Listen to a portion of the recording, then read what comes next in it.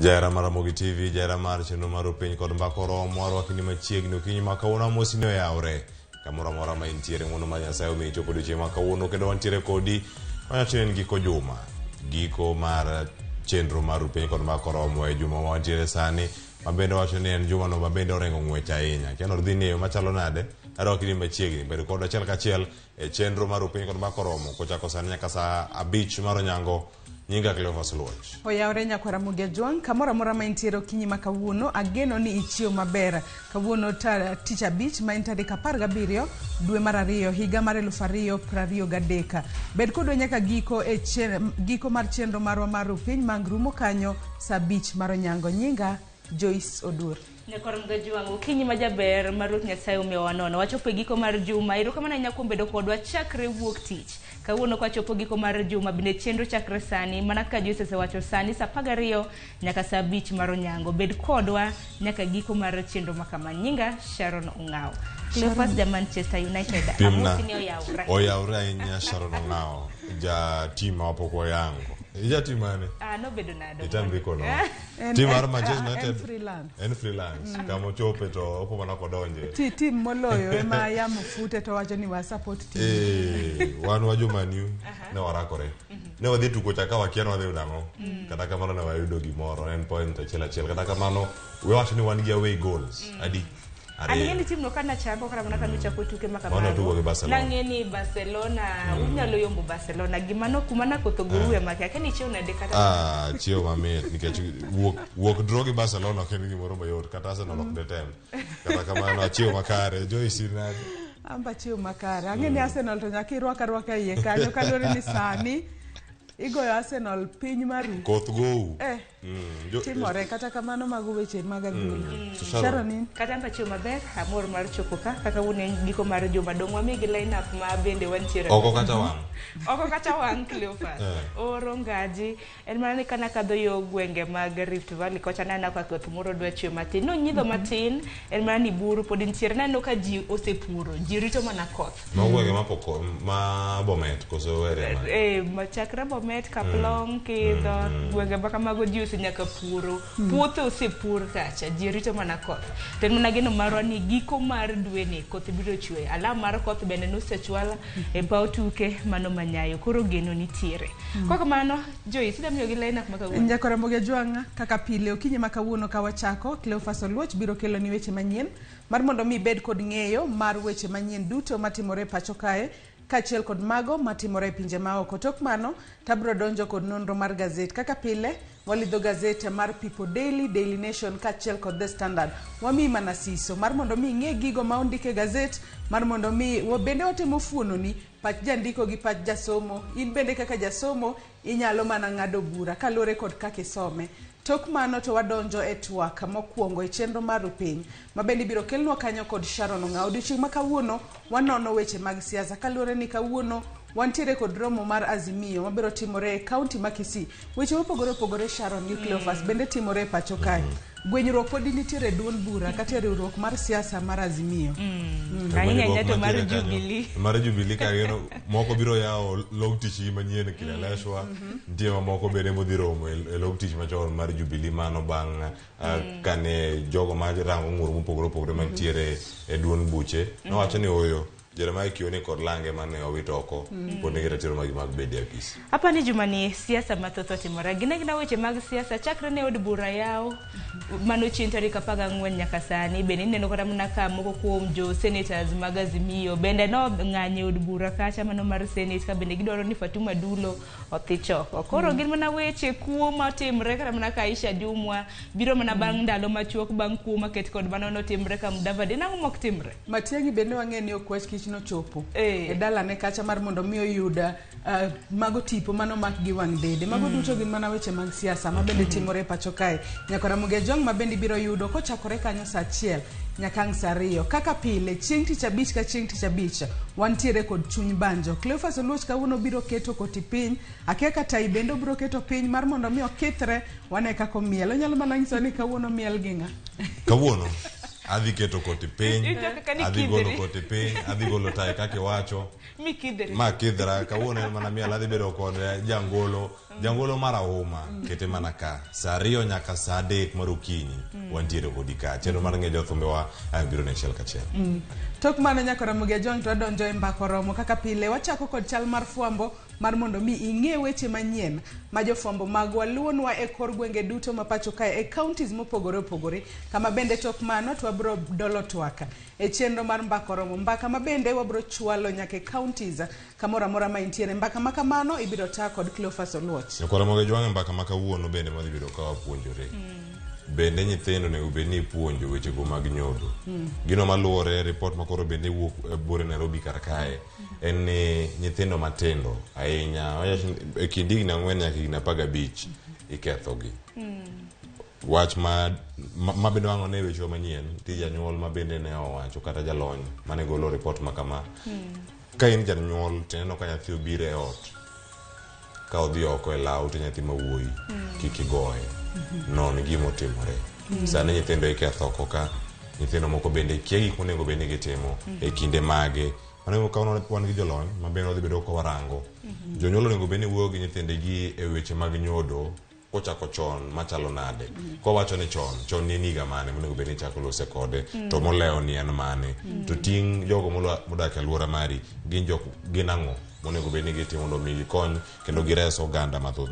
Nyithindo manyiri bende nitiere kacha nyithindo machuoni kacha ojende kaachiel koda kawuone koda mine giduto gin gi ting' mag mang'eyo ni nyithindo duto odak e yo moro makare mane to kabiro saa 2 saa 3:30 nyaka norom kanyo saa 5 makauno biro dhi chwalo twak makamane county nyaka Ramogi Jong jofwambo wanie oko kanyo kae romo mar Azimio ma ibago e county ma Kisii kawuono wadhi bedo kodu bende achiel kachiel mondo mwakonu ni ikruok chalo nade jomagi mosechopo e alapno magusi ma romo makama dhi bedo kae bage odiochieng'ni ma kawuono kamane ka chenro dhi chalo koro wakoro manyaka Ramogi Jong mondo chak oro note machuok SMS line wa en 3-6-000 Facebook kacha wantiere live Ramogi TV ka wantiere live YouTube bende @Ramogi TV Twitter Ramogi TV KE tudri koda Cleophas Oluoch e Facebook Twitter kachiel koda Instagram magate mana kamano kaka pile tudri koda mbui maga iyuda @Sharon Ong'ao nyaka Ramogi Jong an bende nyalo tudri koda e Facebook page mara iyuda Joyce Odur Twitter handle @JoyceOdur_ machiegni nikech ma en rupiny okwongo wayud thuond weche.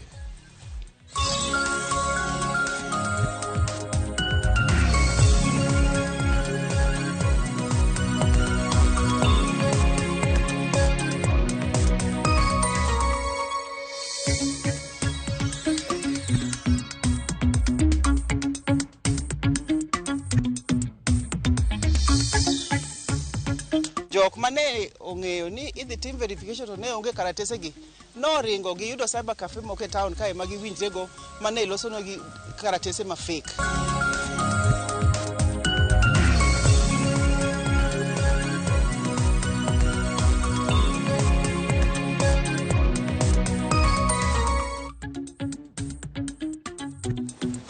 Ramogi Jong oyawre kendo machiegni e chenro mar piny okinyi ma kawuono weche manyien chako sani nyinga Cleophas Oluoch jadubura ma Pokot South David Kosing omaki kendo timo nonro kod obila mag okwach kich kitude koda maundu ma osebedo katimore gwenge ma Kerio Valley. Kosing e chichgo ni osebedo jachwal maundu e gwenge mag Pokot kod alworane masani omedo kelo wich bar ne sirkal. Kosing omaki odhiambo manyoro kendo ne otere log tich mar okwach kich maling'ling yango ni Kosing osebedo kagolo weche moko manyiso ni dibed ni otudre gi maundu ma kamago.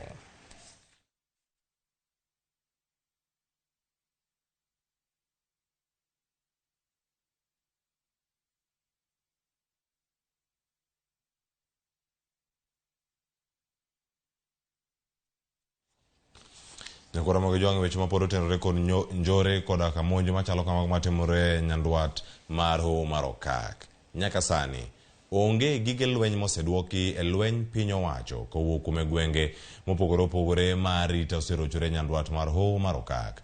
Mae kata bed ni thuolo mane piny owacho chiwo ne joma ni kod gige lweny go e tok chik mondo chwalgi e lwet apisas mag piny owacho. Kaka George Batileronwa, kata obedo ni jolweny osechako donjo e gwengego, jodak pod dar e mier kaluwore kod luor ni nyalo monjgi kod jomaundu ma gikoni opondo e gode. George Bati miwa lerno.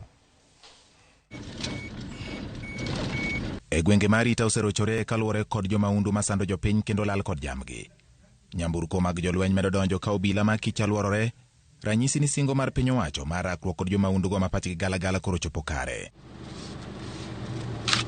Kata obedo ni singo mar piny owacho en neno ni jopiny oyudo arita makare, jopiny onogo to chunygi dang'ni kendo gidar ka giweyo mier gundni. Nyithindo bende kecho bembo kaluwore kod luoro ni jomaundu go nyalo monjogi.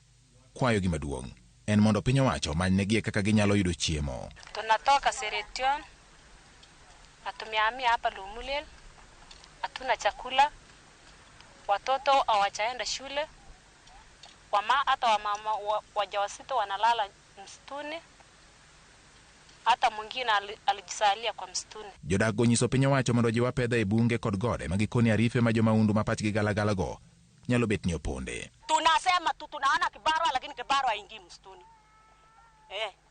Sini mtu anakaa mlima tu kama hapa.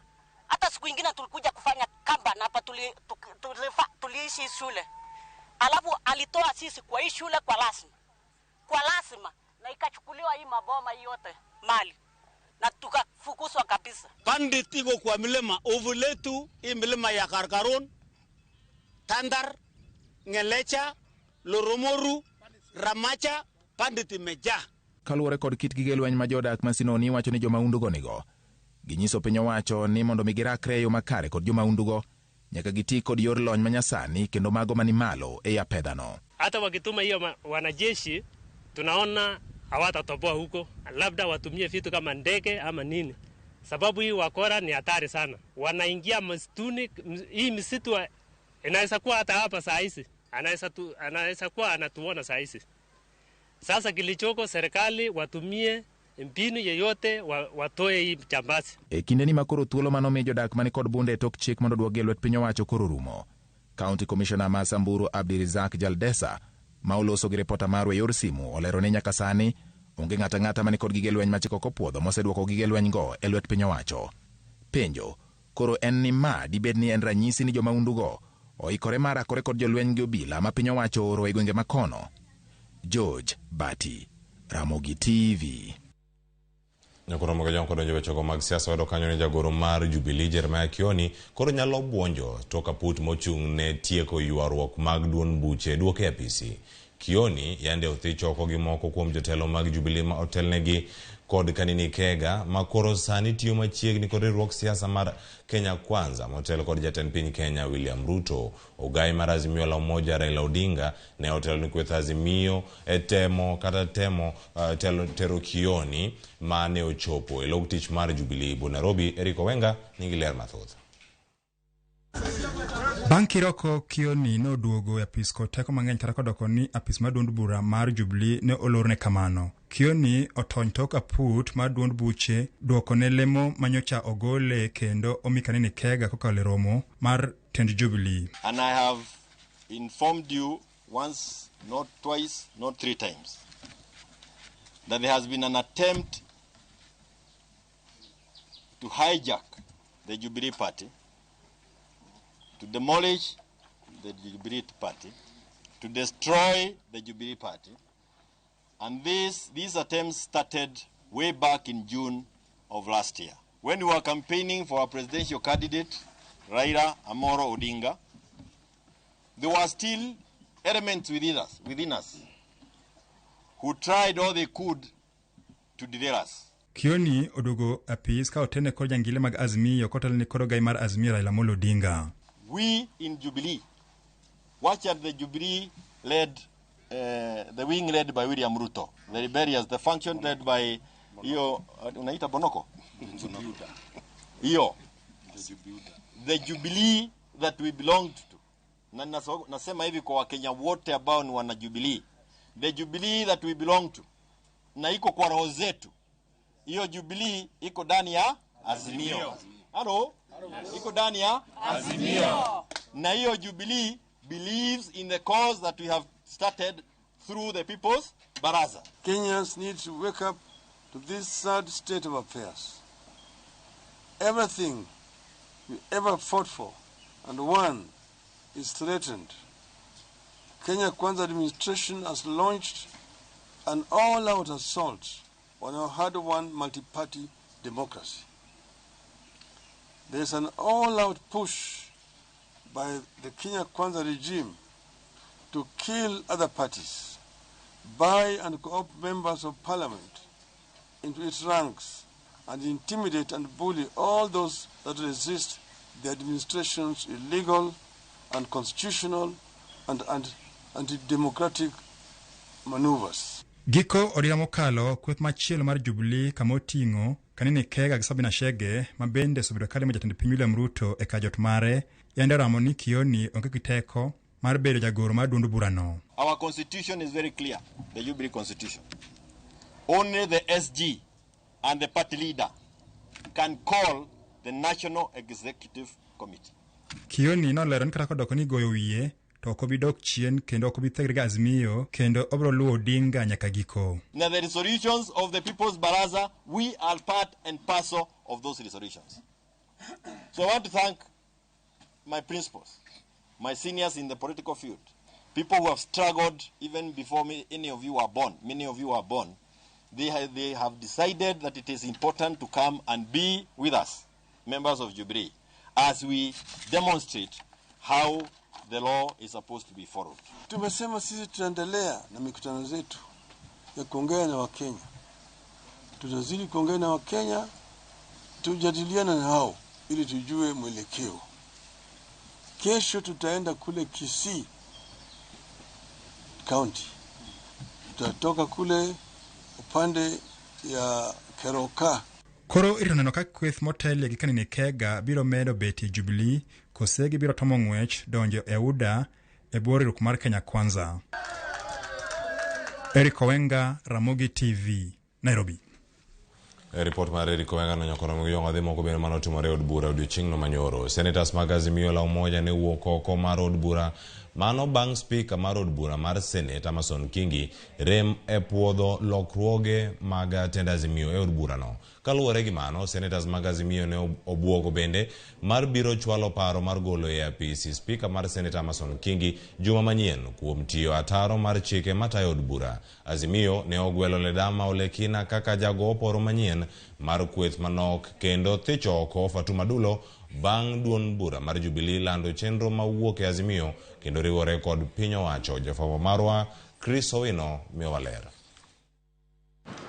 Kuom thuolo mar ariyo e dweche auchiel nyaka ne yaw ayanga od bura mar 13 bang' yiero maduong' mokalo, senators mag Azimio owuok oko kendo thanjo ne chenro mag od bura mar Senate. E odhiambo ma kawuono, senators mag Azimio owuok oko kendo kuno twak mag od bura bang' speaker mar od bura Amason Kingi rem keto e tim lokruok mar tend Azimio e od bura mar Senate mane dhi gwetho oko Fatuma Dulo e lemo mar jago oporo mar kweth manok e od bura mar Senate. Senators mag Azimio kotelnegi kod ogai margi Stewart Mazayo kaachiel gi Ledama Olekina oketo jalup speaker mar Senate Kathure Murungi e kom maliet kaluwore kod chung' mare e lwi lokruok mane otim kod Azimio. Bang' bayore weche, Kathure Murungi oriembo Ledama Olekina kod Mazayo e alwora mar od bura, gino ma ochwanyo senators mag Azimio kendo wuok oko mar od bura. Tok wuok e od bura, senators go omonjo apisi mar Fatuma Dulo e chenro mar thiche oko kagiwacho ni Dulo onego we lemo makamano bang' duond bura mar Jubilee lando chenro mar wuok e Azimio kendo riwore kod Kenya Kwanza. E lokruok mane olan kod ogai mar Azimio Raila Odinga chieng' tich adek e jumani, Senator Manarok Ledama Olekina emane oyier kaka jago oporo manyien mar kweth manok e od bura lemo mane omak kod Fatuma Dulo. E twak margi kod jofwamb weche, senators go oseyo speaker Amason Kingi kuom yiengore nyakonchiel e kinde motayo chenro mag od bura kendo bwogo mar thiche oko e apisi e juma manyien. But what we are seeing is that we are seeing an incompetent speaker. So this House has got no choice but to begin the process of removing. You know, I've tried to advise the Speaker that it's too early to lose this House. We know the Speaker ran away from the chambers today, and the whole of next week he'll be out of this country using public funds, going all the way for having fun in Cyprus. Whenever a political party decides to make changes on its leadership, the procedure is under Senate Standing Orders, number 23, sub-rule 6, is very clear. We were communicating with the Speaker so that the Speaker will be in a position to communicate other communications to the Senate, effecting the changes.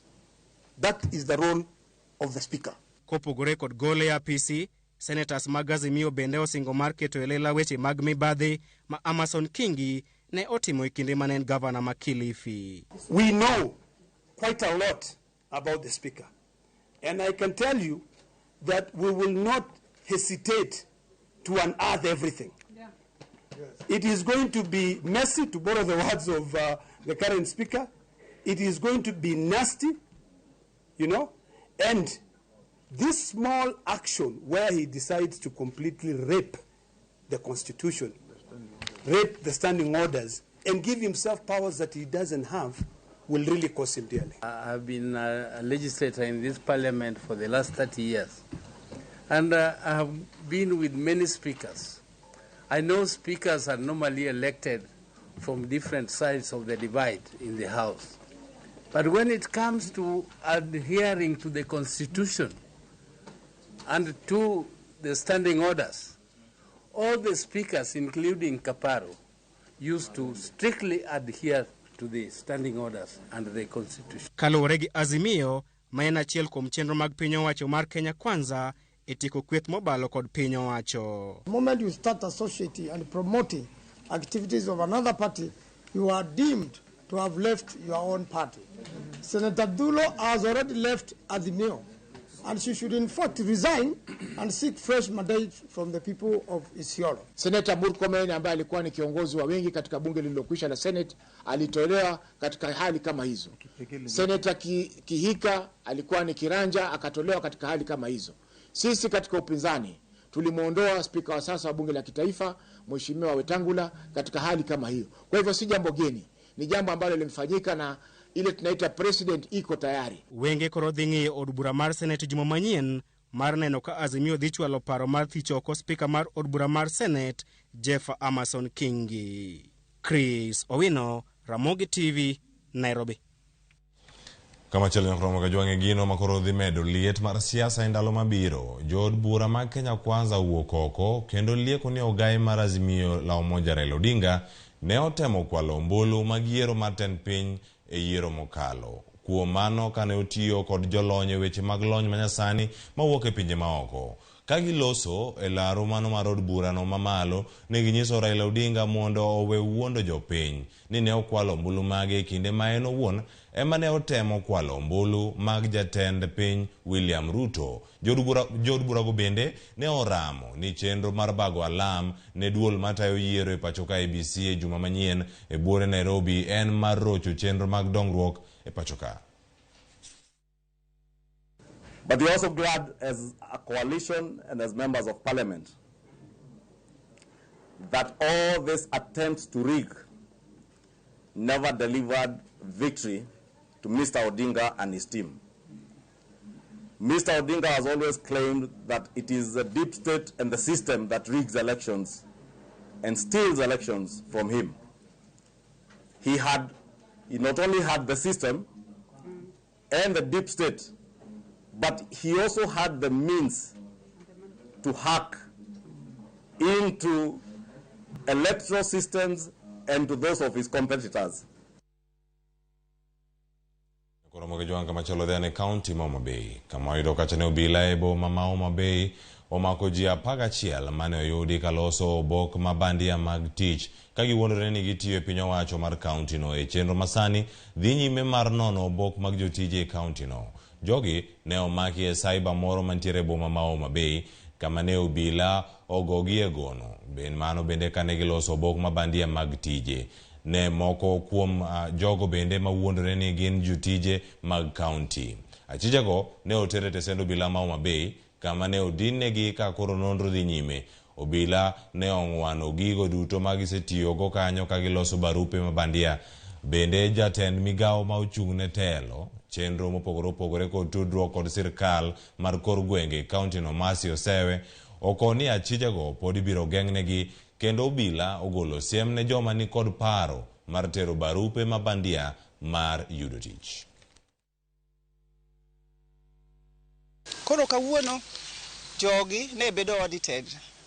Koro ne wakudwaro ni kawuono kapok iyudo msara ma dweni to nyaka igol karatese manyiso kaka nondiki karatas kata kane nyaka inyis kane otimni interview kaka ni yudo tijno. To waseyudo ni nitie ji mang'eny maonge karatesego. Gin jok moko manondika andika ma kata interview no ok otimnegi to nomigi jomoko mi msara mamalo, jomoko ondik ma kata karatas ma certificate gi ongego. Mar ariyo nitie jomoko mondik machamo msara to ok bi kata tich, gitiyo mne town kae, waluongogi ni ghost workers. Koro kawuono jok mane ong'eyo ni idhi tim verification to ne onge karatesegi noringo giyudo cyber cafe moko e town kae magiwinjrego mane ilosonogi karatese ma fake. Koro jowa ma intelligence ne owinjo wachgi magisedhi mane wayudo ka jogi obet kanyo kendo mana jowa ma tiyo mabeka obet kanyo ilosonegi karatese ma fake. Makoro ne polise okonyowa ma wasebiro mokelgi kae ka police station ka wayudo ji 11 to kata i kompyuta kanyo wayudo barupe mang'eny magisebedo ka gindiko ni ji. Koro wakwayo jopiny kuneno jok man gi wasiwasi kaka sani ne gima timore ni mondo wagol nyawawa matiye e kaunti ka. Mane kaka inyalo golgi? Tinyalo golgi mana ka gibiro kendgi tikwano wigi ting'e ni mang'ane to ting'o certificates ge bende ing'e ni magi ang'owa magi gigene mosomo to somo kiwango ni nyaka kiwango machielo. Wach malich ahinya matimore e kaunti ma Homa Bay. Gima kamano bende nitiere e kaunti ma Kisii. Koro achiedh nade koro omako jotije kaunti ma Kisii. Mano bang' report mayango ni e kindgi kanyo nitiere moko mabandia ma osebedo kachamo osara e tok chik. Nonro bende mane otim mar nono chal mar tend kaunti no ofwenyo ni jotije moko nyingi ni e listi mar jotich ka kuom adieri to gin maonge. Jotije makamago bende oganda otiso ni jotije manyawawa kwan gi derom 1314. Jafwambo marwa Crispin Otieno miyowa ler mar wachno. Odhiambo mar chieng' tich adek oganda jo kaunti ma Kisii ne ochokore kar rombgi e paw tuke Magusi Stadium ka gidwa ng'eyo duoko mawuok e nonro ma osebedo ka itimo e tend kaunti ma Kisii. Ripodno manyo opedhi e nyim jopiny kendo e nyim jotelo moriwo kod ka gavana ma Kisii Simba Arati ofwenyo maling'ling' e wi kaka tend kaunti no osebedo ka wito omenda mathoth kokalo e ndiko jotije mabandia ma jopiny thoro luongo ni jotije manyawawa. Ripodno yango ni jotije manyawawa kwan gi romo 1314. Ji 100 kuom jotije 147 gin mago mayande otiyo gi oboke mabandia mar riambo ni gin ji mani kod ng'ol. Omenda makwanne romo $48.7 bende oyangore ni nochul e yor ariedha kaka mbalang' e kind dwe mar 6 nyaka dwe mar 10 higa mokalo. There is fraud of overpayment whereby 32 employees with variance of their job grades in appointment letters versus payslip. This was computing to about 8.5 million per year. Jotije 270 ne oyudi ni chamo osara ka onge namba moyiedhi mar tich. Ripodno bende lero ni owinjore ket chenro mar ndiko jotije mabiro kawo kar jotije 403 ma winjore odhiye rutaya e thuolo mar higni 4 mabiro. Pek ma jotije kalie kod midhiero ma jotich kaloe miyo moko kuomgi manyo yore mar yudo tije mamoko. The county has sponsored employees for further studies, and the minute they finish their studies, they leave for greener pastures. Gavana ma Kisii Simba Arati oum nono ewi duoko mar nonrono, ka osingo neno ni okawo okang' mar chik ne jogo mane ochwalo mibadhi e kauntino. Arati wacho ni oikore mar duoko kaunti ma Kisii e lai mowinjore kendo luoko oko achudhe manyodho mwandu jopiny.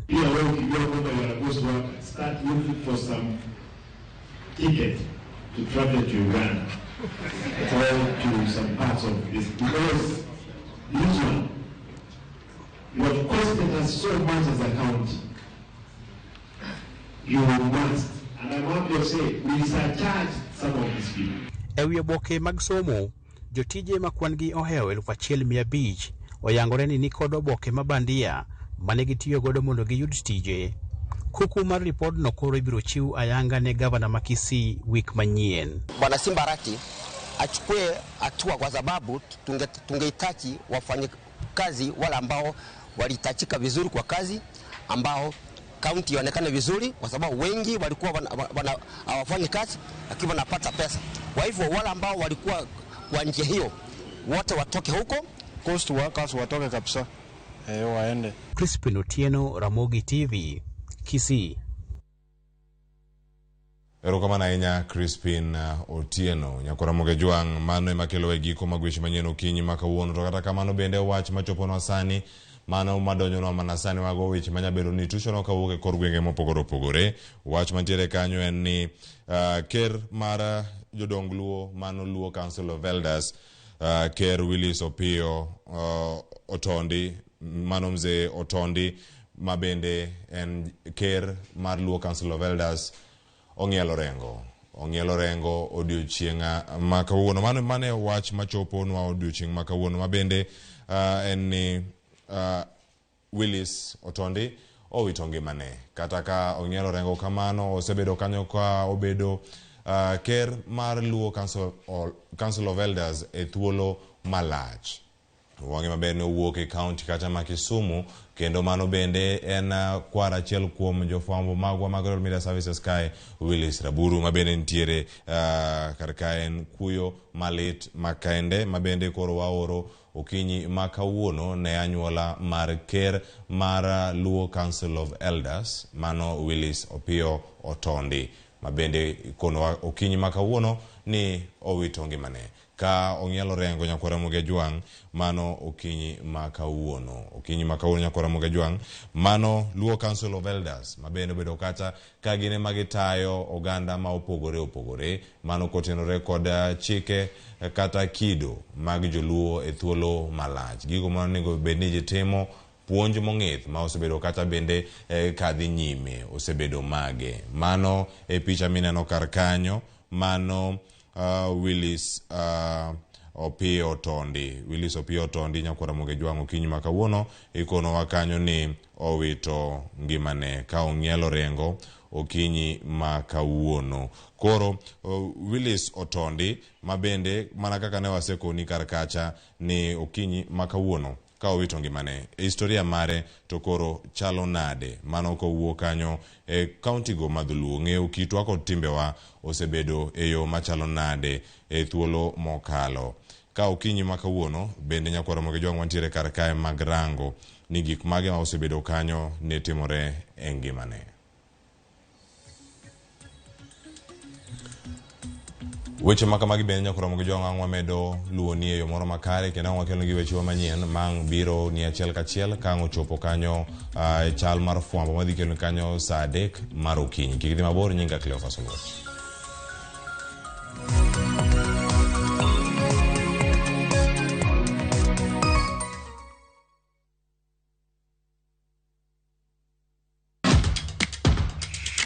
Epewe mag tuke mayero, hero mar adhula, kendo ipako gilo. Tudri kod James Opondo, japicha, gi Milton Ochieng Jaka Black e paw tuke. Chieng' ngeso ka ngeso, chakre saa 8 odiochieng' nyaka saa 10, mana e Ramogi TV.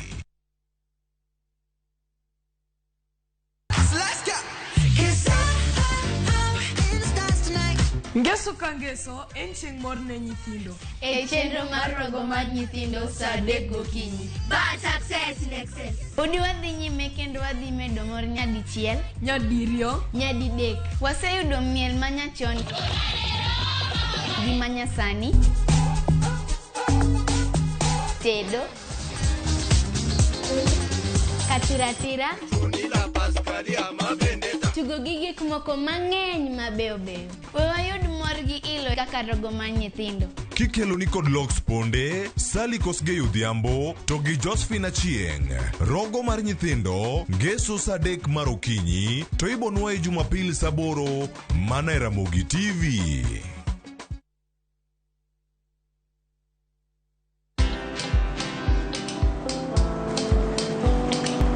Niaje? Ni kama unashangaa kwa nini naangalia simu with so much focus, eh? Usishangae sana. Nimekuwa ndani ya story kabisa. Ni kama ile hali ya juzi. Ni kama nilikuwa hapo iki happen. And when this new market was being opened, ni kama nilikuwa hapo tu.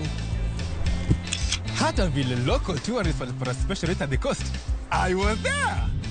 And when this new road was being commissioned, I was right there. Na hata wewe unaweza kuwa ndani ya story wherever you are. Just download Citizen Digital. Stay informed on all the news and events as they happen across the country, the continent, and the world at large. Download Citizen Digital, Kenya's #1 news app.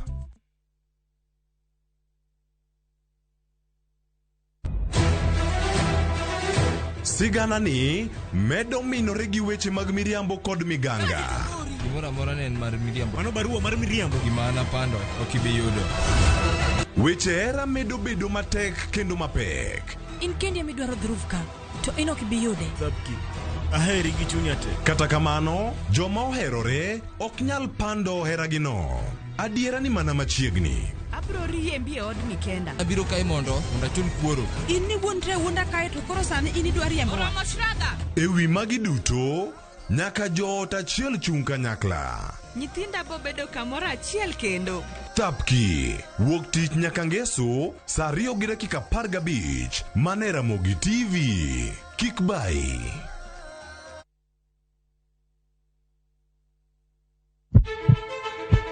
Sasa ya mawagamo muya, wayudo ngima. Sasa ya mawayudo rieko, wareso ngima ng'ato. Dr. Satiriosus onego beni lorore, foramen oval onego beni lorore. Penj laktar, kelo ng'eyo matut, gero ganda gi puonj, mok inyal yudo kumora mora mag weche thieth. Diwacho ni gima koyud chon, tinyalo thiedhe ma ng'ato chang chuth. Kabisa. Or ote machuok gi penjo, moluore gi weche thieth. Tudri kodwa e nambani, kata inyalo ywa tole nambani. Riwri kod Ruth Otieno, wuok tich nyaka tich abich, saa 12 odhiambo, mana e Ramogi TV.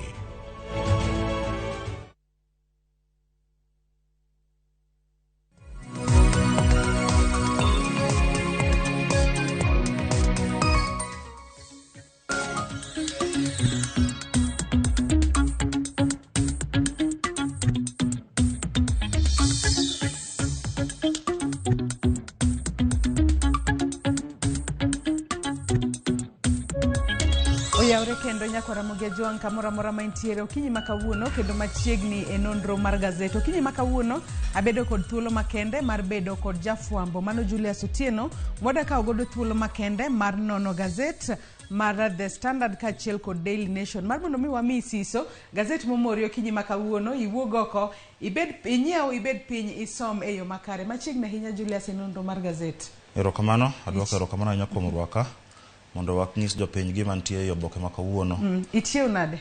Achiew maber. Wago ni Nyasaye erokamano. Mitaini. Amba chiw makare. Wantiere kod gazede ariyo mar The Standard gi Daily Nation okinyi makawuono. Ka wang'iyo thuon weche mabende omi peke gazede ariyo gi wanyalo mana wacho ni weche mag siasa.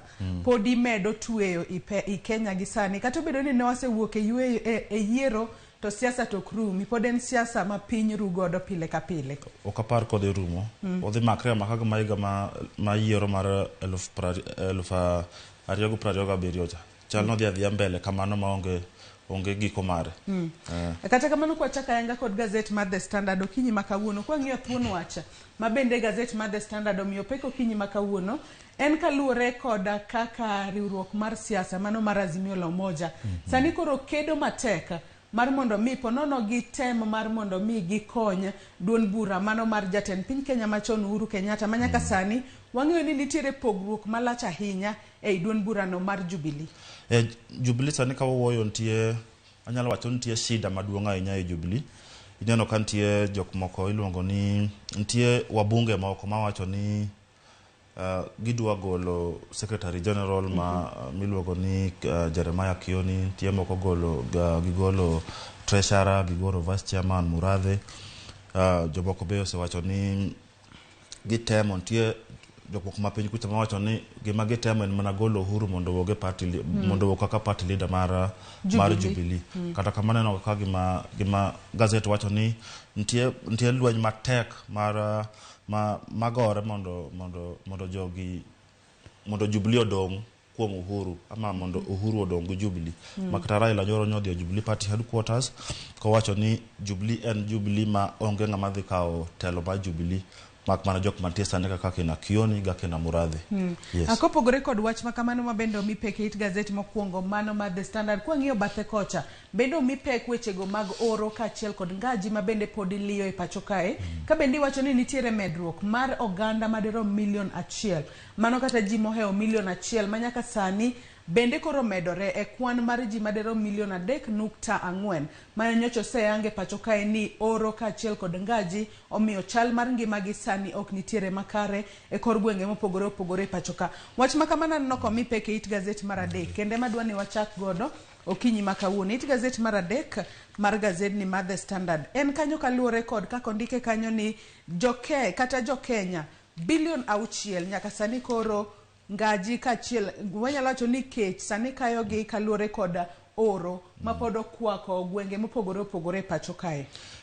Serikal wacho ni gise keto omenda mar bilion 6 mondo konyo jo-Kenya manie shida mar kech kaluwore oro mang'eny mosebete. Kopino ka giwacho ni sani kaka wantie sani karibu ji milion 4.4 nigi kech maduong' kabisa. Ng'eny gi areas mag North Eastern areas mamoko kendo giwacho ni kapono ka gini nyalo endelea kama kechi kod oro nyalo dhi mbele kama to by dwe mar 6 ji milion 5.4 dhi bedo gi shida mar kech. Koro en wach maduong' kabisa moko apar kata ka bilion 6 dhi romo.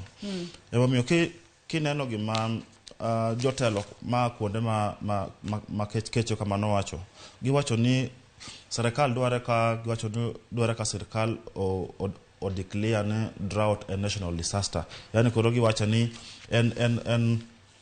en disaster momako Kenya mangima mondo jok manyalo konyo iluongo no well wishers kata moa oko nyalo temo keto lwetgi mondo at least gimobed maber manyalo konyo gi magiyud gi magichamo.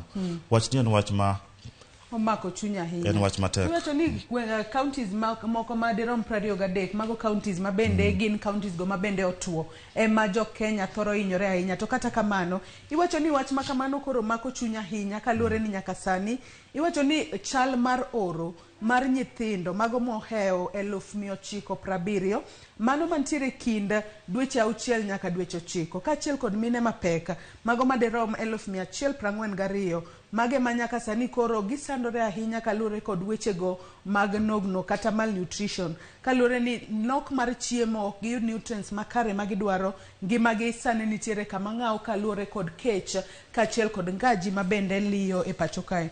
Kopogore kod mana dwa ni wang'iane mana mapiyo piyo wach mantiere it gazet mar 4 mano mar gazet ni mar The Standard okinyi makawuono. It gazet mar 4 pod otudore mana kod wechego mag kaka ponono jogo mabende timo maundu e mbui kacha kata jogo mabende idendo kanyo ni hackers. Iwacho kanyo ni how hackers targeting social media accounts of President's aide flops. Kaluore ni wach makamae bende ne waneno odiochieng' manyoro, wach makamae mano mipeke gazet mar The Standard kaachiel kod mano mar Daily Nation. Kawuono to ndike iye kae. Ka bende maling'ling wacho ni moko kuom jogo ma bende otenore kod jatend piny Kenya William Ruto mane hackers makamagi otemo donjo e yoregi mag tudruok noseng'eyo chon ni jogi odonjo e yore mag tudruok we koro wa change strategy. Kendo giwacho kane okde na minister mar energy kende ama gi Dennis Itumbi mago jok mongere magin machiegni gi ker kabisa lakini negi temo nyaka donjo e accounts mag Faruk Kibet ongen Faruk Kibet be chiegni gi ker kabisa Simon Bungo manotemo laro kom mar Stare Nairobi ka then former UDA treasurer Omingo Magara jogo te ne jogi otemo hack accounts gi giwacho ni ma iluongo ni team Jose or team Joge Joshe giwacho ni gino osetimore gise hack accounts e piny mang'eny kata mana Kenya kende ne giteme Nigeria giseteme pinje mako koro magi jok ma obedo chal ka gimano mane tich magitiyo mane kaka giyudo omenda kaka gidak kaka en wach matek lakini Yonyalo wacho ni jo gazet to temo mana fuone kalore ni wach makamano bendo mipeke it gazet mar Abich kwa ng'iyo bathe kono bedi lero nwa yo makare kaka hackers makamago kinde mathoth tiyo kod lony magintiere gode wechego mag mbui eneno ni ponono gi chocho duoko mag yiero e pacho kae mane it gazet mar Abich mana bathe koni akwa nyalo mana ng'iyo magi otem mana fuon kaka gitiyo kod yore mag mbui e ponono loko duoko mag yiero mopogore. Jogi gin jok ma iwacho ni gin IT guru, gin jok mong'eyo weche mag computer kabisa iye goko. Koro ginyalo donjo i account de kikia gi kata donjo kata mani account kata mana mar IBC ka IBC kia bagi lock numbers man iye kuno ma lock yiero iye goko. Koro gin jok ma nyaka serikal tango. Aparo ni magi dwa investigation motegno. Makantie kata jok ma negitigo e Kenya kato jogo dware kolu maber mondo wach no kendo kik nuore yiero mabiro. To thoth ni wacho kae ni gitiyo kod mbui mag ji kata ginyalo create fake online personas ma bende gitiyo godo e keyo weche ma ok gin adiera hinya to kindego mag yiero to ang'eyo ne kindego mag yiero nitiere wechego ma bende wachore ga ni gin gigo ma wanyalo wacho ni gin propaganda ma thoro kere mbui kacha kara moko kuomgi gin ga mana lwet hackers ma bende itiyo godo ng'eny gin mana en mana lwet hackers ko kata king'iyo Kenya ka sani jo Kenya mang'eny kata kantie lakini giluor ko mtie sheria ma ng'iyo gi magitimo social media koro ka ndalo election to gigi endelea sana tuneno ka karantie lwedo moro ma oko oken mana jo Kenya kende matimo gi kabilego koro en gima dwa ka serikal ong'iyo yo matut mondo yiero mabiro gi kabila kitimre akawa dhi mana mapiyo piyo it gazet mar auchiel mar gazet ni mar The Standard okinyi makawuono it gazet mar auchiel nyaka sani kori wacho ni buok nitiere ka bende kaluore ni jopuonje mago maderom 1124 105 manyaka sani pok ochorgi e lemo moramora higni 5 koro nyaka koro ne ndikgi e tich ma en kaluori wacho kae ni ma en kaluore kod report manyien ma bende ogol kod riwruok mar jopuonj mar Kupet ma bende wacho ni nyaka sani omenda madwarore en bilion 20 ma bende idwaro mar mondo mi ponono okony e choro kata idho jopuonjego e ngas kowuok e designation achiel nyaka designation machielo. Aparo ni promotion e tich moramora en gima ber kendo mi ng'ato bedo gi ilo matiyo maber lakini kinalo gima oboke ni wacho en jopuonje maromo 1124 osebedo job group achiel kuom higni mang'eny mohingo kata higni 5 nyocha oruyocha ne CEO mar Teacher Service Commission ni e parliament to nowacho ni actually ne owacho ni bunge motamre miye pesa mar promote jopuonj kama okonyal promote japuonj mondo dhi e grade machielo koko omede mshahara moro matin e wiye koro noywak ni jo bunge ema pod okomiye pesa mar mondo o promote jopuonj moro jopuonj obed gi ilo matiyo ama mapuonjo nyithindwa bende no ka gazet ni mar The Standard oketo kanyeyo makare kaka kaluore kod wanyalo wacho ni jogo ma bende nyaka sani pok ochor e lemo ma en kaluore kod nonro ma bende gitimo e dwe mar 2 mar higani mar 2000 23 ka bende giketo kanyo designations mopogore opogore. Wantiere kanyo kod C1, C2, C3 gidhi kamano nyaka D5. Wantiere kanyo kod kwan mag jopuonjre te kata jopuonje te 1,124,105 jogo mapok osetiyo kuom higni mohewa bich mapok ochore lemo kaachiel kod jogo mosetiyo kuom higni matin ne 5 to pok ochore lemo. En wach mamako chunya ahinya kaluwore ni jopuonje osebedo ka chwalo ywak mopogore opogore kata kopogore kod wach mar choro gi e lemo. Jopuonje bende osebedo ka chwalo ywak margi kotudore kod wachno mar delocalization tero gi tie gwenge mamoko. Ne gisa ywak kendo ne sana mar delocalization na omiyo gi ywak mang'eny ni japuonjo kudwa notie ne serikal kudwa ni japuonjo ti e gwenge iwuok Nyanza iteri kata mana Masabit iwuok Masabit iteri Isiolo ama kuonde mamoko, lakini aparo ni serikal manyien noloko mano ba ka higane chakre jopuonj mang'eny no kwayo transfer baparo noseduogi kuonde mane gidwaro lakini mar mshahara tingen kore maduong' kabisa kok ma en gimitero yot ma gima inyalo chopo go e mesa ma nyitindi nen ma gima bago duogo go yot ama mama duogo go yot. Kora paro serikal dwa kong'iyo wach ni maber enana ang'en tie weche mang'eny mag budget giwacho ni budget pesa tin ma serikal choko lakini tijo mag pesa to ng'eny gi story kamano then ng'eyo TSC achiel kuom awachni commissions ama kata mana agencies mag serikal mayudo pesa mang'eny mogik mag recurrent mag chulo jopuonje gi kamano.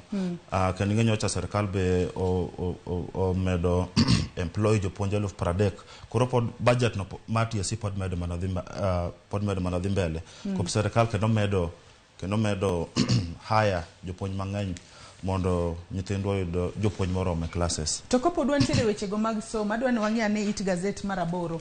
It gazet mar 8 kwang'iyo kae bende pod gin mana weche mag somo.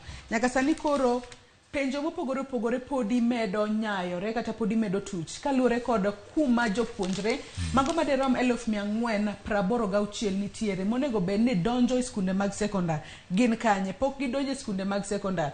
Ka jatend migawo mar somo nyaka sani Ezekiel Machogu koro dwa nywako lwedo kod ruodhi kata chiefs duto mayudore kor gwenge mapachoka mar mondo mi gine ni jopuonjre duto mago manotimo klas 8 odonjo e form 1 to mago mane otimo grade 6 e bolai manyien mar somo mar CBC odonjo e grade 7. Nyaka sani wang'eyo ni nitiere maling'ling kae mabende jatend migawo mar somo Ezekiel Machogu wacho ni nitiere jonyuol moko ma nyaka sani tudore kod jopuonj mar mondo mi nyithindo monego dhi e grade 7 ondik gi tim penj mar KCPE ma higani. Nitie jok ma labda chunygi ok orwako CBC koro gitemo kalo nyithindo mondo dhi otim KCPE mondo giwere gi story mar CBC lakini mano en ketho ama mano ok en luwo chik kaka dware and then be itero nyathi haraka sana ma okapar ko nyalo kata yudo max maber kata ko itere e class 8 lakini wach maduong' ka en nyithindo mang'eny pok odhi e school gin ma nyithindo monego bed dhi e form 1 nyithindo monego bed dhi junior secondary gin nyithindo mang'eny to king'iyo numbers ma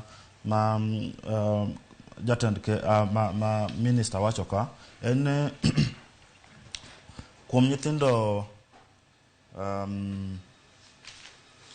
wacho kanyo ni nitiere nyithindo maderom 300,000 mago mag grade 7 ma nyaka sani monego bed ni gine pioneer wang'e ni gine pioneer class mano mar grade 7 mano pioneer mar CBC nyaka sani pod ok nyal yangi kuma gintiere jumbe 3 koro nyaka ne gichak donjo e skul ayanga wang'e ni jopuonjre go nochako donjo e skul tarik 30 dwe mar 1 higani nyaka sani pod gionge kwang'iyo mago manotimo KCPE to pok odonjo e form 1 gin 186 mapok odonjo e skundego mag sekondari mane form 1 gin kwan mathoth ahinya nambano malo kabisa labda nitie be shida mang'eny mag school fees sana nyithindo madwa dhi e form 1 then CBC grade 7 be ne jogo kelo ni inyo uniform manyien gik moko inyo manyien mang'eny ka sani be piny tek labda nitie jonyuol mang'eny ma pod gin yotamo lakini kaka ne mosenindo Magoha ne timo Magoha ne dhi dot ka dot no dhi village ka village nyaka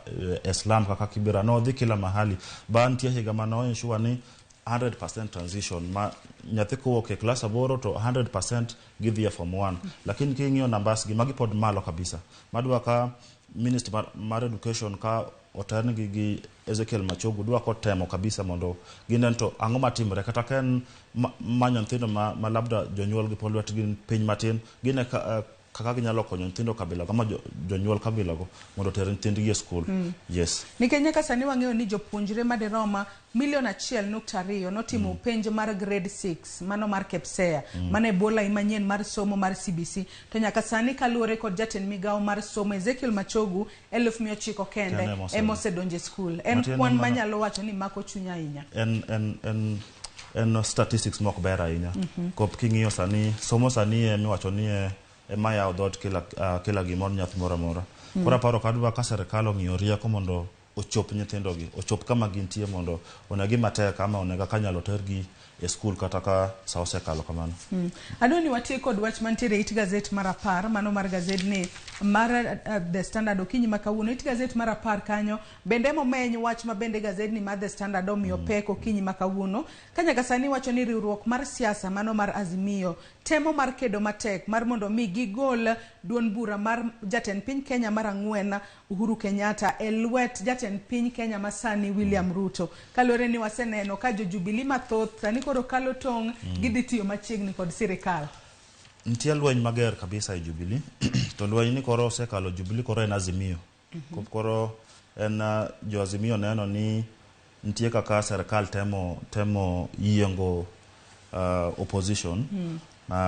To mawaseneno ka kalure kaka wabunge mag Jubilee ng'enygi mahao 30 hivi nodhi ba oamua ni gidwa golo Secretary General ma waluonge ne Uhuru Walai Kioni Jeremiah Kioni then gi Vice Chairman miluongo ni David Muradhi kisegolo jariogo then ikelo jomanyien ma ok machiegni kabisa gi ker machon then matiende ni koro party koro owel yat jokma oseungo serikal masani koro en lweny mager lakini takineno kae giwacho ni nyoro Raila ne odhi e headquarters mag Jubilee bo obet kanyo after bang court moro mar political party tribunal witoko ma suspend kum dalo matin golo Kioni ginie tich then king'iyo Senate kucha benyon tie weche mang'eny nyoro kanyo gigolo Fatuma Dulo men Senator Maisiolo kuom bedo kane gole komar minority whip nikop en achiel kuom wabunge mosekalo kata kamano wang'eyo ni mano political parties dispute tribunal nyaka sani koro chungo moko kuom lokruoge mabende notima e telo mar Jubilee kendo nyaka sani pod giduoko Jeremiah Kioni mar mondo mi omed bedo jagoro mar duon burano mar Jubilee magi mana weche mag siasa mabende pod imedo tuche pacho kae kwang'iyo bathe kanyo Julius bende nyaka sani bende wanno ka ogai mar Azimio la Umoja Raila Odinga sani koro wacho ni jatend piny William Ruto sani koro lokore mar mondo mi obed dictator ka bende no singo mar kedo ne ratiro mar jo Kenya. Owacho ni ker chal kagima okodwa joma pinge odwa ni kila ng'ato owere ama opake makoyudo joma pinge ni to nyaka odigi matin kaka koro Raila wacho no ni ker temo digi Azimio ama opposition mondo kik wach gimara marach ewi sirikal mar masadi lakini wakiona wacha diera mokena diera lakini mano en siasa kaka wasewacho cha mitanitiere wach momako wang'e gazeti mar The Standard kwa kete tenge wamule mana mapiyo gazeti mar Daily Nation aparo no wach mantie aparo no en gazeti moro ni wach mar staff mar jatiyo mar Matiyo NHIF manotho moro mapodo buogo kila ng'ato.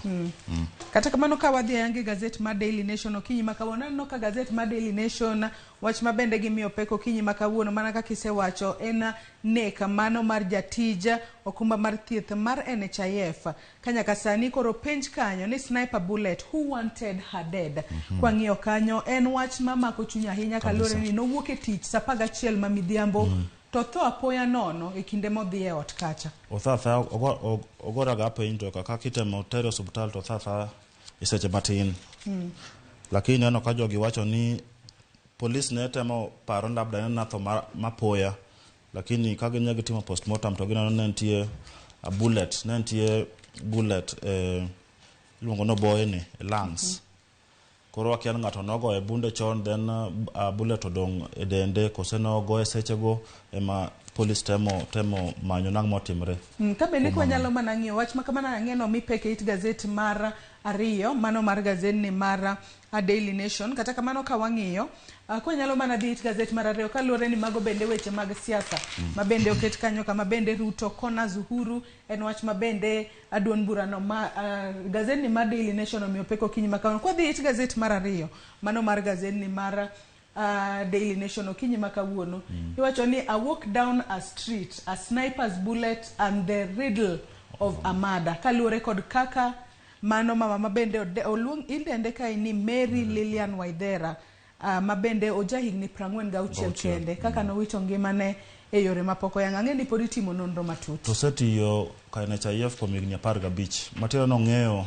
gik mang'eny ma kaka NHIF tiyo kaka kila kitu endelea yekono koro thone en buok lakini police temo ng'iyo na ang'mano timre adier na thoma poya adier kose bullet mane dende ni to no akanye ambaro mane masani police temo nono maber kata kamano ka wadhi mana mapiyo piyo kapok watiko nonro mar gazet no wadhi ane it gazet mar 4 kaachiel kod mano mar 5 mar Daily Nation okinyi makawuono podi gin mana weche mag siasa Uhuru at a crossroad as Jubilee plots Azimio exit mana kaka isewacho ni nyaka sani nitiere jogo manitiere duon bura mar Jubilee gin gi sundo mane en jatend piny Kenya Uhuru Kenyatta mar mondo miyo kaltong otima chiegni koda William Ruto ka kamano to giwuok e duon bura gidwa wuoyo Jubilee nyocha wuoyo gi Jeremiah Kioni chek mane register political parties ogolo oye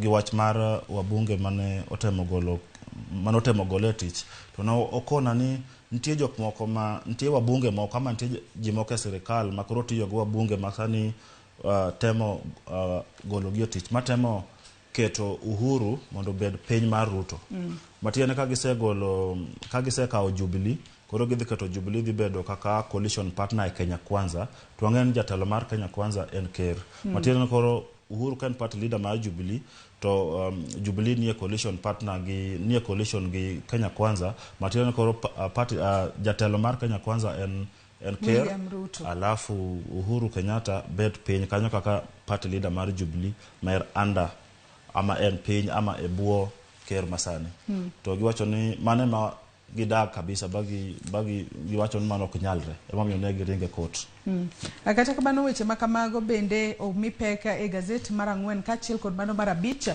mar gazet ne mar Daily Nation okinyi makawuono nyaka Ramogi Ajwang wadhi ane it gazet mar 6 mano mar gazet ne mar Daily Nation it gazet mar 6 kae nyaka sadi koro Ruto is a threat to democracy mano Raila ema wacho mano kaluore kod wach mabende ondik kache gazet mar The Standard ni nyaka sani otemo bedo dictator e pacho kae gidwa okodwa ni gitemo wacho ni jatend ker okodwa ng'ato serikal timo maber emomiyo coalition opposition ama coalition ama Azimio coalition wacho ni Ker chal kagema dwa diyo demokrasia e Kenya ka akawa dhi mana mapiyo piyo wang'ane ni to en wach mane mantiere it gazet mar 8 wach mantiere it gazet mar 8 ni benda neno ka gazet mar Daily Nation omenye e gazet mokwongo matiende ne en wach mabende ponono en wach ma jopiny nyalo gombo ng'eyo ahinya kanyaka sani koro iwacho kae ni jatend piny William Ruto nitiere thuolo mar walo jogo mabiro pong'o lemogo mag CAS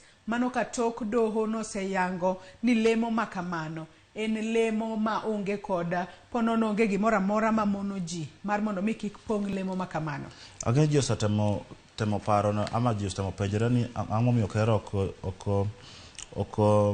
ok yier ama ok appoint CSS lakini ne nitie kese court mane otame yiero ji makamano kata kamano nyoro kesno no wito oko gi court makoro sani Ker nigi thuolo mar appoint ji kaka CSS e serikal mare wayeno ka pod en gi ji mang'eny kabisa manokonye campaign lakini jogi pod onge tich jomoko be pod medo medre kaka ineno jomoko be ok yo Nyanza kucha matemo sirendo bedo ke koyo jedwa oyo mach mar serikal kamano koro paro ni jogi nyalo do at least tiche CSS kadho ongeno okaginyal romo kila ng'ato manoko lakini at least gidhi yudo tich jok man machiegni kabisa nyalo bahatika mondo yud tich ma koro ker dhi yango gi. Anyakora Mogejong bende dagom mana mar paro ni weche ma bende donjonwa gi sani okinyi makawuono en kaluore koda mano luo Elder Council of Elder mano Willis Otondi manyaka sani wach ma donjonwa ni en ni ong'ielo orengo.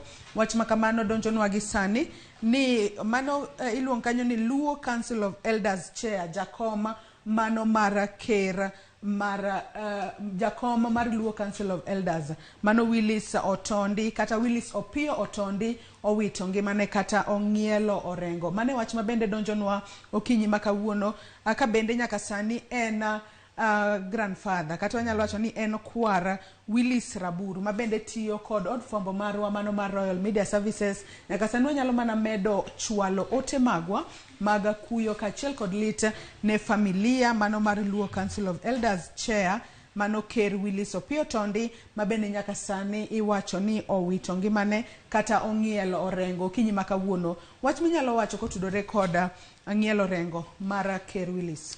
Aparo nena wach malit kabisa ni wan kaka onagi lalo kwaro maduong' kaka mosenindo no.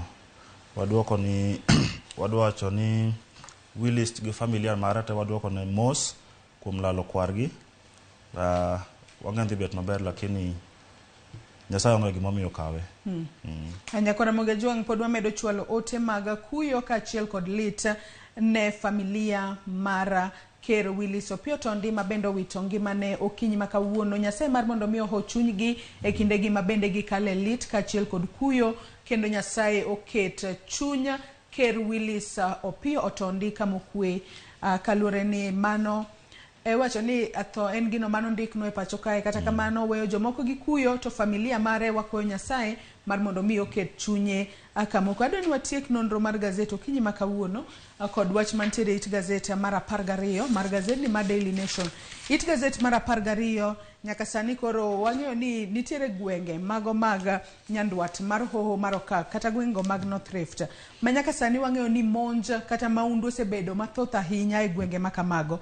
Nyaka sani sirikal nomiyo jogo mantiere kod bunde ataro mar chik thuolo mar ndalo 3 mar mondo mi giduok bunde makamago. Kata kamano iwacho ni ji 3 kende emosekawo okang' mar duoko bunde makamago. Chal na giduoko bunda achiel odiochieng' kodiochieng' kuom ndalo mane kero migi. Lakini bandits ama jokma kelo shida mar arita kweyo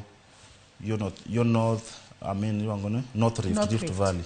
Aparo gi jokma dwa ka sirkal otigo. Kok man gima osebedo kalure higa ka higa. Sirkal ma osewuok marone luwe lakini osetamo gi tieko bandits ama banditry areas mag North Rift. Sani gisenego ji ma wacho ni kuom dweche auchiel mokalo jogi osenego karibu ji 100. Nitie nyaka jo arita kwe iye kanyo, nitie nyithindo, nitie wa mama mosenegi iye kanyo. Aparo sirkal dwa ka oloko strategy ama ging'iyo yo manyien mar deal gi bandits. Though waseneno kaka ero setero military gisetero KDF makoro sani tiyo gi policy arita kwe mondo oket arita kwe maber e areas go to wan gi geno ni labda koro wang'e wanyalo tieko joge kabisa mondo giwe chando jok modak yo North Rift. Kabende wacho ni kin bunde 3 go mabende osedwoki nyaka sani 2 nodwoko kod jogo mantiere county ma Turkana, 1 nodwoko kod jago mantiere county ma Samburu. Kabende wacho ni mano ler mabende ochiw kod county commissioners mano mawuok Turkana kod Samburu. Kata kamano nyaka sani kori wacho ni sirikal biro chako wach mar timo pedha mar mondo mi ponono ka podi nitiere ng'ata mantiere kod bunde ataro mar chik ponono koro gibiro tiyo kod agoko mar mondo mi gimang jago no bunde makamano. Aparo nyaka gitiga goko to kapar okang'eyo kata mano koro nyalo kata goko nyalo miyo jogo dwok bunda. Kop ng'eyo gin jok ma ng'eyo kama gidake betek gionge ute ama nyalo wacho ng'ani odak kanyo wadhia nini gi jok modak adaka e bunge forest. Koro en tich ma nyaka serikal ni kaka ne winjo governor ma Trans Nzoia wacho cha ni jogi gin jok ma dwa plan maber, ok en na dia yuka gin jok ma ong'eyo terrain, iluongo terrain ma North Rift, gin jok ma ong'eyo area pop giseda kono, lakini KDF mitero, polisi mitero, gin jok ma welo kono, poka gidhi kono kum ndalo mang'eny, koro gikia kaka area no chal, lakini bandits gin jok ma ong'eyo, jok moda kanyo, ging'eyo kama ginyalo ponde, ging'eyo kila aina mar gimo area no. Omiyo dwa ka serikal obedo gi rieko kabisa kata ka gichako operation maendelea kono. Mita intiere kod wach moro momako wang'e gazeti ma Daily Nation ka watieko nonro mar gazeti okinyi ma kawuono, Julius. Iwacho ni treasury nitie jok moko ama nitie kampuni ama nitie gik moko ma serikal ogolo e tax, gik moko ma serikal ok tax, lakini koro treasury wacho ni gidhi review matiende ne wanyalo neno ka serikal chako keto tax e kila kitu, nyaka mane serikal mokalo cha osegolo tax mondo omi jo Kenya at least nafu matin mar kaka ekonomi tekni, lakini treasury wacho ni gise target gi nyoka gi meet to gitemo review ka ginyalo keto tax e kata gik mane onge tax chon. Matiende ni piny dhi bedo matek kaka omedo endelea. Erokamano ahinya Julius Otieno kuom chopo kinyi ma kawuono mar mondo mi wanon ne nyakwara Ramogi Ajwang gigo mantiere gazet kaka pile walidha gik mantiere gazet, ok wanyal somo gazet te man mondo mi wami joneno magwa siso mar ng'eyo gigo mantiere gazet, gidhi oko kacha mar mondo mi ginyiew gazet mamoro gi okinyi ma kawuono. Nyakwara Ramogi Ajwang kapok atieko nonro mar gazet, dagom mana mar paro ni wach madonjonwa kod sani okinyi ma kawuono en kaluwore kod wach mano mar Ker Willis Otondi mabende en Luo Council of Elder Chair mabende ong'ielo rengo okinyi ma kawuono, ka bende wach mar ng'ielo rengo mare bende oland kanyayanga kod speaker mano mar county ma Kisumu Elisha Oraro mabende wacho ni mzee Otondi owito ngimane okinyi ma kawuono, ka bende Ker Otondi iwacho kanyo no osebedo ka tuore, osebedo ka entiere hospital to kendi duoke ot kacha, ka bende yande otere e od thieth mano mar Jaramogi Oginga Odinga Teaching and Referral Hospital kama bende osebede koyudo thieth mopogore, ka bende speaker Oraro bende wacho ni mzee Otondi nowito ngimane okinyi ma kawuono mano e od thieth, kata ong'ielo rengo okinyi ma kawuono mano e od thieth mano mar Avenue Hospital kama bende ne otere mar mondo mi oyud thieth makare, ka bende Oraro wacho ni mano riwruok mar Luo kata oganda Luo nyaka sani koro owito mano jago ma wanyalo wacho ni ne en jago ma bende duong' ahinya e oganda mar Luo, kata bedo ni ne en jago ma bende hike no seniang', kata kamano ne otayo oganda Luo e yo mopogore. Jumapil mar tarik 12 mano mar dweni ogai mar Azimio la Umoja Raila Odinga nodhi lime mano e kar thieth mar Jaramogi Oginga Odinga Teaching and Referral Hospital kama bende no yudo thieth,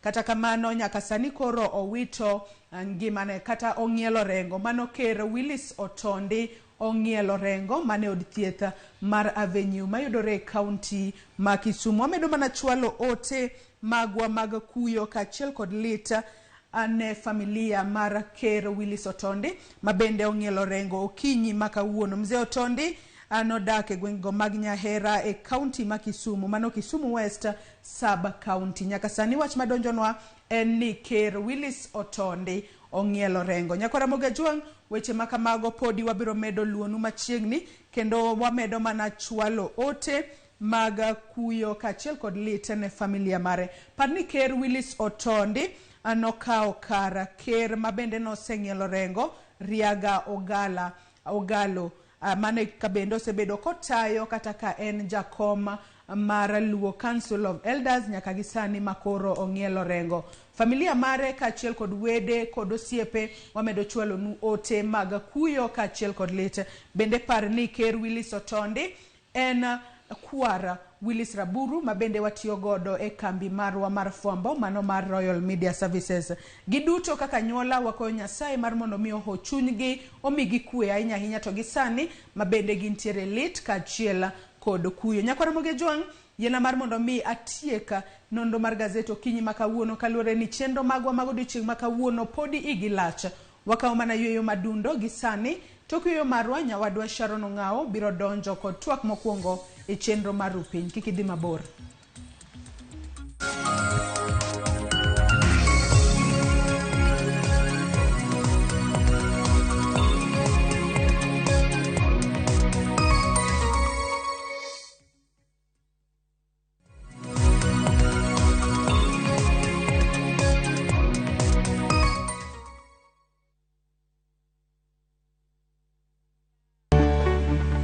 Duondgi osethir kendo ok winj motegno. E Ramogi TV wating'o duondgi. Wabedo gi twak gi nyionagi mung'eyo kendo yango mapok ung'eyo. Tijegi, lony margi, kanyakla kod ngimagi duto wamenyo ni kendo wakelo ni e chenro mar mine wacho. Sane nyalo dok dala ni koro na divorce na dhi dala. Okadogi. Sani koro okan mana politician.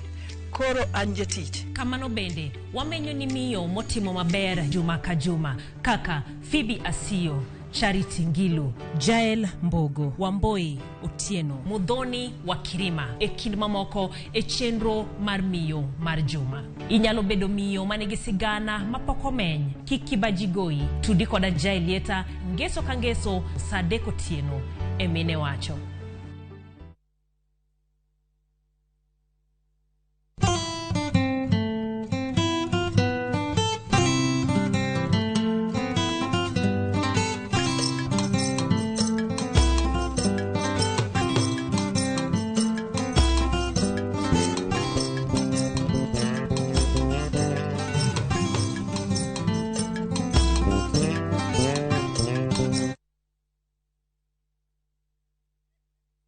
Fresh episodes now available on Viusasa. Where? In Asali Chungu. Kagure will do anything to be in charge of her new home. Your wish is my command. There is so much entertainment on Viusasa.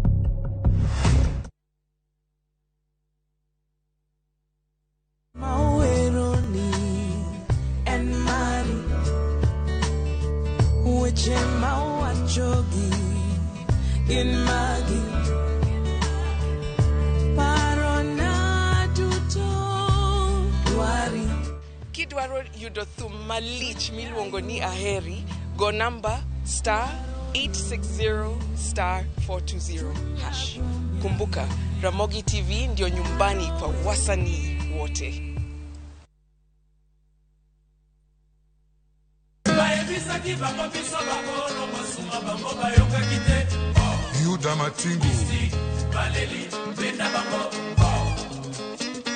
Ondike Biblos ni ask and it shall be given. Ni knock and the door shall be opened. What does it mean? Request and it shall be given. Wangini wakelo ne request kende yani ni yoro text, yoro message. Number ma studio enaria deka uchelo no. Ma entie dero, the house of Rumba.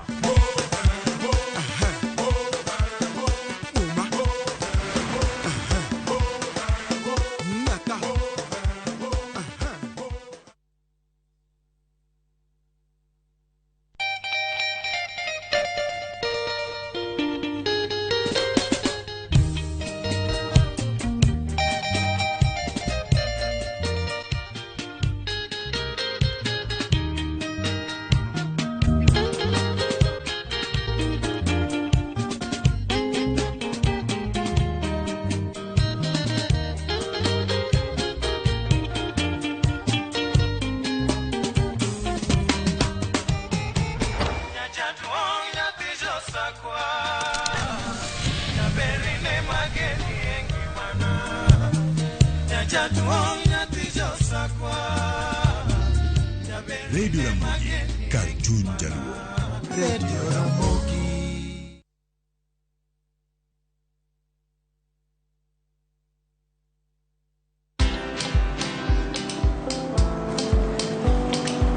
Niaje? Ni kama unashangaa kwa nini naangalia simu with so much focus, eh?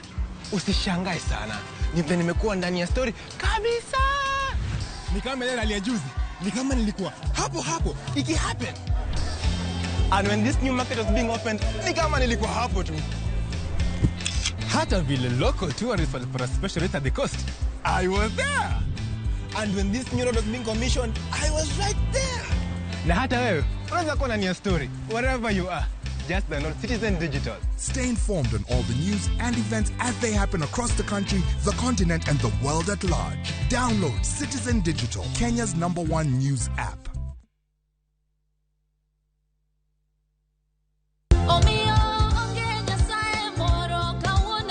Nyasaye ber kendo oromo adenda. Ibirona baba. Gima lokore seche ma ng'ato pongiro kamano e chunye. Kinde ni nyaka lokruok obedie ngimawa ema omiyo Roda Nyarko Kitmo, Jilo Jamwaka, gi The Chwalist Wuon Ken the DJ kelo ni wach maloko ngima e chenro mar Injili Kalo. Amalo rieny nikech lerni osechopo. Injili Kalo Jumapil ka Jumapil saa 12 okinyi mana Ramogi TV.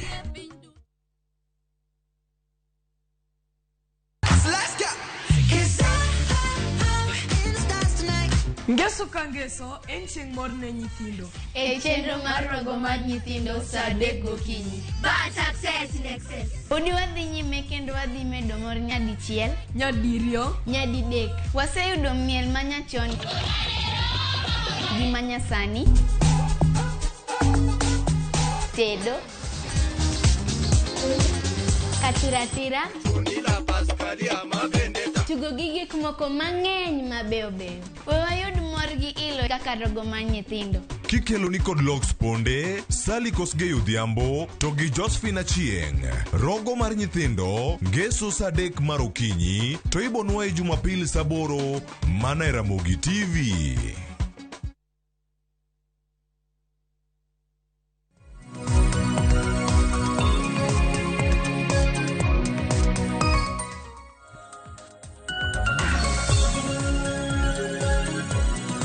Marakmanya korom gejuang dakika en 22 tok saa 1 mar okinyi makoro nyiso no donja twak mokwongo e chenro mar piny twak mabendo odoro bedo kod godo nyaka rom kanyo saa 2:30 mar okinyi.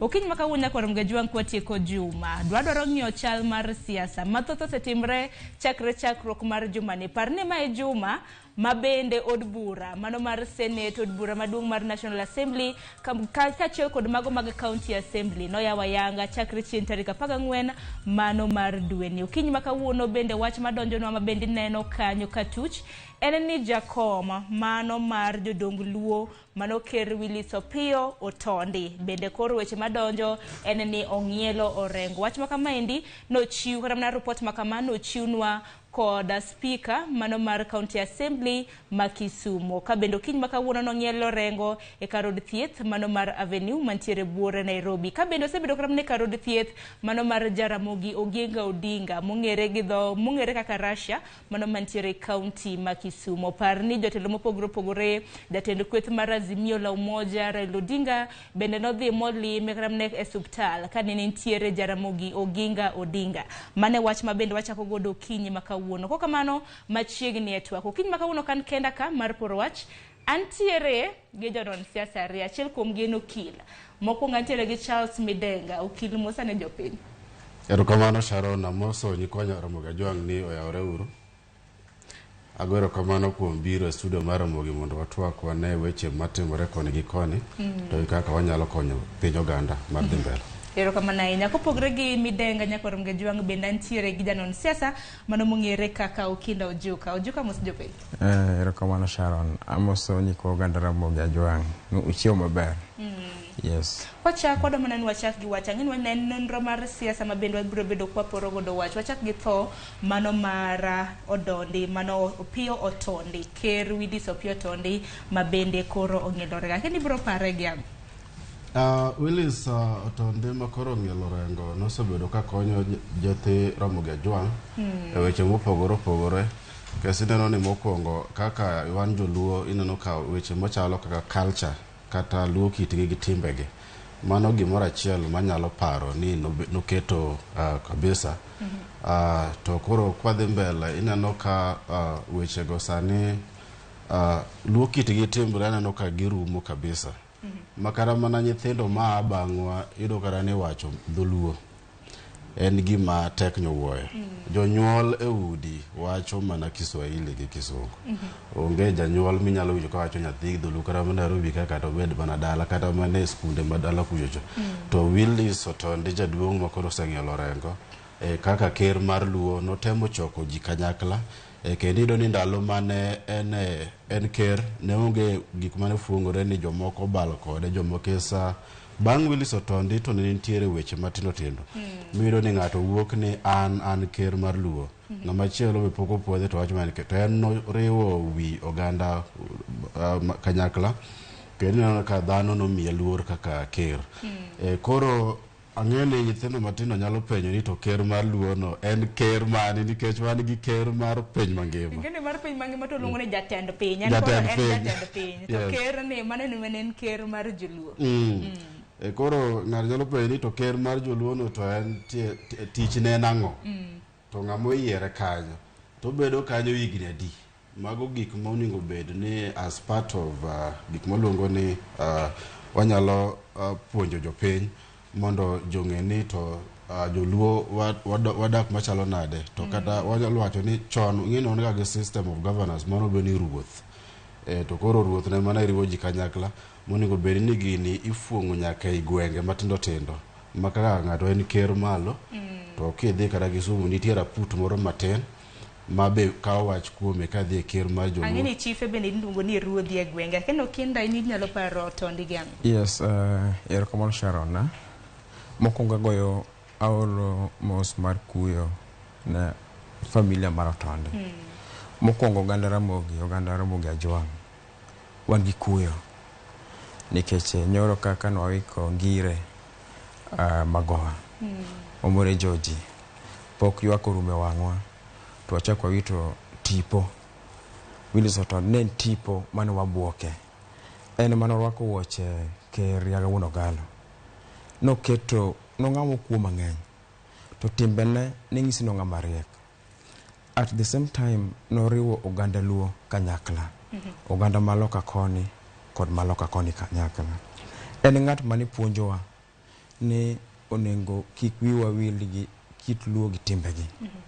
En ng'at ma ne tipo mane riwo ji jodongo mine kod kijende. Kuom mano akwa Nyasaye mondo ne oganda Luo to wachopo kure nikech osebedo gi tabu ma koro nyaka Nyasaye magwedhwa ka. Erokamano ahinya kod Ramogi Ajwang' par ni chenro ahinya nyaka dware kod tho mano mar ker Willis Otondi en weche ma bende pod dongo wabiro bedo kwa kelo ni kinde ka kinde kaka chal ma kamano biro bedo katimore. Par ni Willis Otondi kata mana ker Willis Otondi bende ang'eni joma thoth nakia ing'e Willis Raburu mano nakwargi mano nakwar Willis Raburu. Kok kamano wadonja ni weche mag siasa mathoth osetimore jumani mana kachako kodi Midenga maber gi marach ni jumani kotenre gi weche mag siasa.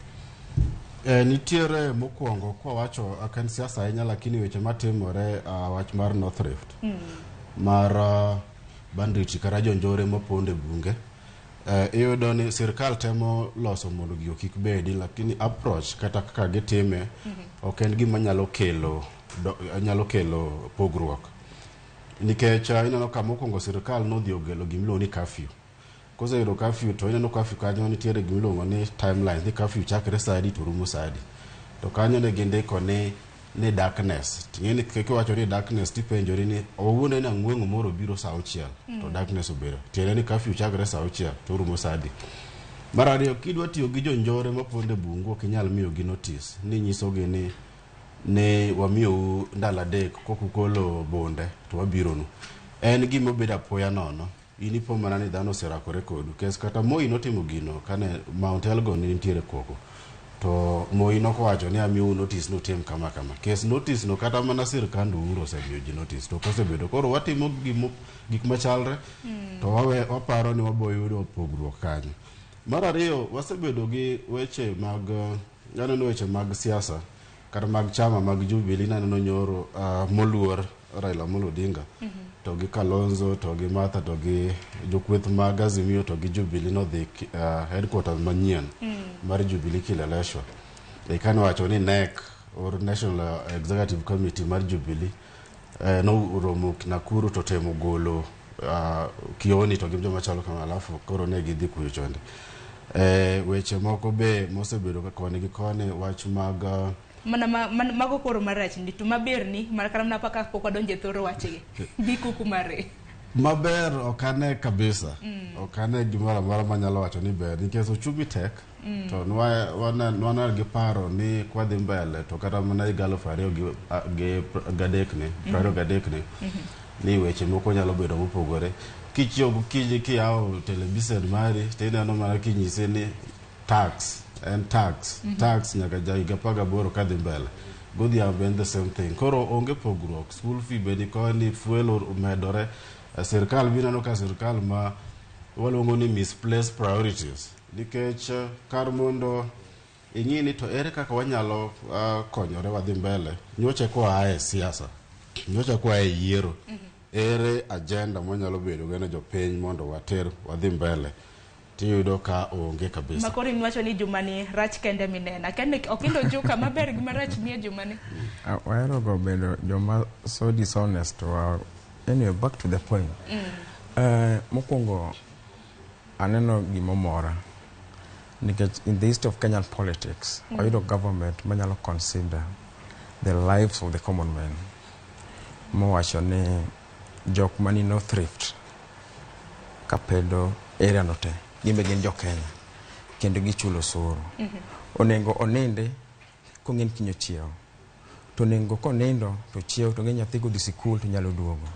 Sirkal nogolo jolweny kod polise mondo odil gi jonjore ma kono. Tingeni jonjore gi gin nyithindwa, gin owetewa, gin wuonewa. To janjore en ng'ama ozidi, to janjore bimiyo room manyalo change, mabed ng'ama ber. Nitie joma osebedo joma richo, mobedo joma ber Sharon. To imiye warning ni ka ber to ka in gi bunde ti duoke piny. Mondo wami thuolo kata luwasi an environment minyalo change go to be a manaka sani bunde go benna giseduoko na somo managa zesgo kinyini bunda de kendo moseduoko. Giduoko. Gisechako duoko, right? Aparo ni mano gima ber kabisa. Tu aneno magik momora. Aneno ka wabunge mwagande luo for the past 30 years dhi manyo dongruok kuom ker mar piny e jot mar piny miluongo ni State House gidhongere. O gidhi any headquarter mar chama mora mora to gidhi e jot mar ker mondo ginwang' dongruok n'ogandane directly. Aparo ni mano gima ber kabisa monengo jogo inyalo miga thuolo machak tel kendo kech koro ging'iyo ngima jomo yierogi.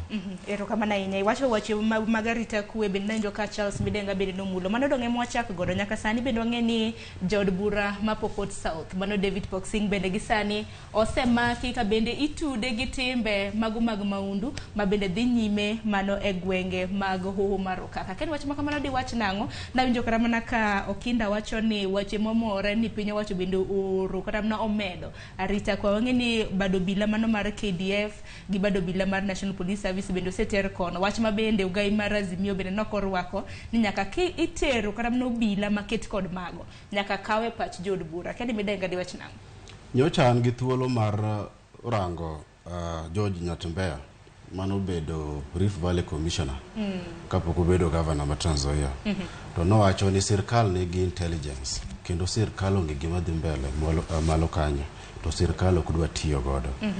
Koro ing'eni weche mag mako posing to gi jotelo mopogore opogore ok nyal tieko weche mag banditry ka ok sirkal ok implement gik monego bed ni timo. Kesa mokwongo ok inyalo weyo kumoro kesa Turkana to gi Pokot gi West gi Marakwet gin counties madongo dongo man gi bunge.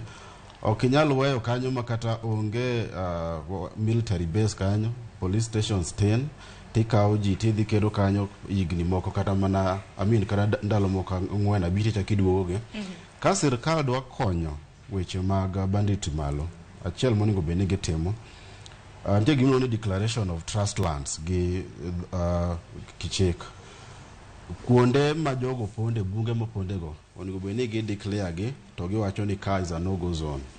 Seche ma sirkal nyalo timo ka en lo ng'ato, wan gimoro ni compulsory acquisition, ma sirkal nyalo timo ni wang'iyo lobni iru, kar obed community land, kata en puoth japiny.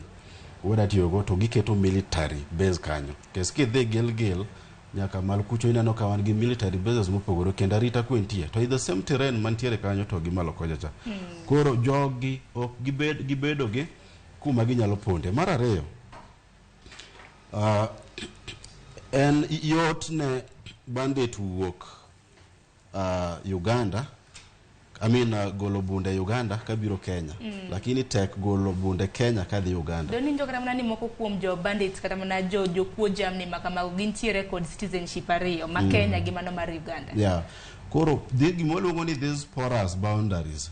Sirkal onego beni kaka dino gi mondo bunde ok nyal wuok South Sudan, wuok Uganda, wuok Ethiopia kobiro koni to wato ok wanya golo gi kotere e pinjego. Koro mago gik monego bed ni sirkal ng'ito. Mar adek, nitiere jok mosewach ni jok ma finance kata jok ma chulo bandits go mondo tim gik ma kesa en biashara. Seche mokel bunde ka bunde go nitiere iyono gi kata mana chiro.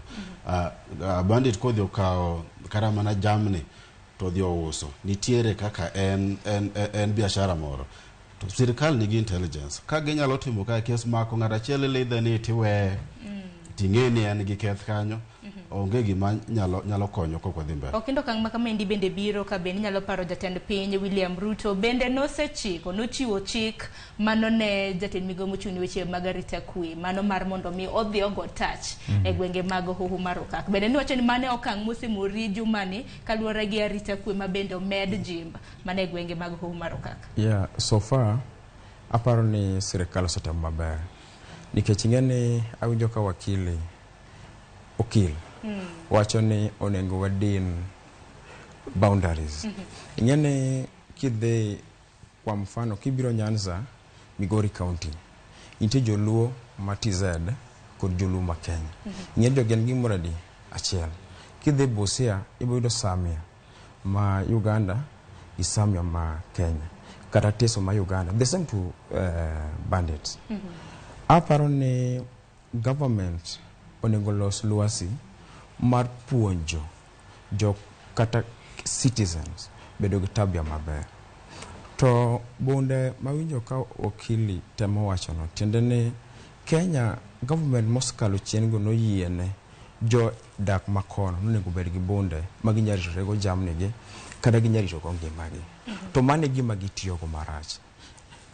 Tiende ni nyaka chok bunde matiyo marach. Koka government nyalo tiyo gi joma poko choko bunde. So far aparo ni gima step ma government kauno and the best step ever. At the same time ni winjo ka RC machon masani governor ma Trans Nzoia ne wacho ni government machon kano telne jok mane telne arita kwe moko nok nyaka mako simbegi makata mana police kata arita kwe makanyo nok nyalo mi kata mana msara chamo msara kama chamo msara State House. Mao gik manyalo kelo tabu bela. Bende dinto kata mna kolie ko nintiere moko kuom obila ma bende gimiyo gichiwo ne joma undu magina ka ikimiyo gichiemo. Yes, keto ng'en kech nyalo loko dhano mabed ng'at ma usefulness engi mane room. Nikech kech okete. Koro aparo ne at the same time aneno ko wuoyo gi ker Nakuru. Tongso ker ni kapok wawacho weche mag wadozigi to wakunga ng'ane ngima jopiny. Kwa bede table kata mes ma wacho weche jopiny to Kenya biro bedo maber. To bende kata mna kinde ka kinde waseneno kata mna ka jatend migomo mochung' weche mag arita kwe kodhi e gwenge makono loso kama juma mokalo winjo kanyo ka ne ntiere achiel kuom bura kanyo to monj kende timo mana gwenge makamago. Mana kwa tieko kata mna thor wach makama indi midenga. Bende paro ni kafi ni bende nyalo konyo kafi mar 6 am to 6 pm bende nitiere wach mar amnesty kaindi mano mar duoko bunde. Manyaka sani nasomo kata mna gazeta achiel kuom gazede okinyi makawuono mana ni bunde adek kende moseduoke.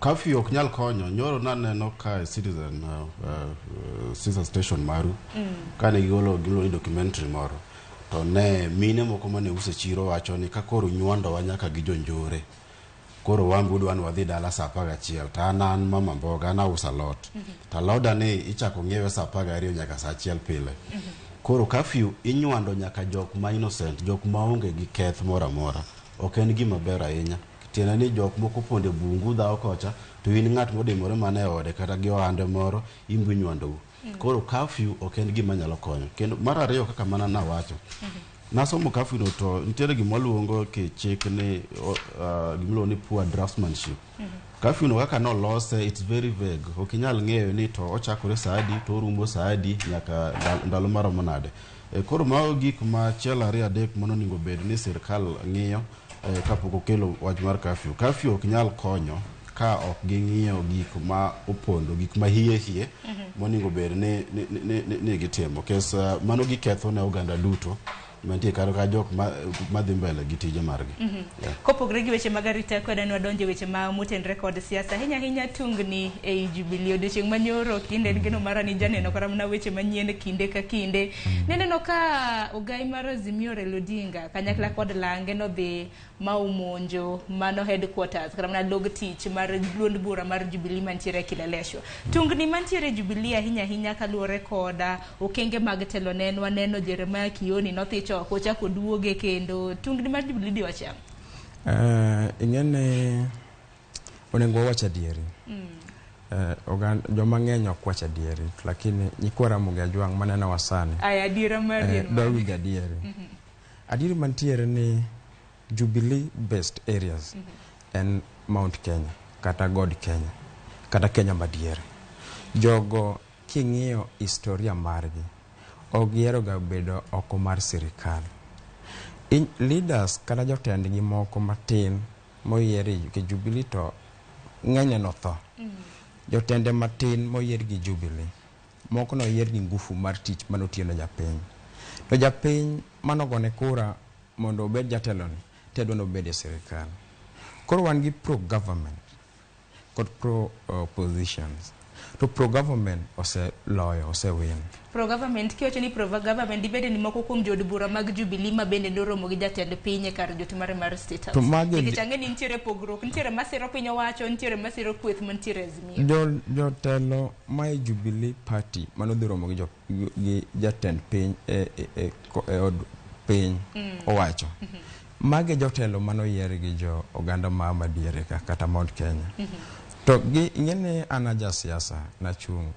asedwaro county tiende ni samoro iwinjo gima jopiny wacho to i siasa ka gima jopiny wacho no samoro ayo gima pachi paro kitimo gima pachi dwaro moyo gima jopiny dwaro tinyalo dong oganda madiere kata oganda wa ma jarabon en ngeni ok ong'iyo ga ngimane bedo oko mar sirikal to area no kata gweng' no nen gweng' manolokore mar bedo sirikal tiende ni kiin kanyo tiwacho dhok ma ogidwa winjo mochini gi sirikal to ginyalo miyi thuolo mane omiyo Jeremiah Kioni manoyombi korgi kocha to oyier jatelo manoyier gi jok moyier gi jopiny nokaw kacha aneno ni ne gin kare kabisa mar ariyo oganda jatend Azimio ke Raila Amolo Odinga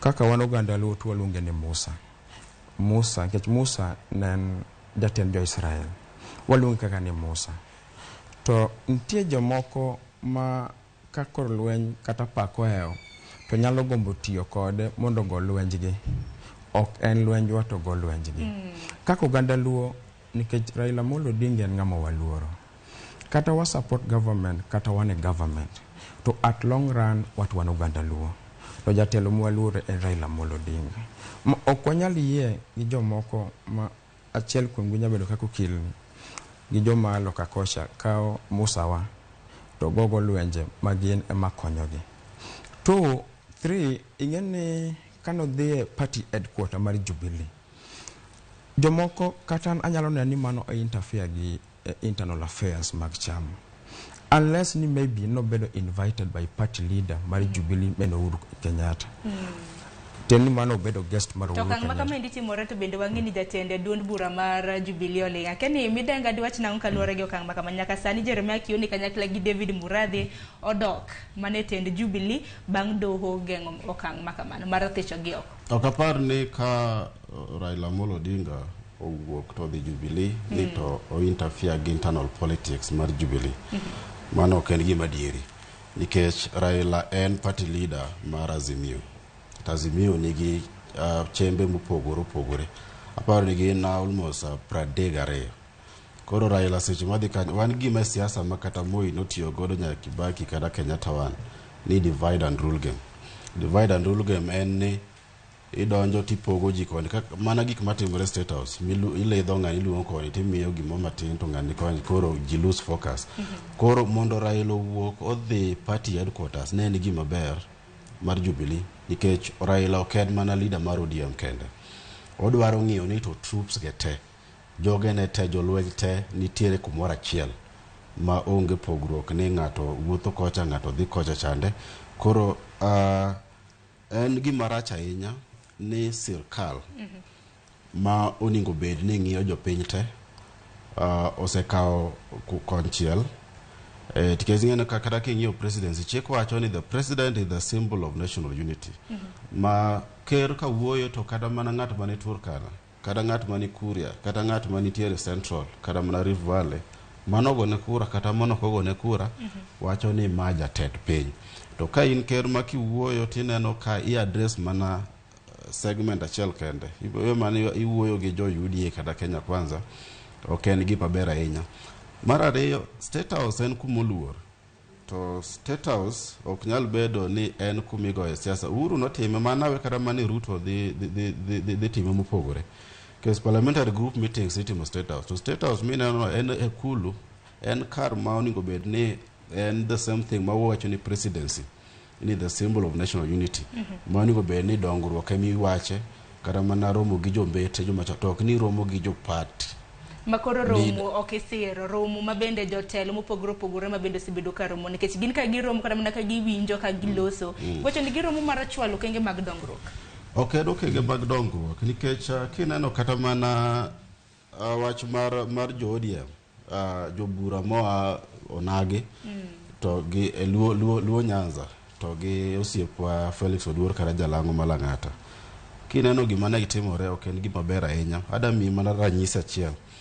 Kinyuolo nyathi to ine misebedo kitayo nyathini to nyathini chiemoro wuok to dhi e dala machielo tineno ko ng'aw ng'ute to nyisi ni okin babawa kata okin mamawa. In kaka janyuol inyalo paro nade chama moteri e od bura mano janyuolni maka onge chama no to dok ibero janyuol dok ibero nyathi. Chiko yie ne chama moro amora obed Jubilee obed ODM ni chama motere bura kibal godo ki promote gimiro ne ideals mag chama mochiel chiko yie ni mar recall mar goli nyalo goli e committees kaka ni golo ne gide whip jo senate ama inyalo goli mondo kikibed jabura mar kanyo ma by election otimre. Koro in seche moteri mane maluongo ni andhoga oyiere gi chama machielo to kedhi kuchocho tiende ni jopiny mano yieri te constituency no kada mana ka en e county no mano riedo ka yieri ni wan to chama ni moda gocho ne ng'ane mane bal gi jopiny tiende ni lose mandate kata mane ground kuchocho ok en gima ber ahinya. Nwaneno kata ginen mokwongo 2017-2022 jo ODM notemo golo jok machalo kaka Aisha Juma Gene but nikech kaka wantiere the level of politics legal framework matimo gigi igole ni tidhi political parties tribunal tichaki idhi high court idhi court of appeal idhi supreme court by the time odhi yiero ido ni ng'at mano bal gi chama nikech osebedo kodhi e doho nyaka mogik ineno ka obedo protected to ong'eyo ni mokwongo it is en gima rach kabisa nikech ineno ka jawuok ko yieri nitiere kata mana sendi membership drive onigo bed ni ichulo na chama mano yieri. Aneno ko kinda kino wach makamano. Mana katiye ko ageni en gi gwenyo aparo. Koro mago gik ma ok nyal kelo dongruok. Odingo bed ni obedo gi gimiluongo ni institutional discipline. Oningo bed ni waluoro chama motero kendo mane gima osebedo ka go chama piny. Kesa yudo ni onge order chama. koro ko nyalo bedo gi discipline chama ma oyiere ni to kindhog oganda moyieri to gi chama koro indhogo jare to gi party leader mari ok en gima ber kendo chama moro amora nigi ratiro mar wacho ni kaka notim ne Bondo MP Gideon Ochanda wano gole ne en ga jatelo mar ODM a branch makono chiko yiene mano mabende gimbe gisaka na winjo liet bende nano kara mna Fatuma Dulo mabende kor wacho ni dibede ni en bende entiere kaka utenore kaka nyakwanza keni pache nangu kalure gi okang' makamano mabende osekelo siasa maliet e kor jumani. Sharon mokongo ang'e ambe ni miya thuolo machal gi mimiye. Back to the point. Wakili oganda Ramogi Ajwang' maneno wasani dhier kodi nono. Mokongo okin honest na joma go kura. Nikech sani Sharon kaki nyako ma yotimo jere kama. Sani gima japiny dwaro en mana pi maler, ndara, school fee. Kod luosi maber ni kupuonjo nyathi mokalo binya ndik nyathino maonge akwede. To be kopuro kata odumbe kata niang' kata ywa reche pi binyalo use. Mani gima japiny ma wantie sani ne dwaro. Ok en kura nosego magitieko patigi nyaka 2027. Back to the point kuom wakili. Awinjo ko o mention Felix Odiwuor kara Jalango musiep na kabisa. Adwa mi mfano kaka dhano koro. Jalango en mbunge malang'ata. To kanyo no kaw gi Jubilee 2017. Mano wakili ong'eyo. Tiende ni jok mano ochungi ODM nitie two options kata ariyo magiso ni gimomiyo ODM ni nyalo yombi. Either no ODM ok en popular lang'ata kata ng'at mano chung'no no ken popular kata Jalango Felix Odiwuor ne ji odwa hero mae ochamo. Chung Jalango e lang'ata omiyo ODM party oyombo oyudo komno. King'iyo Nairobi County, ting'iyo sub-counties, kata constituencies within Nairobi County. It's on en lang'ata kende maonge TVET. Iwinjo gima wacho no. To ker ma piny ma rangisi mar riwruok kanyakla, kata symbol of unity, mobede e kar jot mar piny, oluongo mbunge moyier gi jopiny. Ok oluonge e headquarter mar chama mar UDA kata Kenya Kwanza. To luonge e jot mar jopiny. Ni Felix mondo wayud kata maendeleo go watim. Bingisa ne to wanyagedo gi kanye, to wanyatimo nang'o.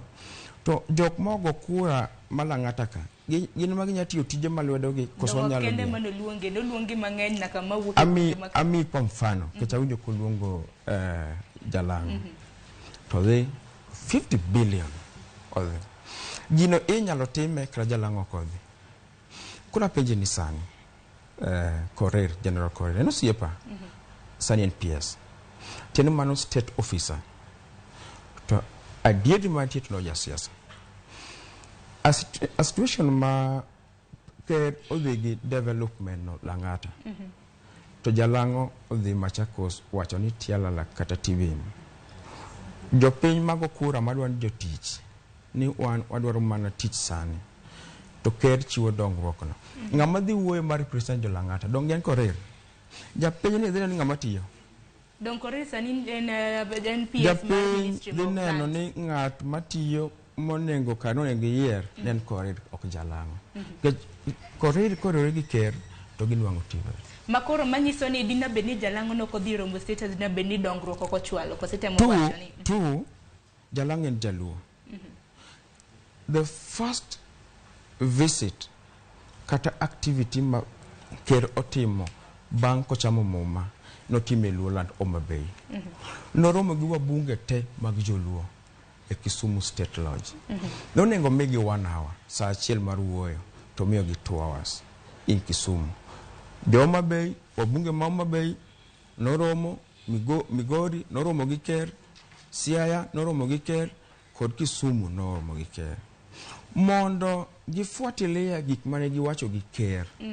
Mano jatend ogai kata ogai mar Azimio noyiene mondo giromgo nyaka ni gifuatilia estate. To kata mana nyaka sani kata mana kiwinjo kata mana jotelo mopogore opogore mawuok e kweth mar ODM giwacho ni ODM nitiere gi pend chike mage ma bende giluwo maka ng'ato nikech koyiere gi chamo kidhi kata kaka independent kidhi kaka independent minyalo dhiye gi kaka meki kaka ok onyal seyo od bura mano pejona wawinje bende bideno mano mara imia mara aya wach matin inano dhok no chalo dhok ariyo nikech jogo wacho ni governors otigi sirikal to kendo gichaki wacho ni mbunge to otigi sirikal ino kama ne dhok ariyo aparo ni en mana wach mar wich will ne osiepna kata wadwa okenda mar wacho ni Jalang'we mogolo Lang'ata from Jubilee historically wanyalo wacho ni kane Raila Amolo Odinga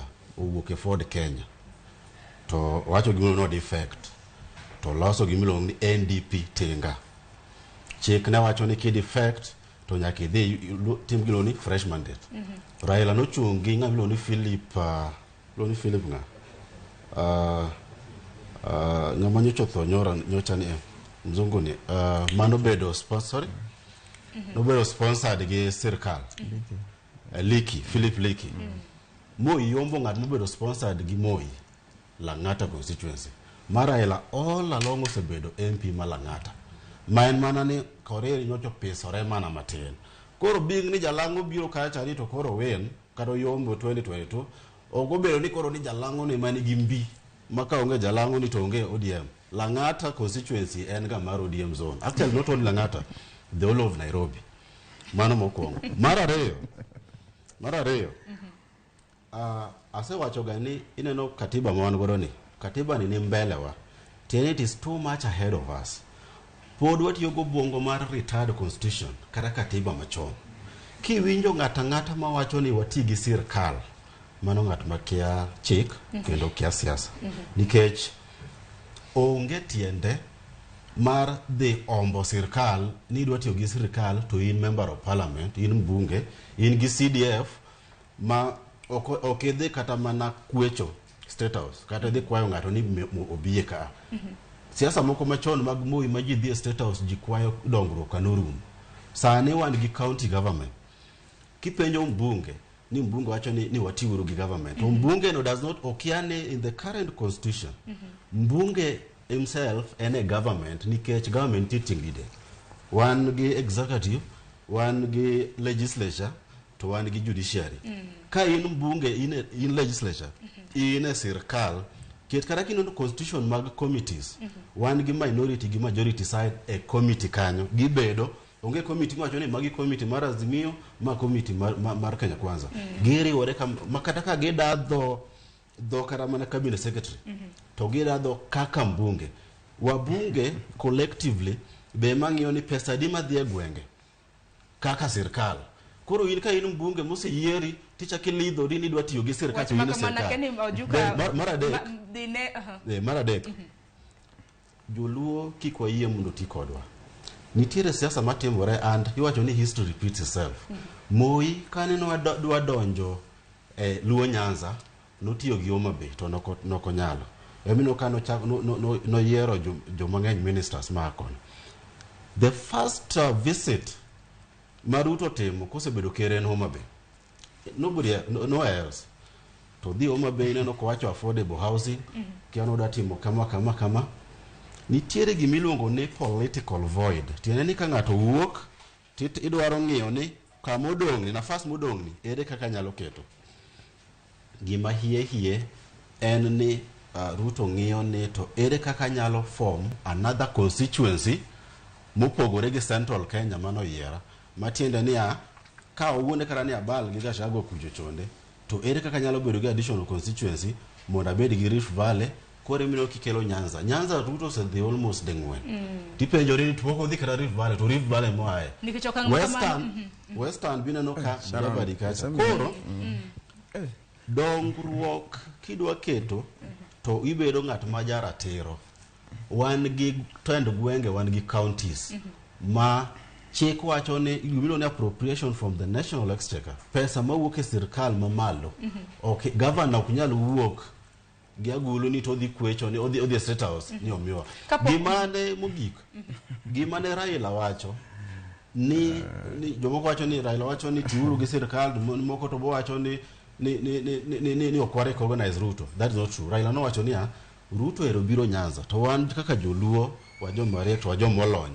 kikuriembe bed kanyo wuo kodu winj gimo wacho to ng'e kuma pacho nitie onge chiema no sewacho ni sirkal ni ng'ato otige sirkal kes mokwongo ni sirkal no emino kazi mi wacho ni noko yierge yo malongo kendo demonstration dhi mbele nitiere kata mana lemo midhi lemo IBC to gi Kisii. Ero kama na inya okinda wach ni kwatieko wach mara hinya jotelo mabende ndo chwalo dongruok na injo ka ng'ato penjo ni to senator ma Kisumu eno dhi omango embe no dhi chwalo dongruok State House. Ing'eyo tabu ma chando osiepena machalo kaka wakilene. Gik makoro timore gi no ging'ie chon. Kuom higni 30 mosekalo onge chieng' ma wabunge moyier gi jopiny osewuok kadhi ikulu kata jot mar piny owacho kawacho mana purely dongruok meluo. Mane gima kelo mixed reaction nigi nikech pok nobedo kanyo to higni 30 gi mane the genesis of multipartism politics in Kenyan face. Pinje kata oganda mosetime ma kao wabunge moyier to dhi wacho development kata bedo piny gi ker ni wan tabu ma area wa ok en majani chai. Tabu ma area wa ni kigero nwa ndara miloso nwa kata yo mwanya purugo niang soni cha madhe mani konyo to jok manyalo wacho gini en mana representatives mag jopiny to representatives gi Augusta House gin wabunge. Mane gima kelo mixed reaction to sirkande magwenge waketo iye kanyo nade. Yes, adhi duoko mano. To wan gi jirani wa mosetimo gigi. Kidhi Kisii kaka ranyisi. Kisii onge ng'at mawuoyo on behalf of jo Kisii. Wabunge ema chokore. Ni wan thurwa ka en lo matin. Twadwaro ndara, twadwaro majani chai, twadwaro 1 2 3. Ineno ka oganda gi odongore kabisa. Kidhi kata Meru, Sharon. Kidhi Meru, ng'isi ne mondo king'iyo size kata dongruok ma Meru, ng'isi ne okochun nyagi nwang' ng'at magigo kuome msama kadhi romo gi ker. Mane gima onego wawach sana. To kwa wache ne ng'ato obalo kanye nikech ng'at modhir kerno nokogone kerno kura. Manen kaluore kata mana kaniwinjo kako gai mar Azimio na wacho mano mama bende jatend duond bura mar ODM nowacho ni gin kaka chama mar ODM nok gichuone gi thuolo ni un koro dhiuru nu dhi e lo ODM nikech ka gidhi kacha par ni chama no yiergi gi chama. Ing'e gima timore Sharon kendo apani wakili ong'eyo ma reality back home. Kidhi dala samo wuodi kani to majoni ma moko dhi e kapedogi owacho ni Sharon wakelo curfew 1 week okiwuogot. Ipan jiadi man gi chiemo moromo jirani nikacha king'iyo radius ka diameter irincha manyalo chamo chiemo e ot kanyo for 1 week mokuwuok oko binyano ng'adano no ok nyalo ngeluo. To magi gik monego koro wakele table samo wuoyo kata ken chama nikech chama no en chama nikech jopiny. Kidhi kata mana Imbo Kadimo mane giko luo nyaka Wathong'er Nyatike en ang'o mwanyalo golo kocha mwanyalo kelo Nairobi ma kokwa kelo Nairobi to jomodak Nairobi ok nyal survive. Makore siro ni siasa nego bed mar dongruok. Siasa meka luo onego bed mar dongruok purely dongruok. Sharon ki we ing'wan na wacho ma wacho achiel. Ing'eni okonyal nitie gimilo gi dhogunda ni you cannot operate in a vacuum. Okinyal wacho ni siasa obed mar dongruok. To okenge mani mwaketo mar dongruok no biro. What the big question? Okonya bedo gi dongruok kuma onge oda kuma onge discipline ma jabure no yieri kama to the next day inisere ngedhi kuma chiti iweyo mandate mo ningetim.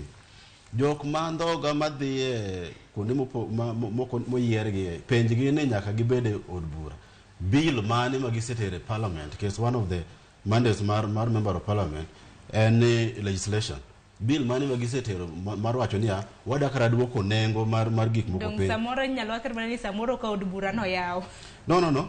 Od bura no yaw chon malich moseyier nyaka speaker nitie mbele wan. Na gita recess anu kana koro na koro okochuno ni kada dhie recess kado bill en gima bedo drafted tiwacho ni ikawo pach jopiny kada kapok itere plenary kucho inyalo kawo public participation ikawo pach jopiny iwuotho around ni tadwa natim kama mago okenge mapok gitimo tineno jok ma nitiere gima luongo ni ang' ni ng'ona mar wacho nitiere gima luongo ni tumbocratic politics en gima hinyowa ma in bundi yie mochomoni to buongo tiwe chien kes an asebedo victim naneno kosiepna ni sama ne gwela no aneno kondik ni en Secretary General mar Green Congress okia an noniga bede kome no to naneno ka wawuotho nyaka Migori nyaka Kuria all over kwa popular as that party godi chieng wantiere kama wuok kako wuokodi ni gotieno taneno ka ng'ato dhi karuto ng'ato timore to ng'ano ne wan kode kadolo nyinge godi chieng politics mag andhoga mag betrayal democratic politics moking'i maslahi mar jopiny mage gik mahinyo ji kwa tieko mano kidhi United States en a big brother wanyalo wacho ni gidhi mbele makara gin gi ker madhi 45 to wan mana ga beach kende onge chieng' mar Republican or Democrat ibonyo ni ja Democrat ni odhi no orengo odhi Republican magi wacho ni achiel ari adek to weyo gima noteri e bunge kani dwa bedo chiko yie nyaka bedo wan molony chiko yie nyaka bedo independent kama na inyero kama na nyadere kana nyisa ni wakawa ni yuyo matini kwa duogo to biro duogo gi twaka hinya ka luore gi thoro wach mabende wantiere go nyakoro mga jango te bende aneno ka yoro nwari adika uchiel no mano lai magwa magote machok mbui mar Facebook bende do achiel kachiel mano Ramogi TV yena mar mono meka yuyo machok kwa duogo gi mathoth hinya kotenre gi chal mar siasa.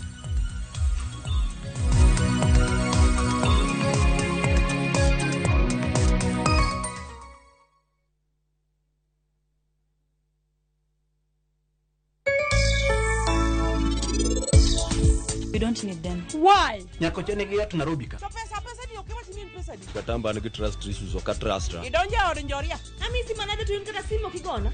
Ago ni simu tan gi joga ma jo ground muma kona ground mutek. Okinye kaka jela to en gima matek kide kiro marach. Dongi winyo ni Paulo na Sena waliomba. Koro maen nasi. To waliomba hii. Waliomba no dongeje. Wakonya konya yawa. Sawa. Aya umewena kimono.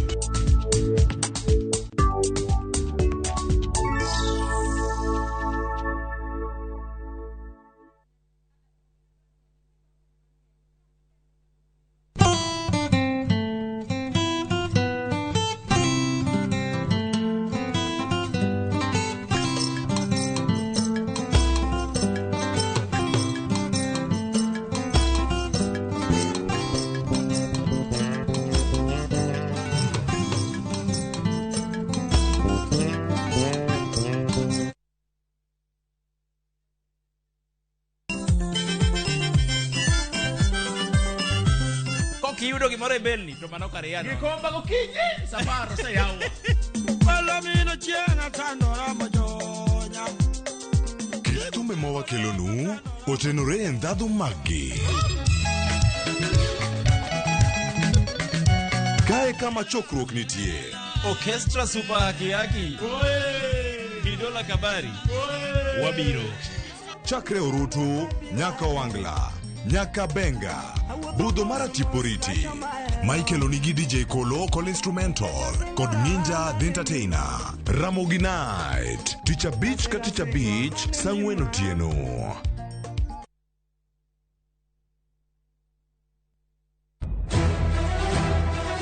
Sigana ni medo minore gi weche mag miriambo kod miganga Gimora mora ne en mar miriambo mano barua mar miriambo gimana pando okibiyudo weche era medo bedo matek kendo mapek In kendi midwaro dhuruf ka to in ok biyude Zabki aheri gi chunya te kata kamano joma oherore ok nyal pando heragino adiera ni mana machiegni abro riembi e od mikenda abiro kai mondo achul kuoro in ni wuonda kai to koro sani in idwa riembo ewi magi duto nyaka joot achiel chung kanyakla nyithinda bo bedo kamoro achiel kendo Thapki, wuok tich nyaka ngeso, saa 2:15 mane Ramogi TV. Kik bai.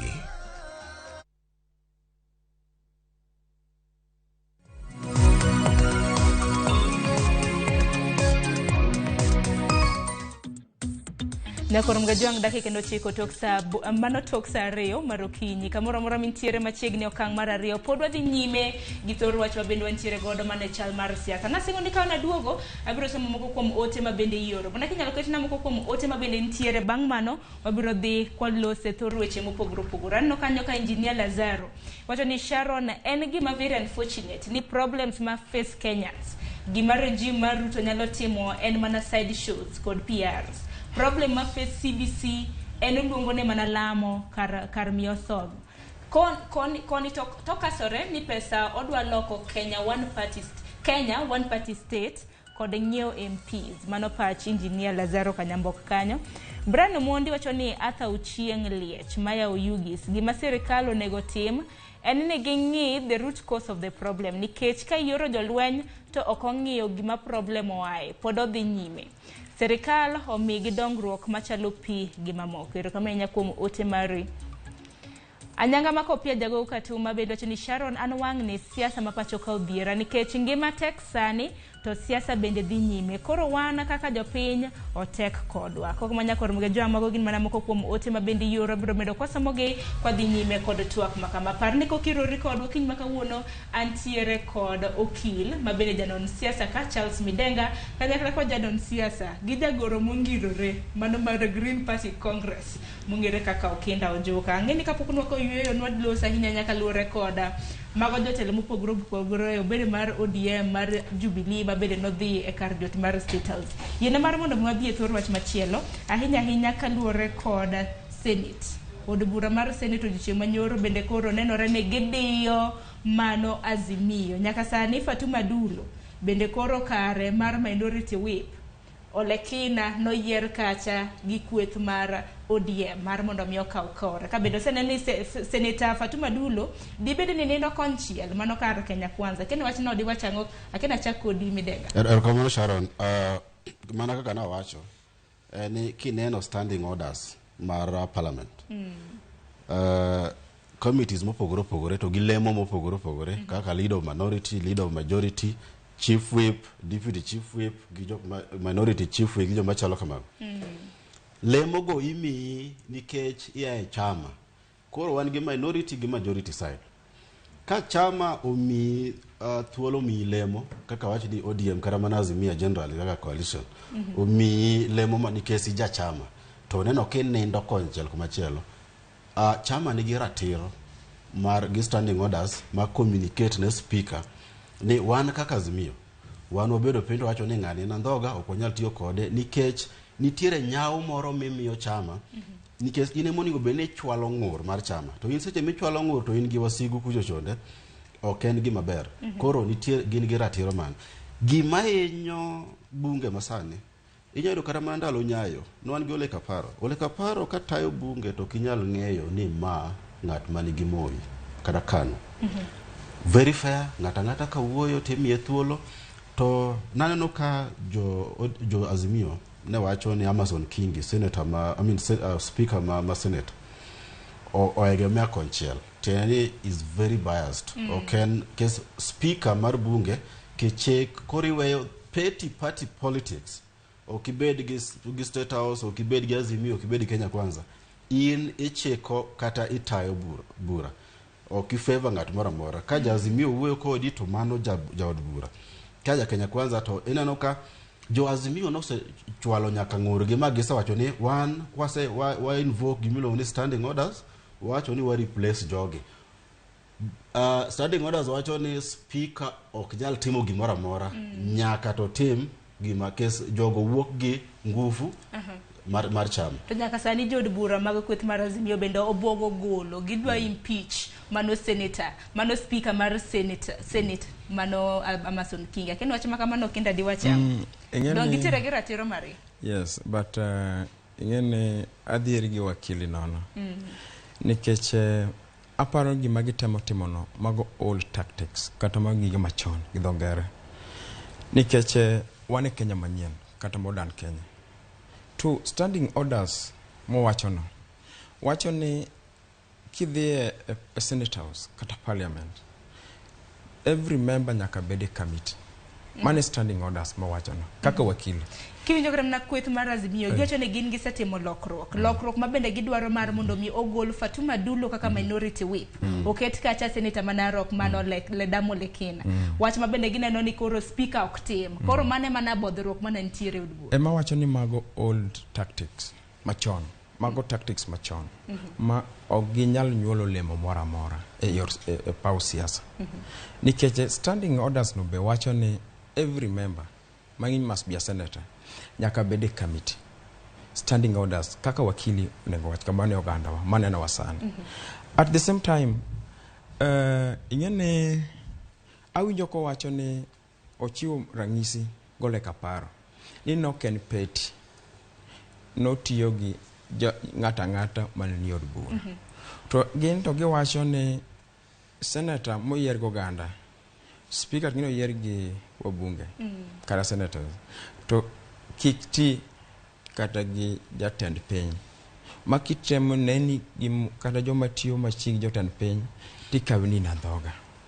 Sharon, inano ni mano Dongin ka dore kod gin giwacho ni na umene gin nikech chama ema ka osekadho gik makamago dek beni od bura mar Senate koro kadho nikech okane pek mantiere kanyan leska pende chik wachango wakili. Inano gima osiep nani nigi tabu okodwa appreciate ni chik wachango to consequence mar chik no wachango mane gimo konyisi gik moko ni kia old tactics mogar side shows. Chama mora oyiene recall ngato magidwaro ma kaka nase wacho speaker onge gi authority mar tamore mako tamore. The only thing mani penje mano koduoki en ni gisewacho ni gidwaro impeach. To impeachment ngino dwaro the threshold is very high. Dwaro not less than 2/3. Koro mani nyalo penji ni to be emano ningo duoki ni to be Azimio begin gi numbers begin gi kwan mano moningo be ni ratili ni begin gi numbers mar golo kamano. Koro anatemo mana kwayo Amazon King is the speaker mar Senate obed above party politics or taji kaide otuma babu balkocha to mama balkocha nyithindo angne chom kan oningo bedni oriwo wiji kes kuma koro wachomoni wadwaro ng'io piny te kabisa kendo dhano hinyore piny kae makata osiepna moro ne wacho ni koro sirkal ni to priority mare ni kanye odonjo ni to oketo uniform mar police. To uniform mar police no kinene oge pogruok gi mokwongo cha weri gi mabulu manyosani. Ma koro pogruok manitie ine mane masane ne ofuke ne dongo mopogore gi macha. Ing'e ma Sharon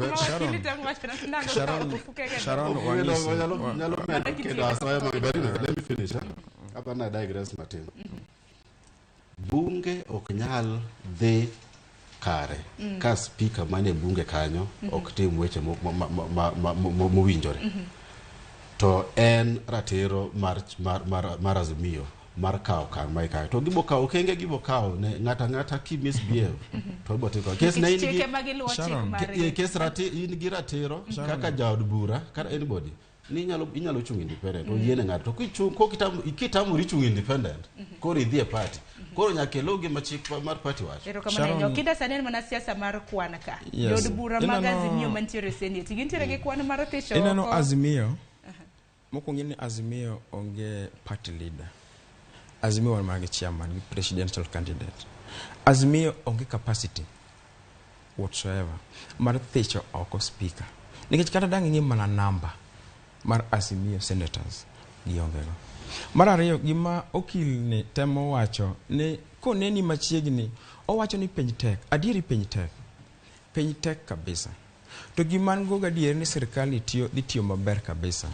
Okelo gik manyalo japiny man penyne nyalo manyo go kaka yuto machalo kaka nyaka sani singo mana kata mna Kenya kwanza kana gisero go dombulu sani pod mogo inyo pesa dio kinda ingene hapa ni anyway inano ni serikali ni gin inano ko wacha dieri mogo story mar mogo noko chakore gi sirkal. Osuru. Nen gimo chakore gi sirkal cha. To kwa doka dieri, mane sirkal mane onyiedhi morumo te. Makano dhiang' to thunde ne chwer remo. Makata wakili ni ong'eyo. En sirkal makato kego ne Raila Amolo Odinga doka. Do bedo mana gi changamoto mena wan go kagi. Aparo ni ker marabich Dr. William Samoei Ruto Woodchakin otiyo maber ne japiny. Mokwongo okelo gik machalo kaka Hustler Fund. Ma japiny ma uso mama mboga ni onyalo dhi e simbe kanyo mo okwa loan kata mar 500 kata 1,000 to ng'iyo go bo odhi use chiro. Wan joma nonyuol e ngima matek ma samoro aparo ni wakili ni ok ong'eyo. Aparo ni Dr. William Samoei Ruto ok go siasa e ngima dhano. Ikech dogo siasa sani en ndalo dach karbana ni dweche 4 mosekadho. Gima japiny rito winjo en wega kotenre koda chal mar ngima ngwenyo kuno sebedo matek. Nengo mar mafuta pod ni mana kacha. Onge lokruok mosetim. Anyaloko wach mafuta no. Sani NSSF bende osemedi. Mano kaluwore kod usuru. Sharon we alieke wach mo matin napano osiep nosebedo gi time mang'eny. Osiep na ni kia gimiluongo ni political majority to gi legal majority in parliament. Legally Azimio nigi majority of parliament. Political majority maina no kakora Kenya Kwanza obedo godo ni moyiero Amazon Kingi to yiero Wetangula National Assembly. En wach mar ng'iewo ni mikao ng'ato ting'iewo wabunge tibedo gi majority tiyiero. But legally kata the office of the political parties wacho ni Azimio nigi legal majority. Mar ariyo ok en adiera ni Ruto setemo konyo jopiny kaka osiepna wacho. Weche mag mogo nengo mar mafuta to gik machalo kamago kata ne gichago kucho ing'eni dhano ing'iyo gi misingo. Ndalo campaign jo Kenya Kwanza nosingo ni gidhi duogo gigo piny mabe kane Azimio nyiso gi ni rally ni wach mar mafuta ni to gi wach mar mogo ni en weche mag Ukraine ma is very true. Inano kaka dola oidho malo to gi weche mag COVID manyocho timo opogo tieko. Kenya Kwanza dombe ne kani winjo kana ne gilos ne gocho ni ne giyudo chumi bede kara. Ya to gin giwacho ni ndalo go ne giwacho ni Azimio riambo. Ni jo Azimio moketo ni handshake actually ne gi blame handshake. Ni handshake moketo mogo malo ni it is not true. Sane kupaga ging'eyo ni kare gik mano wacho kan adieri. Dhano ing'iyo gi timne to gi singo motimo. Kane sirkal dabedo sincere wach mag Hustler Fund mowacho go. E campaign ne giso jopiny ni Hustler Fund en grant ok en loan. Grant gi loan opogore. Grant en omigo to kiduoke. Sani loan iduoko. To nitie weche mang'eny moponde wach mar Hustler Fund. Mokwongo ni en luongo ni it is infringement of privacy. Hustler Fund kidakawo tiko igolo M-Pesa pin mari. Mano is unconstitutional because M-Pesa pin mari ine ming'eyo wuon. Mar ariyo nitie gimiluongo ni forced saving. Ni automatically kigolo Hustler Fund to pesa moro dhi automatic kati ero kata okiero to dhi kujo. Kata nyocha koto rule ni anything ma force. Daiko do no wacho ni gimoro mora ma chuno japiny ni nyaka save pesa. Kopogore gi will mare. Mano gima is unconstitutional. Tinano ka Hustler Fund ni matin ni to pesa osedhi kati ero kata. To wach mbolea di wach ang'o nikech mbolea bende samoro bende oseyudo fuong'ruok kata mna kwa sayo piny wacho. E wach mbolea gima sirkal ni kia puro ken mbolea kende. Nitiere gik mang'eny monego bed ni timo. Anyalo mi mbolea to mokwongo wan gi gimiluongo nacho kan luongo ni land defragmentation. One literally one economy miluongo ni 50 by 100. Penjo molony itimo niya wazone wacho niya magi are agricultural areas moko onego bed ni wanyalo ng'injo matindo tindo. Gweng'a kare dhi mana Migori boyudo ni nitiere 50 by 100 iloso 700. To magi agricultural lands ma onego bed ni ok mul. Iwacho wazone kuonde moko kama na wazone Nairobi kae nitie kuonde ma high-rise building ok nyal bede population chalo kama be wacho ni the whole of Kenya. That's the first thing. The second thing monego bed ni timo relying on gimiluongo ni natural rainfall. Gimwang'iyo ni wan wang'iyo chieng' ni ka koth ochwe ni to kaka sani irrigation onego bed ni timo. Inyalo yudo ni the whole of Nyanza waonge gi dam moro. Mana mapiyo piyo kitieko wacho kama. Mapiyo piyo katieko. Koro miyo dhano miyo japur mbolea to onge koth onge irrigation, onge gimi konyo gore japur machalo. Ero kama na nya director na nyisa ni wadong mana gi thuolo mar dakika dek kende to tiko twak makama to twak makama ok dwa tie kiko kwa losa hinya nyaka luore kod rombe mago magazimio ngeni ugai mara zimio Raila Odinga odoche makawuono odhi bago romo mara tipo Gusii Stadium mane county ma Kisii. Jatend piny bedo wangeni osewuok ka bende dhi e piny mar Ethiopia odoche makawuono romo mar 36 mano mar African Union Heads of State Summit ma bende timore e boma ma Addis Ababa e piny mar Ethiopia. Azimio kopogore kod rombe mag kelo wi oganda kanyakla mago People's Baraza chakre dwe mabiro bende giwacho ni sani koro gibiro timo rombe mar tipo hinya mar seyo piny owacho kaluwore kod pek mar ngima. Okinda wach makamano di wachango mana kwa tieko. Ing'e gima timore Sharon, ada wuyo kaka jaluo madomor mondo Raila Amolo Odinga kokaw piny mane the bottom line. To apenji ne jaluo mogo kurane rombe magazimio mano bedo Busia mora kendo bedo Machakos sani dhi Kisii tiwacho Tialala tiwacho Tibim to gine magiwuoyo ing'en baraza tieni iwuoyo to leaders winji ni wan kaka jopiny waneno ni kama to giwinjo gine magiwuoyo to gitieko to gidhi odhi nyago lego mane e piny luo.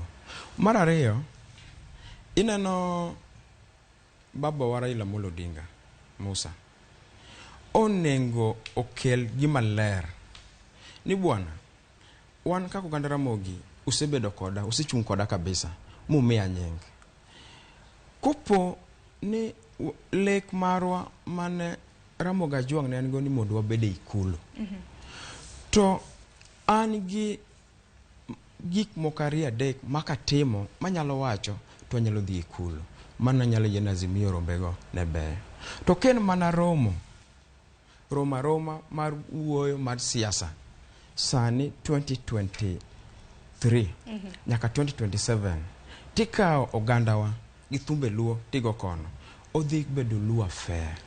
Lada ngisini ya Sharon the de facto CS of Finance and President wakilo ngegina to e chik kanyo onyalo mana nagi ochalo dhiang onyalo nagi anaga koluwo chik kanyo ma higa bich ni rum konge dongruok thuolo kwatieko nyisi ni nyaka wabed jok mambolore nikech wan wasego kura to mondo waket luase gogandawa jok ma ok bed jomirima nikech muma kata muma wacho ni king'ama ng'ongo to kikitim manyalo wango kijana kaka kijana bone gondo joma to ile sema ni rombe magazine yes. Parni Kenya Kwanza bende timo ga rombe magi kokale kanisa nineno kara manange Jumapili mokalo gima notimore kara mana Nakuru weche mabendo oganda pod seyo nyaka sasa. Kenya en piny manigi changamoto manyaka wakaw piny wakete lwet ruoth adangisi kata kako ganda luo nwase bede mudho manwa wito Josi nwawito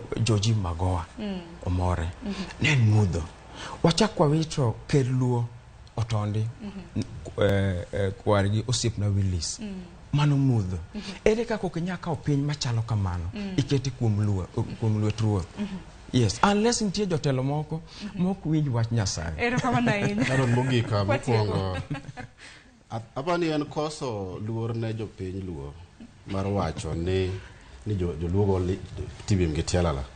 Mar ariyo gima dhiera en ni jo Green Congress yara muma Raila ok en Musa en Jaramogi, Raila en Joshua. Musa emano nyisi ni iboneno Canaan to kibichopo to Joshua botero Canaan mogik the katiba article 1 of the constitution wacho ni sovereignty of the people sovereignty of the people tenania ginyalo amua ni gi exercise that sovereignty either directly or indirectly through jok magiyiero nwase yiero 2022 mano ne gi exercise makore Azimio timo ni eni jopiny exercise sovereignty gi kao chike lwetgi mabe katiba yienegi.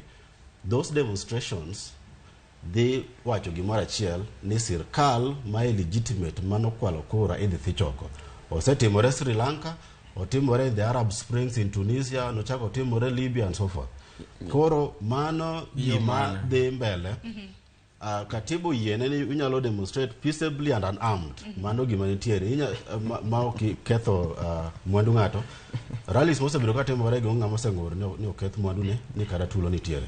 Koro mano gima jo Kenya Kwanza ang'eni Green Congress nitie Kenya Kwanza. Yes. Mano gima jo Kenya Kwanza gi Green Congress nyaka bed kong'eyo ni mbele madhi mbele kae ni ok odhi bedo mayot ne main kore sira rombe go biande mbele. Mago gik makatibo yan, let me tell you.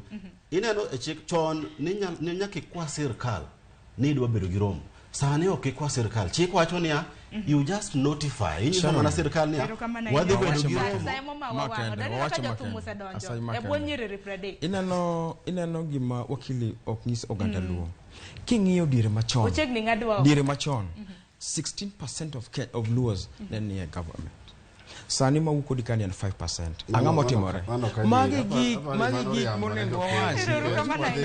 Apochaka gwelo kendo mar mondo mi wacho nikech weche mag siasa ok nyal rumero kama na enyo kile Charles Midenga kanyakla kodo kindo joka. Okinde Tony Green Party, Green Congress Party mtiere Kenya Kwanza. Yes. Ero kama na nyakora mkajang mage welo mabele nwantiere gola. Ngine weche mag siasa ok nyal garumo pile ka pile. Kati odera mwadhi ni chakru doche makabuna ngine azimio ntiere gi rombe mage. Bende Kenya Kwanza bedo doche manyoro ni winjo kramna jatend jogo ko mang'eny od bura mabende koro seyo rombe mabende azimio pod timo ng'eny mage gin weche mag siasa mabende biro bedo ka dhi kinde ka kinde biro chaka gulu e studio mar mondo mi watwak mathoth koka manya kor mga jwange kanyo bende makelo we giko mar twak makama mabiro en chenro mar ng'ejo thumbe wa chuny banja no ka Cleophas Oluoch segolo jaka kotika apano dwa kedore kawuono e yo makende koka manoriti ruma sani nyinga Sharon Ng'ao.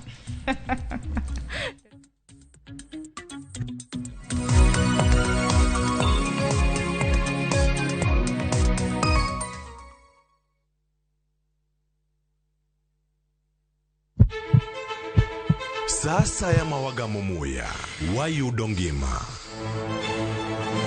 Sasa ya mawayudo rieko wareso ngima ng'ato. Ductus arteriosus onego beni lorore, foramen oval onego beni lorore. Penj laktar kelo ng'eyo matut. Gero ganda gi puonj mokinyal yudo kumora mora mag weche thieth. Diwacho ni gima ko yud chon tinyalo thiedhe ma ng'ato chang chuth. Kabisa. Or ote machuok gi penjo moluore gi weche thieth. Tudri kodwa e nambani.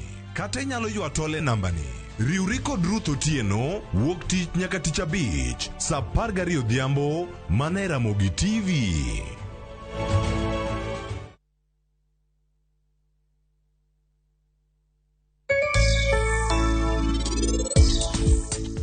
Kikidir tapki onego bed mana gi bihan bro bedo maber kiwinjo gima wachoni.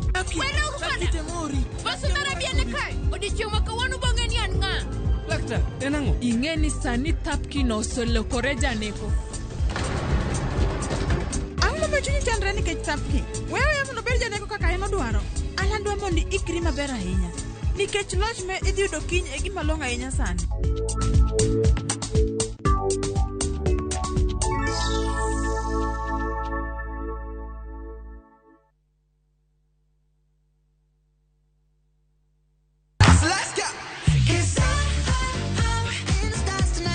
Ngeso kangeso enching mor ne nyithindo. E chenro mar rogo mar nyithindo saa 3 gokinyi. But success in excess. Udi wadhi nyime kendo wadhi medo mor nyadichiel, nyadiriyo, nyadidek. Waseyudo miel manyachon gi manyasani,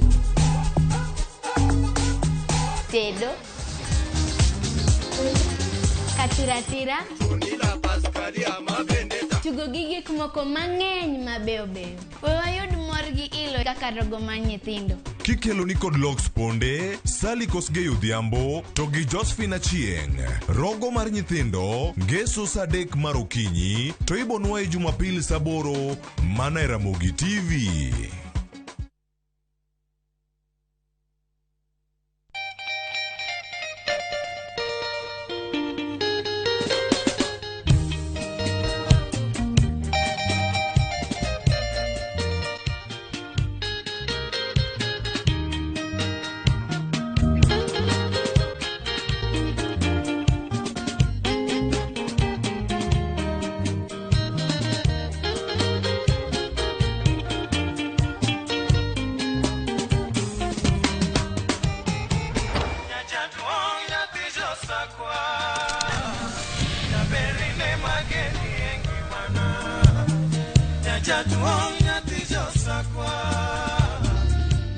Radio Ramogi, Kartun Jaluo.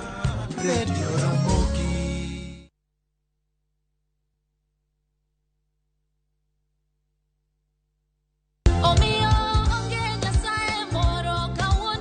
Nyasaye ber kendo oromo adenda. Ibirona baba. Gima lokore seche ma ng'ato pongiro kamano e chunye. Kinde ni nyaka lokruok obedie ngimawa ema omiyo Roda Nyarko Kitmo, Jilo Jamwaka, gi The Chwalist wuon Ken the DJ kelo ni wach maloko ngima e chenro mar Injili kalo. Amalo, rieny, nikech lerni osechopo. Injili kalo, Jumapil ka Jumapil, saa 12 okinyi, mane Ramogi TV.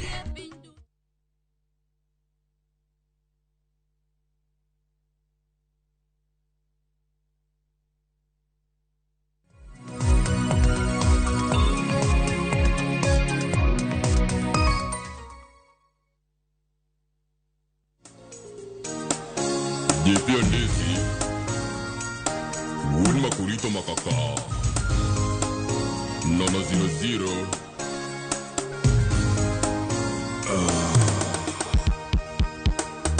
Abiro Nairobi tayudo wendo he Anna biro Nairobi tayudo wendo sheri he Nyako maber moromo koda Hatoti ber maeto mbasna Jaber, subuta usiende mbalie Songa karibu sicheze mbalie Sweetie Inye marato wane marie Kawono inye marato wane marie Sweetie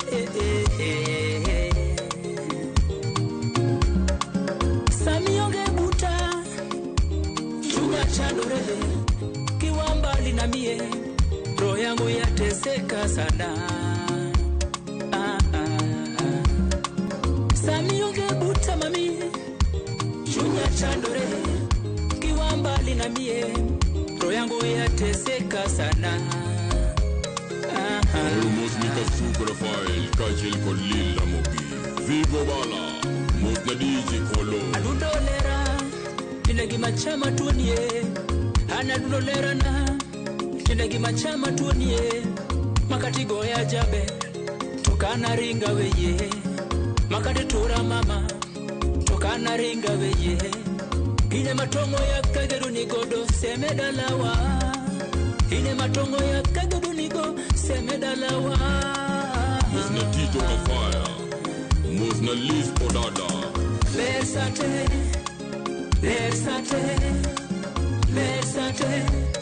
Anundo lersate Inanyimi ya mohor Ngimana mama Lersate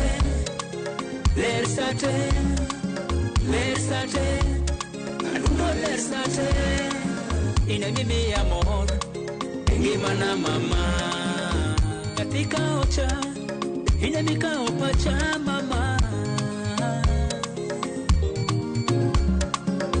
Yatika ocha Ile mikao pacha mama Toto ndi sore Yom ka kombe Bebo ndi sore Yom ka kombe Siep chunya yo Ile mimi ya mama Sherie Ile mikao pacha toto Kachel Kostela achie Masalamu kwa Dr. G.I. Musna Jinin Senya Nyatika ocha Ile mikao pacha mama Nyatika ocha Ile mikao pacha mama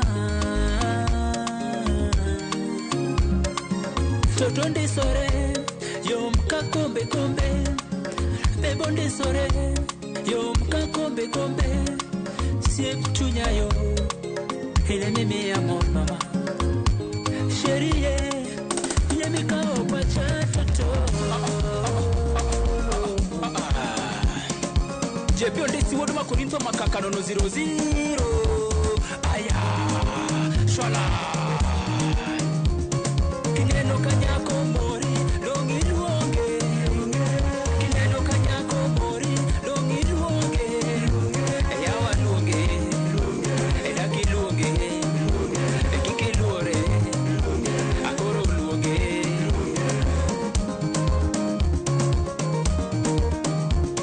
kineno kawuoyo mori dongi ng'iye kineno kawuoyo mori dongi ng'iye ani kineno kawuoyo mori dongi tuome edaki tuome nyamama tuome ani tuome boro tuome ekiki luore kiki luore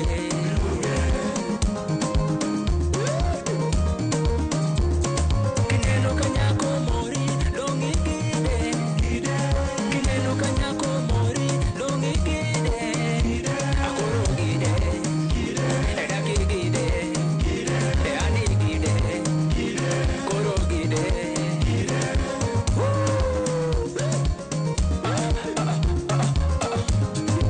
muziki bila jasho wewe ani kineno kanyako mori dongi luonge kineno kanyako mori dongi luonge ani luonge koro luonge edaki luonge koro luonge we luore ani luonge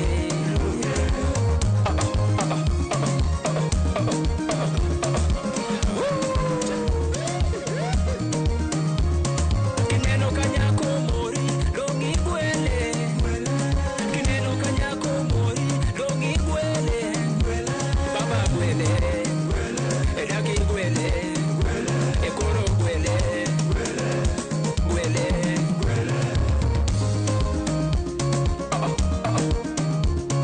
Afisi ya kababa mkubwa pole pole tu wewe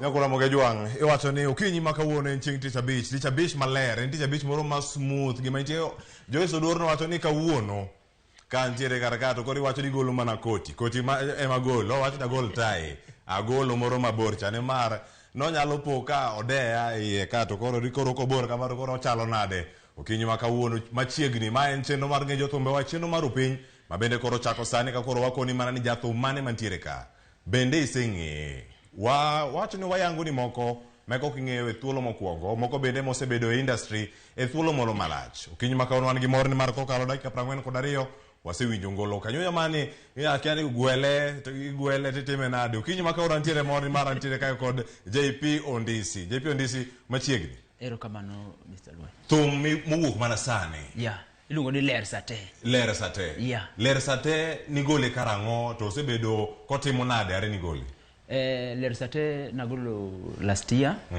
Dwe mar aboro. Dwe mar aboro. Yeah. To koro sani bende nyakora Mogejwang mana mondo mingi wer mawuok ka kiwuok imanye YouTube ka to Ler Sate di YouTube channel mano mar JP Ondisi, subscribe to yud wende go duto ka intiere kar kacha. Wachako mana gi wedi nikech mane murumo sani to kata kamano chenro mar Ng'e Jothumbe wa wada ng'eyo JP Ondisi.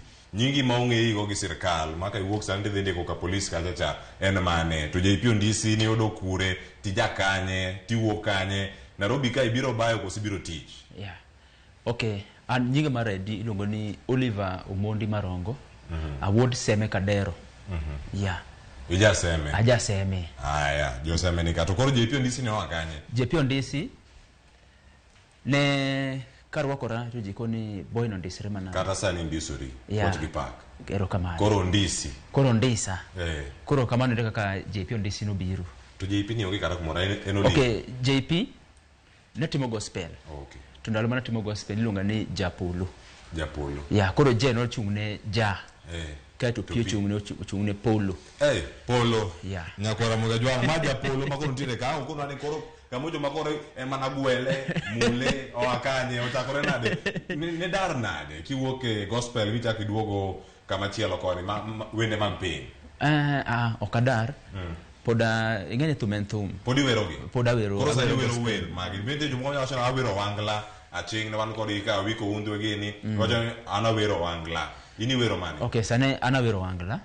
But gospel be nyaki duok na Nyasaye kamano. Iwero gospel e wangla ka. Yeah. Nyasaye. Do Nyasaye be Nyasaye chiwo talanta kendo kinde giduto ka wantie kanya kod moga jongo medo mana ng'eyo jathum ni en ng'a to timo gige yo machalo nade.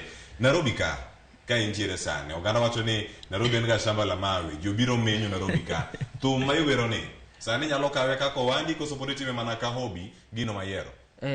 Thum mamia bedo kaka eno kaka ndese ni endi en thum. Yeah. Mangiso ni kore time mondo mi okel ni yuto. Atime mondo okel na yuto. Ndio jothum moko mapenjore ni ere kaka jomoko chopoga kama chak lok thum obedo ohala magitimo kata thum obed gino maduong' mamiyo gi yuto. In safar mar ni chako nade. Kani chake bende paro ni chieng' moro ni keto bed yuto. Miyo mana sigandi no matin nyaka sani makoro wacho ni wer ni obedo wandi makoro itimo Nairobi ka. Okay, wer nyaka chaka moro. Nikech gimoro amora ma ng'ato timo nyaka ibed kama chako godo gi kama tieko godo. Koro anachaka mana matin kantiere Rongai kamoro ni Giganji Records. Koro kanya mana chake thu mos to pile ng'ato bedo gi experience. To the moment yudo mafans magi to koro gine ma gi support matin tiyodo ka kinyalo chiemo. Yeah. Nyaka sani wer mane chako go mokuongo. Inyalo miyo akapela mare kata ngwaranga ni wer mane bebe nitiere kar kae. Wendi mar gospel. Mar gospel moko kata ka pok odhi mimi na we nikech mimi na we mabiro sani. Ni chako gospel. Wer mane mani wero gospel mokuongo kani kacha. Okay, wer mane chako godo mokuongo ne iluongo ni Baba ni wewe tu. Baba ni wewe tu. Yeah. Baba ni wewe tu no bende biro mbele ka. Yeah. Agenda angwa yude mbele ka tulo machuok. To sani miyo akapela machielo ma onego ni ka mimi na wewe no. Mimi na wewe. Nikech mana mimi na wewe sweet yo, mimi na wewe, nikech mana mimi na wewe sherio, mimi na wewe. Mimi na wewe, nyokora mwenye wangu ndiye kaka mimi.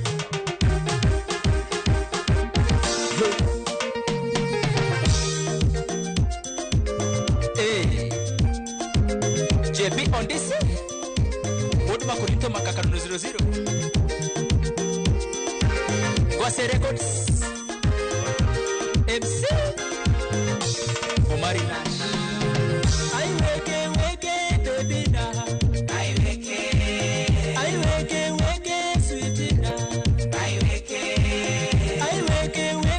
mami na I weke usie chunya yo I weke jabe weka something ago miloro jabe weka something mami ago miloro no anu bana mimi na wewe sweetie mimi na wewe no anu bana mimi na wewe sweetie oh mimi na wewe ara sudumana butaka baby ara sudumana butaka baby butaka baby butaka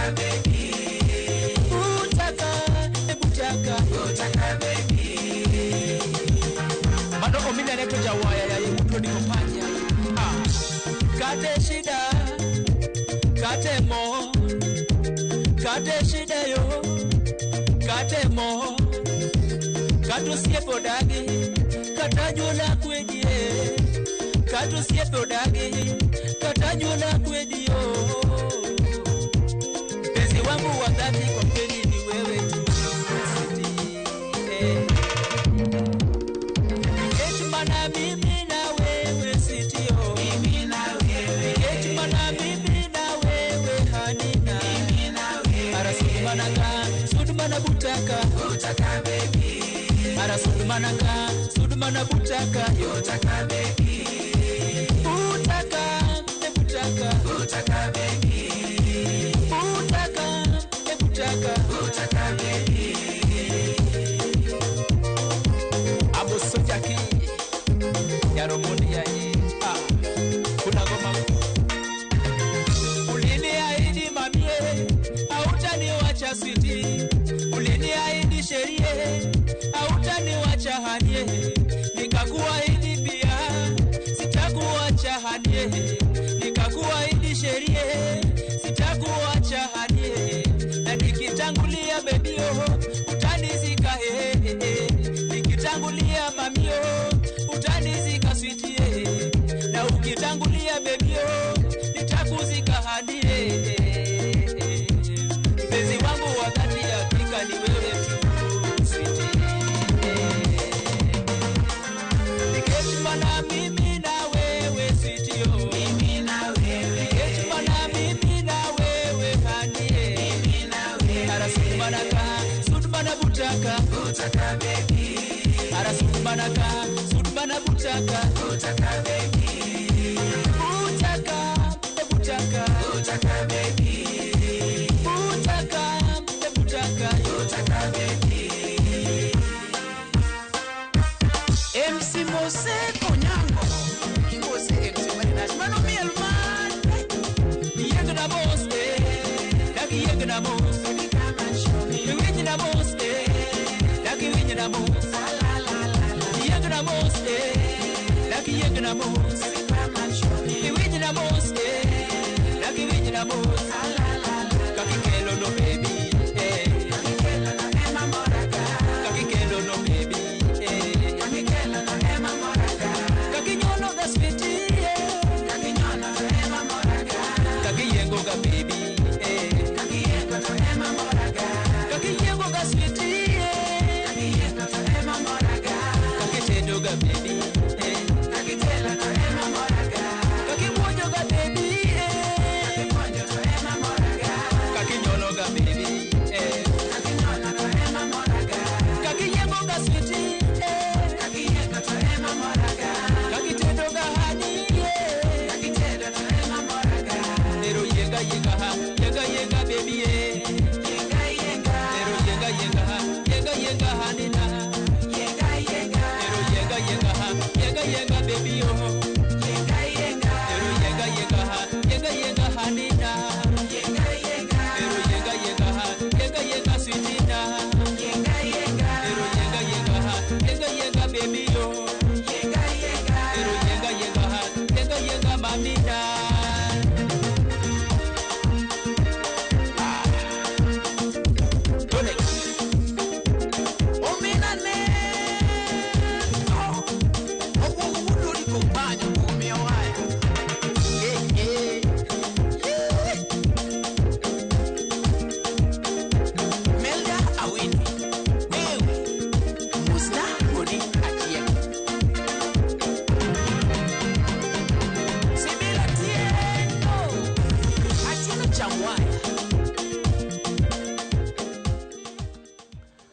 Ramogi Juang.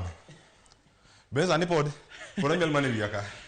Bits go rojo mane yo yeng na matin yeng na mana mos. Watch ni gigi gwele mana mos ja Ramogi Juang again. Watch ni chieng teacher beach. Moro mayoma enya ukinyi maka uno kawantire kawa medo mana nge. Mako ribero Kiswahili. Ethago ji mathoth. Athago ji mathoth. Kiswahili. Wendegi indiko gi kendi indiko ni kosi wero gi kagi akani motivation ni yudo kanyi mar ndiko kono kendi ko gi kendi. Okay, we trying to ndiko kenda. Yeah. Itako ndiko wende gi kani chako wer. Kana chako wer. Kani chako wer. Yeah. To motivation ni yudo kanyi. Jomo kwacho ni moko wuok ga lek e paro gik mineno gik mutimni ponono mimi na wewe masani ni wakani. Okay, mimi na wewe ena to mane aneno ko sipna moro kaka nendalo era ka Valentine mokalo ni endi. Tako ni andikwer mar mimi na wewe no endo.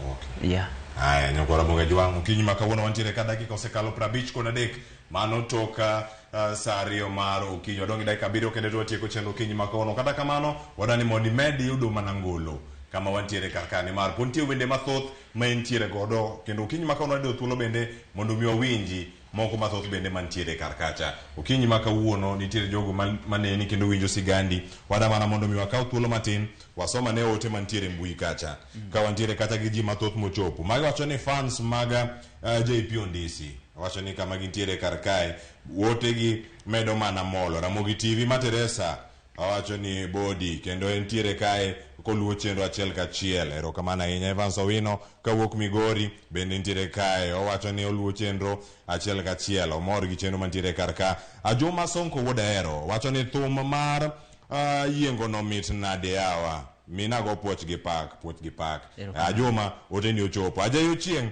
tim mana kinda Nyasaye biro yawo ni yo bidi nyale erokamano ahinya Eriko Keo Kizito bas owacho ni ero wuod kacha kwaro mako yamo Eriko imbe miela kama intiere kacha ng'ano miela mare Dorian Pex wacho ni ndusre mamit to dhi Eriko Keo Kizito pontiere kar kanyo Jayman Yang oyawre wacho kanyo ni atiero Gemra Nyakach neno yo makare mano Justino Ndiek Jarae erokamano Opio Elkana wacho ni thum mit manade no JP Ondisi ket mana kinda kod lamo weche beyo ba tuned from Kisumu ka erokamano ahinya mano Opio Elkana Ajuma Sonko ote maresu chupo kata Sara Singa nyakwaro dongo mar wang' neno West Kanyamkago asemoke it's Friday kendo oliel entiere iye kae med orogi Celine Dion bende wacho ni kundani from Homa Bay erokamano Masi Adikinyi wacho ni count me in waneno ken Kisumu Elgons wuodu Yoma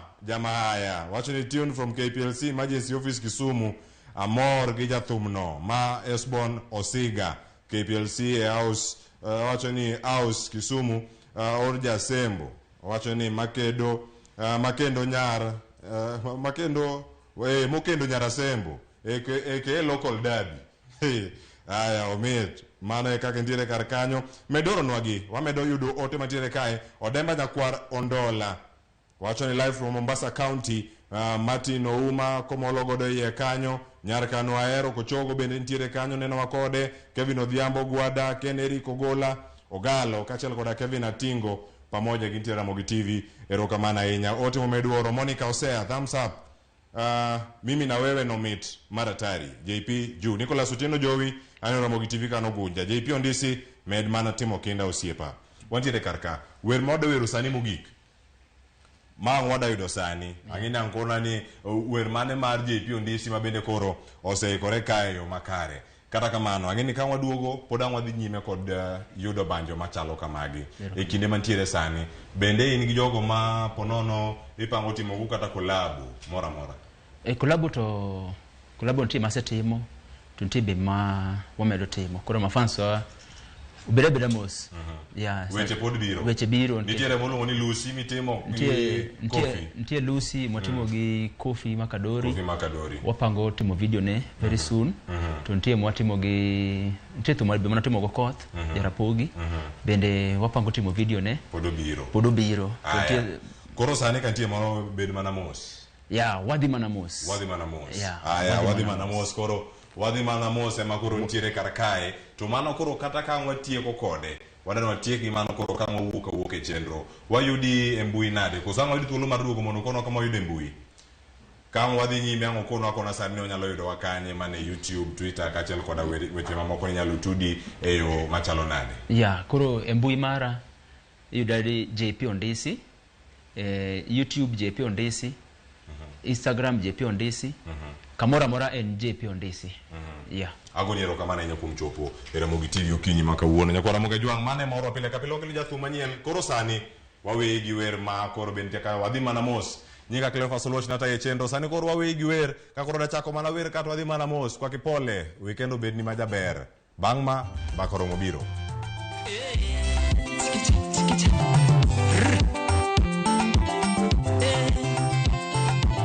wadhi mana mos pole tu tuko na deno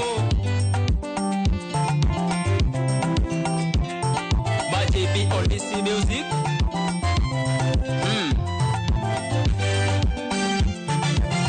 obera na nyathi maero sami yonge buta jaber nyeri to chunya chandore bera na nyathi maero sami yonge buta jaber nyeri to chunya chandore karate donga somo nyar maro maka ngato tugo kodinja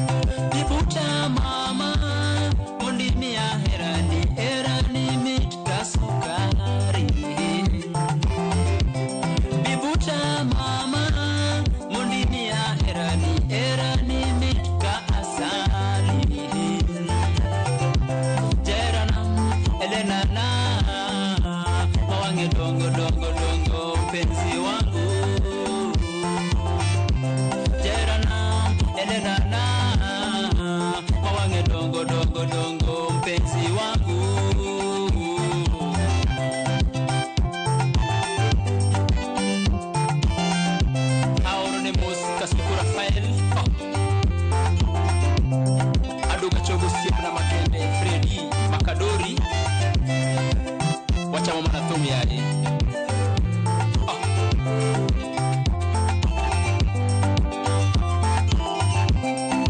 Penzi wangu Elena, baby, baby, baby na sweetie, sweetie, sweetie na sheri, sheri, sheri na ikiwea kabiwe jaber mpaka mwisho.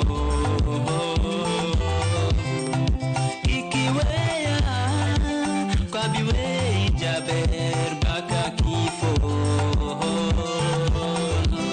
Sweetie, sweetie, sweetie na baby, baby, baby na inde mara tuane mari jaber mpaka mwisho. Inde mara tuane mari jaber mpaka mwisho. Baby, baby, baby na mami, mami, mami na Elena, Elena, mpenzi wangu. Ele, ele, Elena, ele, ele, mpenzi wangu.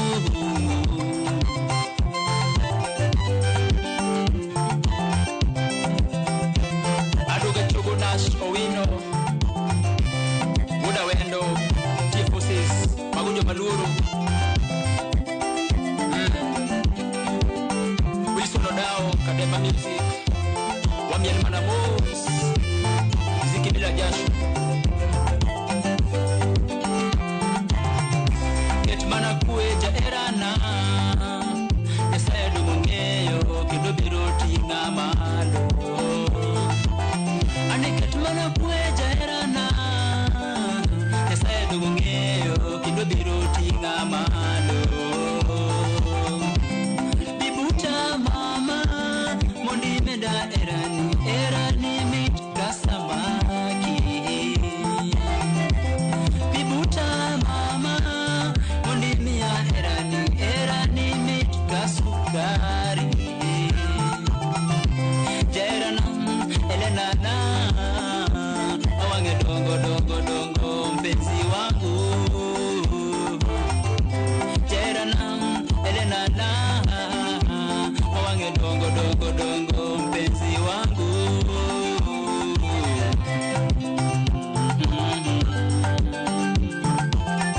Isamawan tori wanyuno manamos, manamos, manamos, manamos. Isamawan tori wanyuno mana manamos, manamos, manamos, manamos, manamos, manamos, manamos, manamos, manamos, manamos, manamos, manamos, manamos. Isamawan tori wanyero mana manamos, manamos, manamos, manamos, manamos, manamos, manamos, manamos, manamos, manamos, manamos, manamos, manamos. Isamawan tori wanyero mana manamos, manamos, manamos.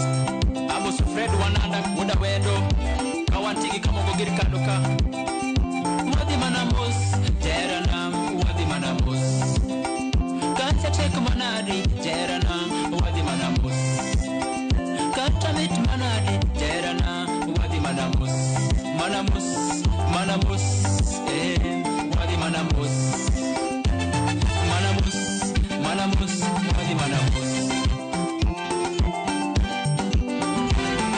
Apanda ashuka ateremuka mpaka chini teremuka. Apanda ashuka ateremuka mpaka chini teremuka. Teremuka teremuka teremuka mpaka chini teremuka. Panda ashuka teremuka mpaka chini teremuka. Atere atere atere atere teremuka mpaka chini teremuka. Teremuka teremuka teremuka mpaka chini teremuka. Upande upande teremuka mpaka chini teremuka. Amo msumuri na chie kaunti na dala masaika kanyo endo morini mosna menda.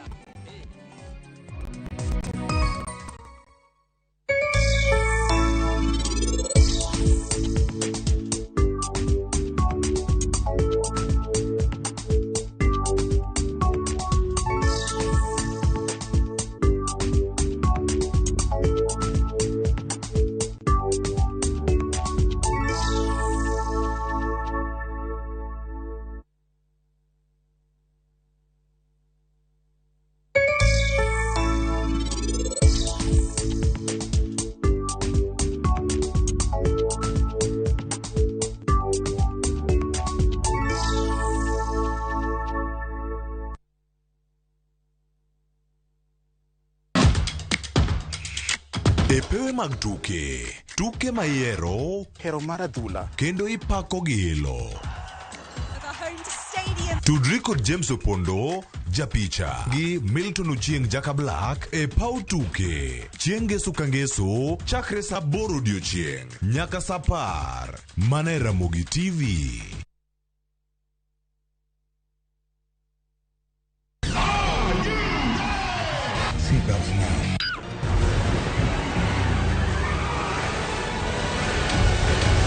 We all want a piece of the action.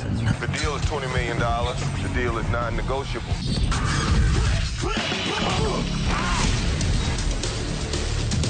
Don't miss the thrills, the adrenaline,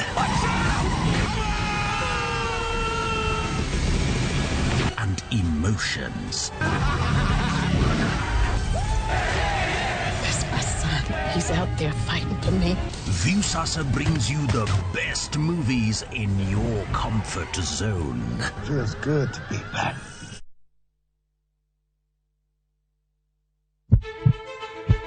Sasa ya mawagamo muya, wayudo ngima. Sasa ya mawayudo rieko, wareso ngima ng'ato. Dr. Satiriosus onego beni lorore, foramen oval onego beni lorore. Penj laktar, kelo ng'eyo matut. Gero oganda gi puonj, mok inyal yudo kumoro amora mag weche thieth. Diwacho ni gima koyud chon, tinyalo thiedhe ma ng'ato chang chuth. Kabisa. Or ote machuok gi penjo, moluore gi weche thieth. Tudri kodwa e nambani. Kata inyalo ywa tole nambani. Riwri kod Ruth Otieno, wuok tich nyaka tich abich, sa 12 odhiambo, mana e Ramogi TV.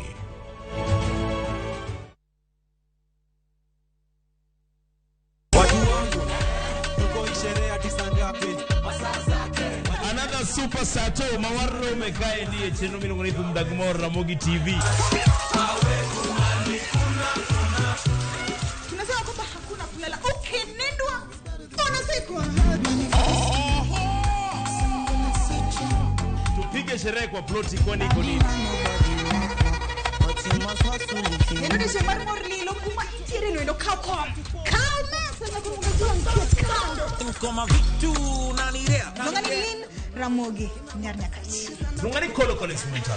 E Thumdag Mor, ngeso ka ngeso, sa 4 otieno, mana e Ramogi TV.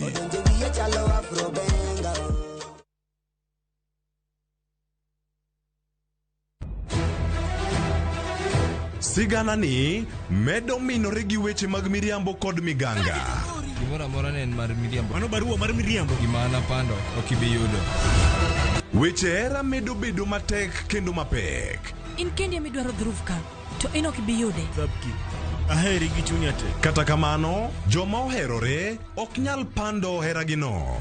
Adiera ni mana machiegni. Abro riembi e od mikenda. Abiro kai mondo achul kuoro. Inni wuonre wuonda kae to koro sani ini dwa riembo. Ewi magi duto, nyaka joot achiel chung kanyakla. Nyithinda bo bedo kamoro achiel kendo. Tapki, wuok tich nyaka ngeso, sa 2:15, mana e Ramogi TV. Kik bai. Wakenya wengi wanaendelea kushiriki na kushinda kwenye Shabiki Jackpot Mbao. Mimi naitwa Peter Nganga Kangacha na huyu ni bibi yangu anaitwa Mary Njoki. Nafanya kazi hapa biashara hapa Nakuru Town, niko daktari clinic officer. Natibu ear, nose and throat. Shabiki Jackpot Mbao nilishiriki Jumamosi. Mara ya mbele tu nikaweka kwa ile namba 29063 na nilitupa 100 mara mbili. Na nikasahau hivyo mpaka Jumatatu nilipoambiwa nimeshinda, na although sikuwa nakubali, nimekubali. Kuwa mmoja wao. Cheza Shabiki Jackpot Mbao kwa 20 bob pekee kwa kutuma neno SJM kwa 29063 na waweza kuwa mshindi wa zaidi ya milioni 20. Shabiki Jackpot Mbao, the easiest jackpot in Kenya. Not for persons under the age of 18. Play responsibly. BCLB number 416.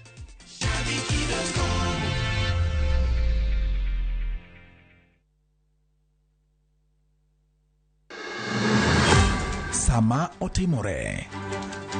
Kama otimore. Wananchi wananchi wako na uwezo wa kusema enough is. Joma Otime. Kwani baba ni wanani? Hata baba ni wetu. Kaka Wanene.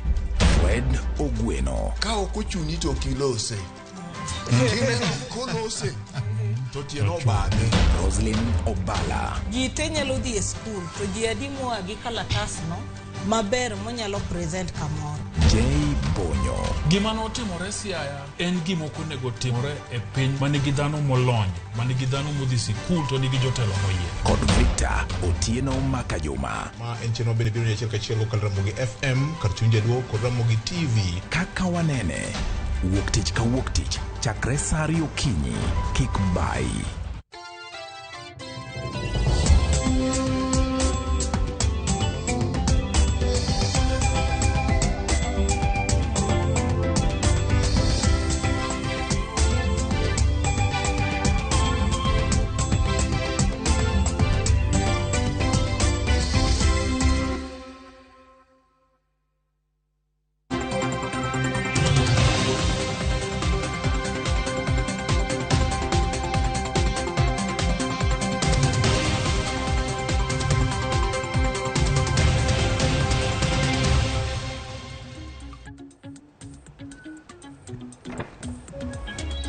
Nyakora mogajua nga kamora mora maintiro kinyima kawuono ero kama na inya kumedo kete e Ramogi TV kama bende pod wadhi mbele kod chenro magwa mago kinyima kawuono to mana kaka ineno gisani koro wadonjo e kidieny mar mbaka oromo kinyima kawuono kaka pile e chenro mar mbaka oromo ka wachako to wachako kod chal mar fuambo mar mondo mi bed kod ng'eyo e wigigo duto mabende waluonu machiegni odiochieng' makawuono weche mabende ibiro bedo kod geno ni biro neno e weche manyien mamoko mago odiochieng' makawuono. Ka wachako ayanga chal mar fuambo kinyi makawuono wachako go kod weche mag lit kaachiel kod kuyo mano en kaluore kod kaka jakom duol mar jodongo mar Luo mano Ker Willis Opio Tondi ong'ielo rengo kinyi makawuono ka bende osebedo koyudo thieth e od thieth mar Avenue mayudore kaunti ma Kisumu. Ler e wi wach Ker Willis Otondi ng'ielo rengo oyang kanya kod speaker e kaunti ma Kisumu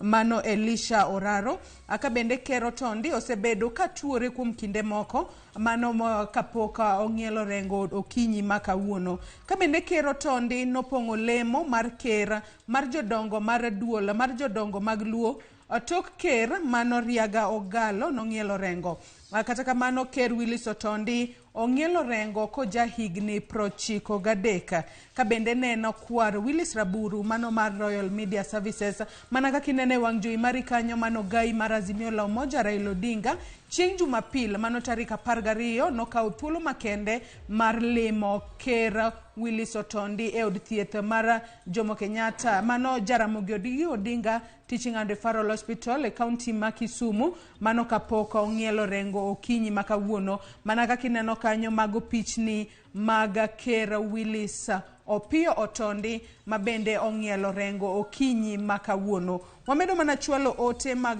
kuyo kaachiel kod lit ne familia mar Ker Willis Opio Otondi mabende wachne kata lipota mar ng'ielo rengo mare ochoponwa okinyi makawuono bende kaka seng'isi mana kaka imedo neno kanyo mano Raila Odinga nolime kanyo e od thieth mar jo TRH mane kaunti ma Kisumu kama bende noyude thieth kapok notere e od thieth mar Avenue kama bende no ng'ielo rengo okinyi makawuono bende neno kanyo mano Willis Raburu mar Royal Media Services ang'isi kanyo ni mano ne kwargi mabende ong'ielo rengo okinyi makawuono.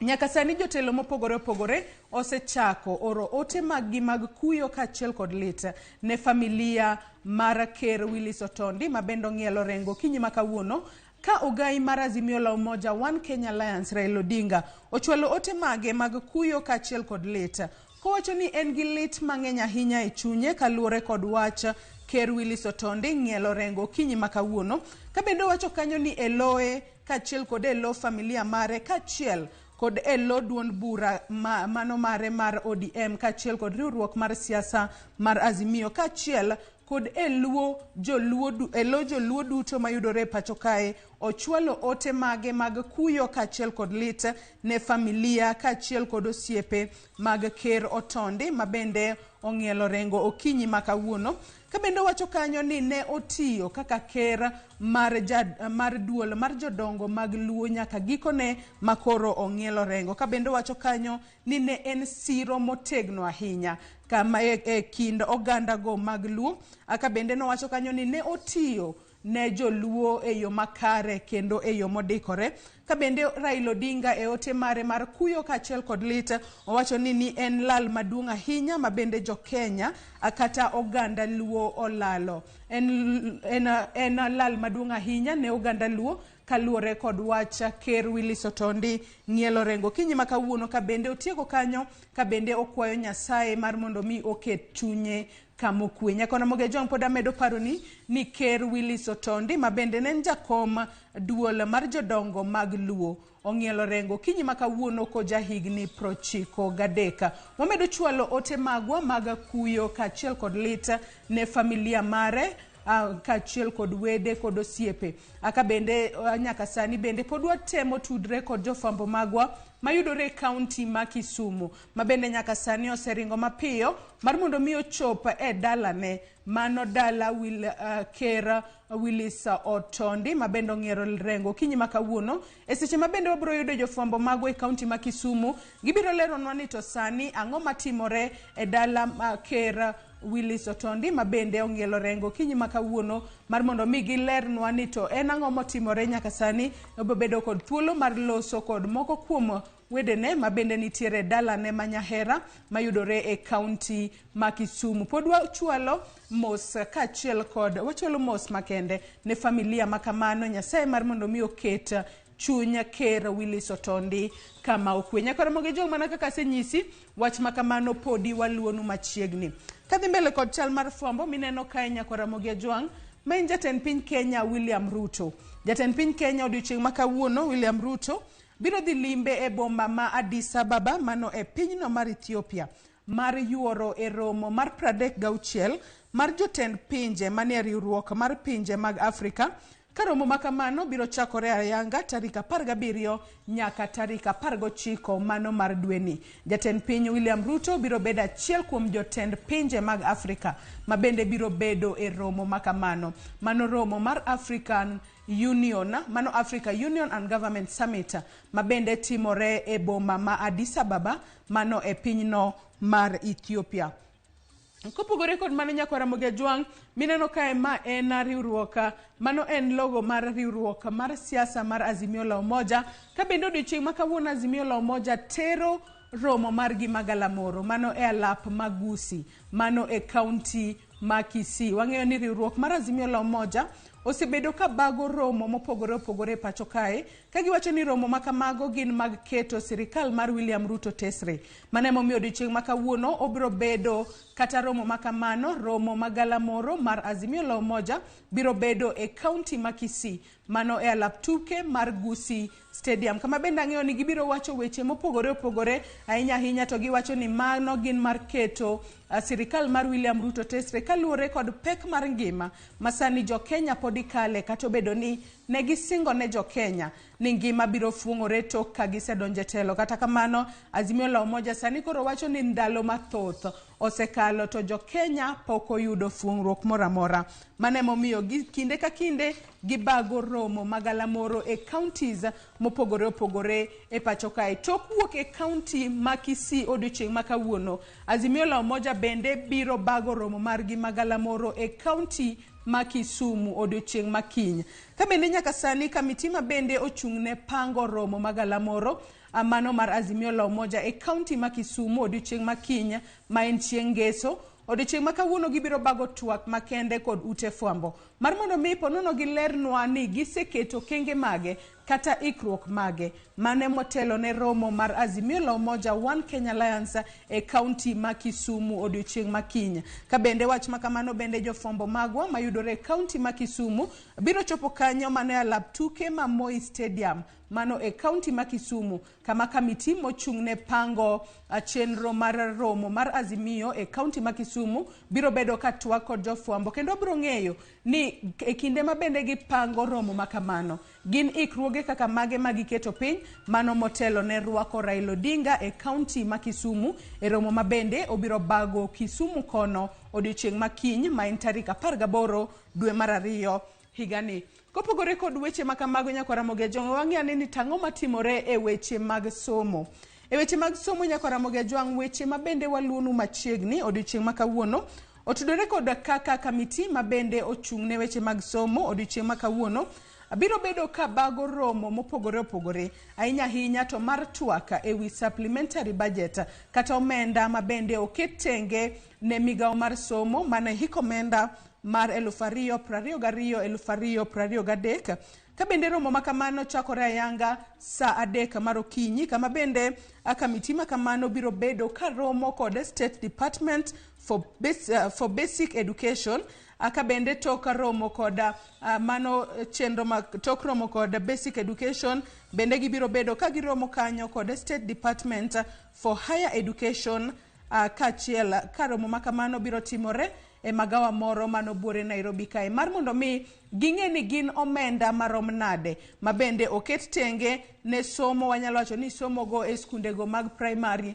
kachiel kod somo mabende pesa mabende biro ket tenge ne somo e skundego kata ne mbalariany kachiel kod kuonde tiegruok mopogore opogore e pacho kae. Wach makamano bende wabiro luonu machiegni mar mondo mi bed kod ng'eyo mar gigo duto mabende timore e sekta mar somo e pacho ka wadhi mbele Nyakwa Ramogi Jong' wadhi nyaka e kaunti ma Migori. Mineno ka Nyakwa Ramogi Jong' ma en rech mabende iluwo kowuok kacha e nam Lolwe. Nyaka sani nitiere jogo mabende tiyo kod yore mag kiluwa ma ok ni kare e kaunti ma Migori.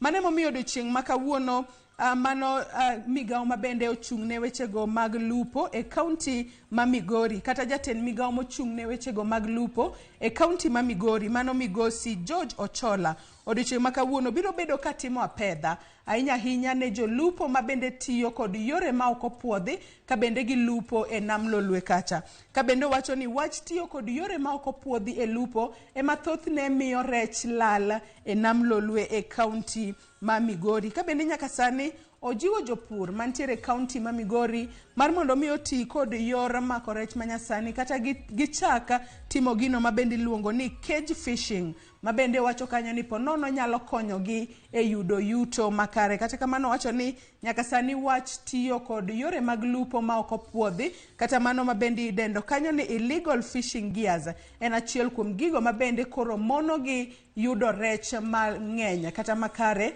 e kinde mabende gilupo e nam Lolwe e kaunti ma Migori.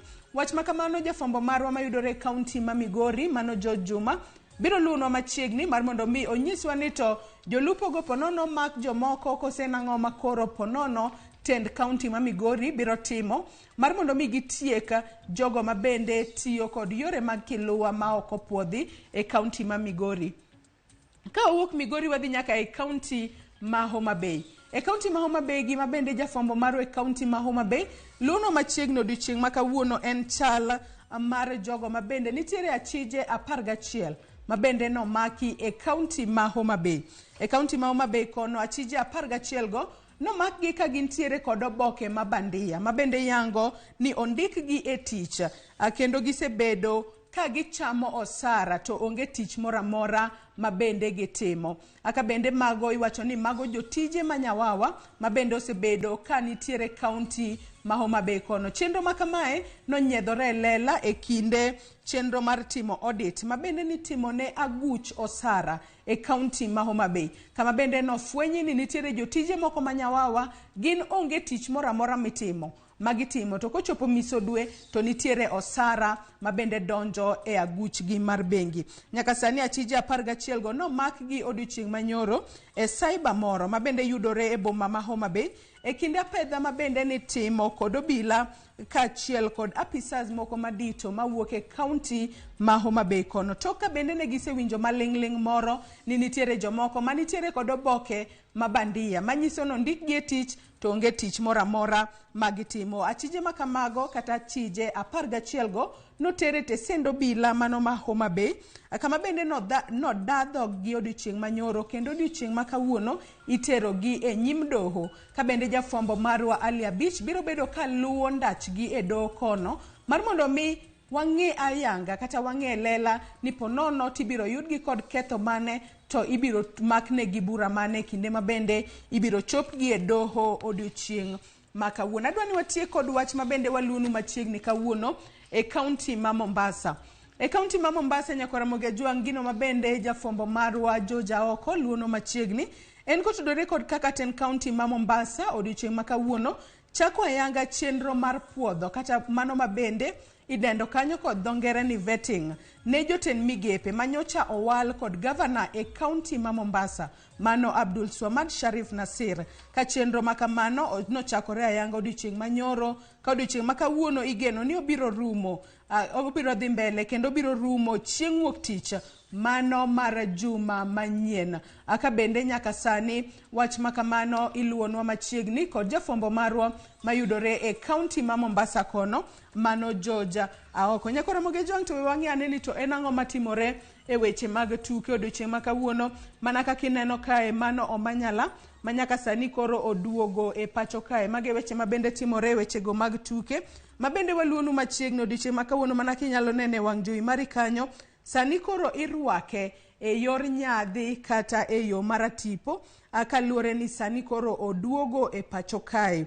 Wach makamano nyakora Ramogi Ajwang' bende nyalo bedo kod ageno ni biro neno e wechewa manyien mamoko mag migago ang'ich welo kagi kata kachiel kod oimore. Omanyalo sebedo oko mar piny Kenya kama bende nodhi e ng'we mopogore opogore kosebedo koringo ne piny Kenya kendo sebedo korieny ahinya to e sector no mar tuke mag ng'wecha e pacho kae. Nyakora Ramogi Ajwang' wach makamano pod ibiro yudo kuku kachiel kod tiende e wechewa mag tuke mag odiochieng' makawuono. Nyakora Ramogi Ajwang' kanye machopo godo e giko mar chal mar fwambo kinyi makawuono pod wamedo luonu weche mathoth kangwa yudo tudruok makare kod jofwambo mago e kaunti ma Kisumu. Wabiro kelo ni weche mabende timore e dala Ker Willis Otondi mabende ong'ielo rengo okinyi makawuono. Pod wagoyo tach kono mar mondo mi wakel ni weche makamago e yo makare. Yiena mar mondo mi akaw yweyo madundo gi sani tok yweyo marwa nyawadwa Cleophas Oluoch donjo kod twaka e chenro mar mbako romo. Kik idhi mabor.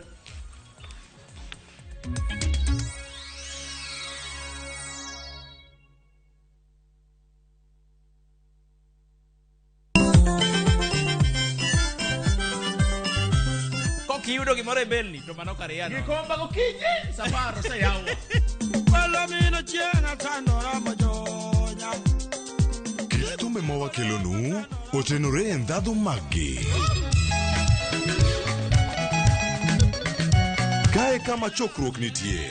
Orchestra super kiaki Bidola Kabari wabiro Chakre Orutu nyaka Wangla nyaka Benga budho mara Tiporiti Michael Onigi DJ Kolo kod instrumental kod Ninja the Entertainer Ramogi Night Teacher Beach ka Teacher Beach Sang'wen otieno.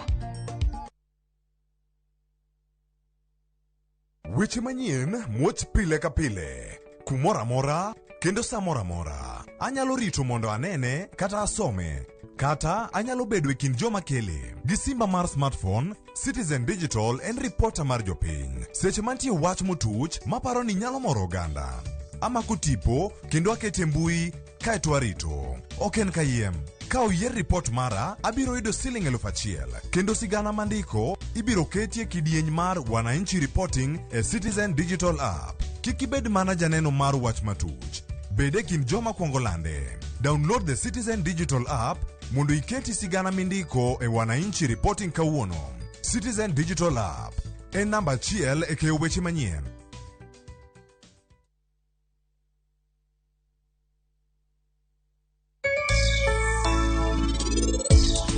Ingeni sani tapkino oselokore janeko. To gino sani buoge malich ahinya.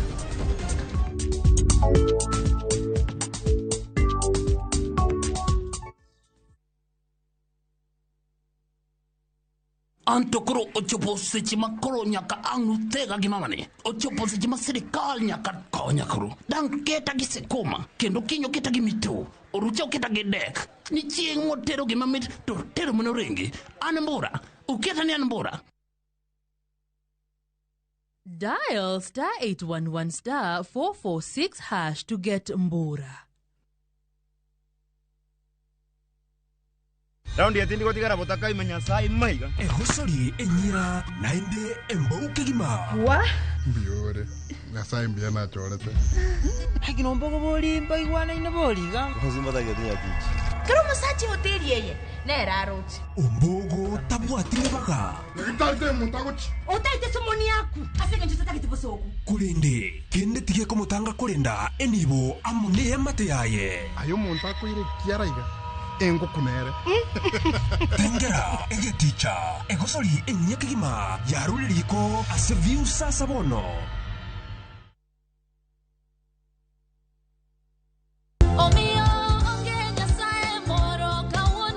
Nyasaye ber kendo oromo adenda. Ibirona baba. Gima lokore seche ma ng'ato pong'iro kamano e chunye. Kinde ni nyaka lokruok obedie ngimawa ema omiyo Roda Nyarko Kitmo, Jilo Jamwaka, gi The Chwalist wuon Ken the DJ kelo ni wach maloko ngima e chenro mar Injili Kalo. Amalo rieny nikech lerni osechopo. Injili Kalo Jumapil ka Jumapil saa 12 okinyi mana Ramogi TV.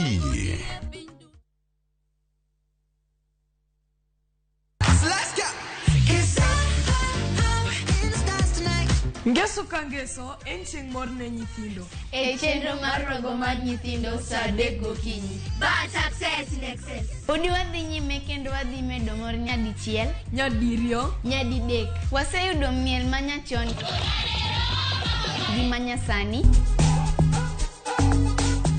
tedo, katiratira,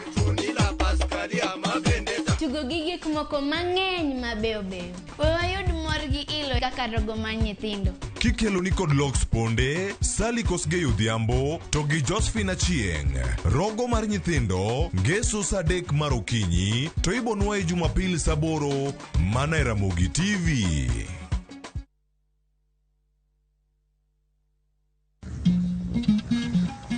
Oganda en kitgi.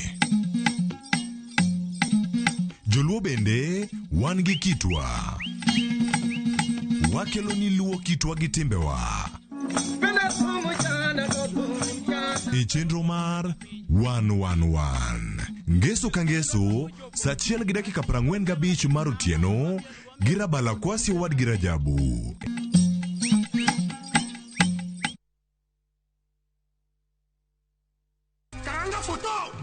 Machiegni nyakwara Ramogi Ajwang' e chenro mar Ngoma Owake. Wuok tich wakelo ni ngolo manyien.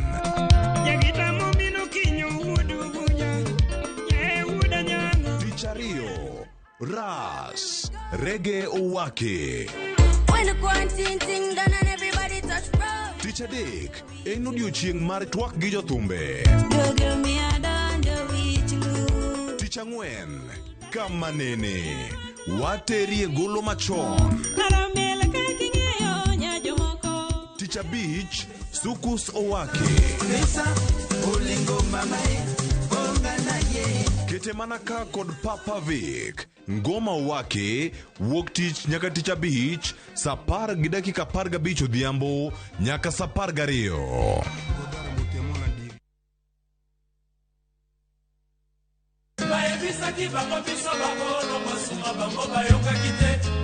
Yuda Matingu.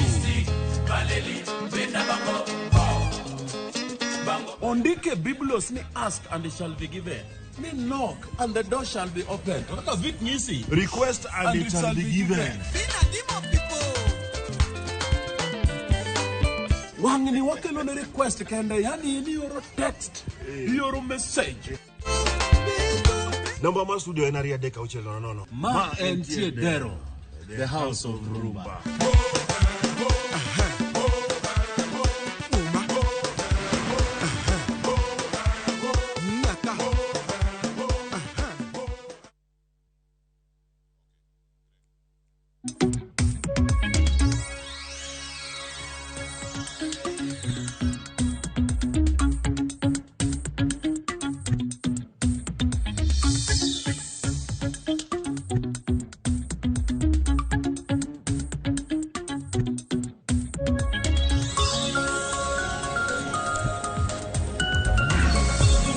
Nyakora Ramogi jwang mantiere ka okinyi maber, okinyi ma long'o ahinya bende waseyudo gik mopogore opogore.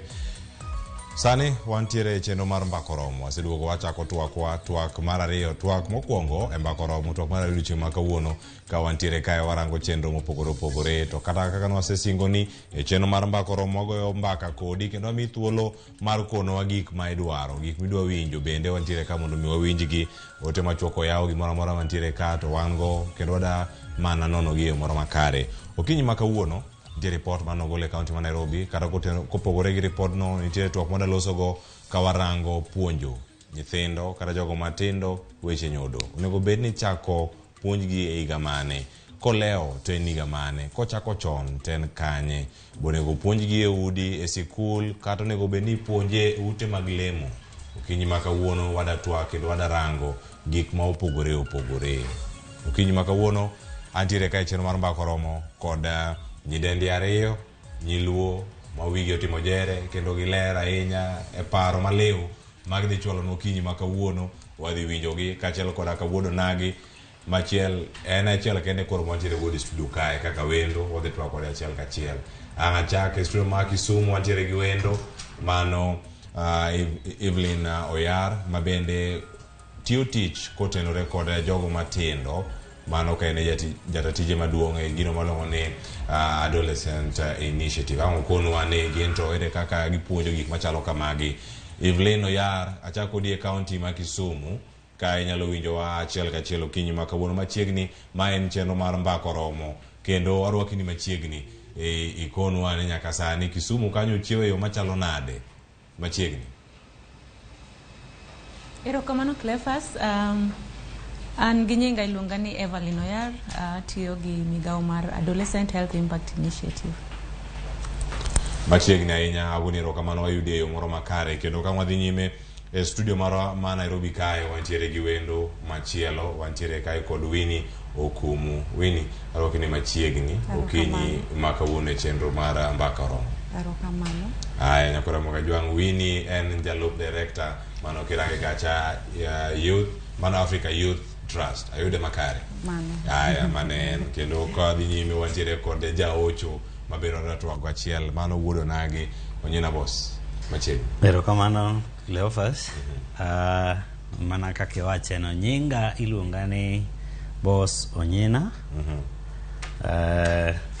Alonye weche mag dier wich go. Kae to basa tenora e weche mag hocho. Koro mbaka ma kawuono wadwa goyo en mbaka ma samoro bende yudo thuolo wago gi joma tindo. Ng'eyo no chando jonyuol mang'eny, barang' mopuonjre. Erokamano ahinya. Nyakora Ramogi jwang, mondo mi wachak twagni okinyi ma kawuono achiel kachiel. Obija ne sigana mano los no odiochieng' manyoro ma motere kod report mano gole kaunti ma Nairobi, kata kamano adhi bedo kwa twak kodgi kendo warango e counties mopogore opogore. Obija ne report mano los no kanyo kod jafwambo marwa Judith Omondi, jafwambo ayo wechego mag thieth, wechego mag ngima kachiel koda wechego mag science. Obija ne kaka nomiyo report makama. Tend County ma Nairobi ochako puonj koda pedha mager ne joma chuo ma osebedo ka timo tim njore mar bambo nyithindo ma yawuoyi manie kind higni 4 nyaka higni 15. Lipot mane ogol kod migawo mar kit chwech mar kaunti ni ma Nairobi odiochieng' ma kawuono yango ni nyithindo ma yawuoyi 100 manie kind higni 4 nyaka 15 ne oroch ratichgi kod joma chuo mamoko riwo nyithindo wetegi kama moko to gin chuo madongo. We are noting a high number of children undergoing sodomy.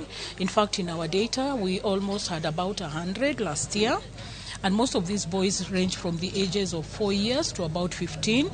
Most of these cases are either being done within the school compound with children of their same age or with adults. And social media has also brought in the issues of TikTok. Somebody would want to use the children. When your school boy or school-going boy comes home, na amejipupulia, do not be quick to punish him, because we note a lot that we as parents, we run so much to punish the children without asking. Roslyn Makabana maina pisa motelo ne kedo kod lwenje mag kit chweche kaunti ni kwayo jonyuol mondo chak puonjo nyithindgi ka okoni thoth nyithindo yudo midhiero gi tok bed thuolo mar wacho miyo kichopo e ute thieth ka ngimagi ok ber. Sodomy is associated with high levels of stigma, and the boys might not be able to report it. But again, as parents, and also as the schools, and also the county government has taken it up upon itself to ensure that we are creating awareness through the school health program within Nairobi County to also talk about not necessarily only sodomy, but cases of sexual and gender-based violence in schools, and using appropriate age language so that we are giving information that they can be able to work with. Bende lipodno yango ni muheo ji 6,000 ne uroch ratich gi higa mokale kaunti ni.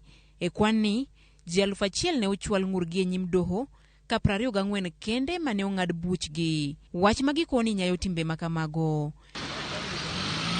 E kwan mar mine 2,000 mane oyudo midhiero e kinde mane ginyuol nikech ne otergi nyangu, kuonde dak makamkunji kod Mukuru otelo. Ka weche moko liekore ni moko kuom ute thieth ma Nairobi tero nyithindo manyiri matindo nyangu kapod gikwar. Wach mabende tend kaunti no koro luo. A total of about 2,000 women who came to deliver within our public facilities had complications related to FGM. Then high numbers were coming from areas of the Kamkunji area and parts of Embakasi East, that is the Mukuru. We are yet to really come up and see what type of these cases. But what we know as a county, we are a transition area where maybe children are brought in to undergo this. And we are working, trying to see what is the best way that can be able to ensure that we have also zero tolerance to FGM as it's envisioned by the national government. Judith Omondi, Ramogi TV. Nyakura Mogejwang, mane sigana mawayudo kanyo kuom Judith Omondi. Mokwongo kapok wachako kata donjo e puonjo nyithindo weche mag nyodo. Ada winjo pachu duto kachako kod Boso Nyina, kaita ngadhiri Winnie, kaita ngadhi county ma Kisumu, adhi nyaka ira Evelyn. Achako kodi mana pachi ka luore gi report ma winjo sani. Mama na county ma Nairobi, wenya chalo nade piny kocha. Erokamano Cleophas, en wach ma lit. En wach ma lit kirocho ratiro mar jomatindo. To jomatindo gin jomadongo makiny. Koro tiende ni ka okang' ma gintiere endo ka warochogi, to kinywa onge jogo ma kiny nokawo karwa. Koro ma ketho nyaka dongruok margi, ma ketho ngimagi, kendo miyo jomatindo dongo gi chuny malit. To kama en na Nairobi kende, ma bende wang'iyo waneno ni ma endi e chuny Kenya, kama bende chuny sirikal, kendo koro kama ogwechore gi oko, to iyudo kama ng'eny ma ok bi ayanga. Nitie mang'eny matimore tipanda panda e uma, moko e yor ni we walose e yor ot, walose e yor wat, kata moko bende nikech luoro, moko bende nikech wich kuot. Koro mano ranyisi manyiso wani ka wang'iyo Kenya mangima, to kare nitie mang'eny matimore ma ok bi ayanga. Ma en wach malit kabisa. Omiyo kawuono wadwa ni wago mbaka mondo wang'e ni to in kaka janyuol, an kaka janyuol, wan gi migawo mane ma kawakawo maber to wanyalo geng'o okenge moko. Kamano. Agonero kamano Winnie, ka una achiel kuom jogo manogolo report kama nitie nonro manotim kuonde mopogore un jokanyo manentiere kar kacha. En buok mane manoyudo koluwore gi sigana makama. Ma sigana mawuok kure gwenge, owinjo Mukuru, owinjo Kamkunji, gin gwenge ma jomoko nyalo wacho ni oyo, kuonde gi nyalo bedo gik makama gi ok timre. Jero koro waneno gi report ma ogol ni gin gigo mantie. Erokamano Cleophas, en gima lit ahinya ka wanyalo yudo report no manoa ir County Government of Nairobi nyoro. To an gima nyawacho ni report no wuok nikech a lot of sensitization otim, koro yot mondo mi ji report cases mag sodomy, SGBV, rape, defilement matimore e gweng'. To en gima lit ni pod ji pod ok gintiere gi ng'eyo mar kaka report go, I mean kaka ng'ato nyalo report cases go. Koro en gima miyo both private sectors, CSOs, that is civil society organization, or regi sirikal, nikech ok en lweny minyalo goyo kendi. ke kata king'yo report manogol gi Nairobi County nen partners mang'eny manobiro mondo mi gichiw report no. Koro nyaka bed riwruok kind government to gi CSOs that are working towards that area mondo mi ging'i kaka gini nyalo go. To ka wachak wang'iyo kendo wach nyithindo, kelo nyathi ok en ni sami nyuolo nyathi nen mari. Dwaro several institution mondo mi oriw lwedo, kanisa nyaka donj kanyo, apart from kanisa, government nyaka bed kanyo, school be nyaka bed kanyo, family setup nyaka bed kanyo. Nikech ok en gimoro minyalo goye kendi minyal. Nikech sama inyuolo nyathi ka nyathi ochako dhi e school, o interact gi ji mopogore opogore. Ineno to kinyal ng'eyo ni jok moriwre godogo pat gi chal nade, nitie jok manyalo wuondogi, manyalo kata inyogi. Koro wakwayo ni lweny ni ok en lweny minyalo go gi ng'at achiel kende. Janyuol ok nyal, kanisa ok nyal, school ok nyal. Dwaro multisectoral approach ma jite riwore kanyakla mondo mi lweny nyogo. Kech king'iyo inyalo yudo samoro kaka Madam Roslyn Kabano wacho. Nitie nyathi nyalo biro ko ola oginene odhi oko maduong' e lawe. Koro ni ka in as a parent ichako chwade, koki find out gimomiyo, nikech most of the parents king'iyo kata sani ndi wantie gi a lot of economic challenges madhi mbele. Pesa onge, ngima oidho. Koro sama ngima oidho no samoro imbe inte gi stress mari kaka janyuol. Nyathi odhi oko e law, ichako chwade nikech kalure gi stress mari mane intie godo chama itemo project e nyathi. Koro kinyal find imedo timo more damage. Koro kata ka ne intie gi opportunity mar nyisi gima omiyo no dhi oko maduong' e lawe, ok onyal wacho nikech already iniwuon pok i create that conducive environment mondo mi nyathi otimre nade ofulre. Koro agwero kamano nikech wantie be gi johocho manyalo konyo be at least kata kopo ni parent be nitie gi stress kalure gi dak, ing'o ni dak tek, nitie challenges mabet kanyo. Koro ing'o ni ka gigi kioko wach gi ka there is no conducive environment ma ji nyalo riwo paro, then inyalo yudo in future piny bro bedo marach kabisa to gi kaka sani ngima tek. Erokamano ahinya Winnie, kendo ka wadhi nyime wadani warangane e kaunti ma Kisumu wantiere kata kod wendo mantiere go kacha mano Evelyn Oyar. Evelyn Oyar ka intie kaunti ma Kisumu idil kata itiyo kod jogi matindo ka intiere kacha kaka jatatije kata CEO no mano mara Adolescent Health Impact Initiative kamuntiere kar kanyo ka urango chenro mopogore opogore mia mana pachi koten record sigana ageno ni winje mano mokelo kod Judith Omondi pachien mane kalore gi buok mabende wasayudo ko mwilo man Nairobi ka. Erokamano Cleophas, kaluwore gi organization matiyo godo wadil gi nyithindo matindo kendo wadil gi nyithindo ma jowuoyi kendo manyiri. To ka chwale gi wach mar report manogol Nairobi County mar nyithindwa ma pod ichacho ratichgi kendo through sodomy matiende ni jogo nyithindo nyithindwa machuo matindo adolescents kata matindo ne adolescents go joigni 10 kata go 9 kadok chien kono. Iyudo ka nyithindo mamoko machuo kata joma dongo chacho ratichgi. To iyudo ka nyithindo gi bedo gi inyruok e dendgi, kendo gibedo gi inyruok e paro, emotionally, kendo gibedo gi inyruok e dongo gi sama oroch ratichgi e yore mag ratichgi mar yore mag riwruok gi jogo ma jowuoyi wetegi. Kendo iyudo ka report no bende ogwetho weche mag tero nyangu nyithindo manyiri. Iyudo ka kelo shida e ngimagi seche mag nyuol kendo kelo weche mag ngimagi bedo gi tabu mang'eny mbele. To nyithindo gi iyudo ka kopogore gi machuo man bedo sodomized gi ma bende iyudo ka report golo ni dhi malo, wan bende gi weche matek mag rocho ratiro mag nyithindo manyiri be kopogore gi tero nyangu kata sodomy.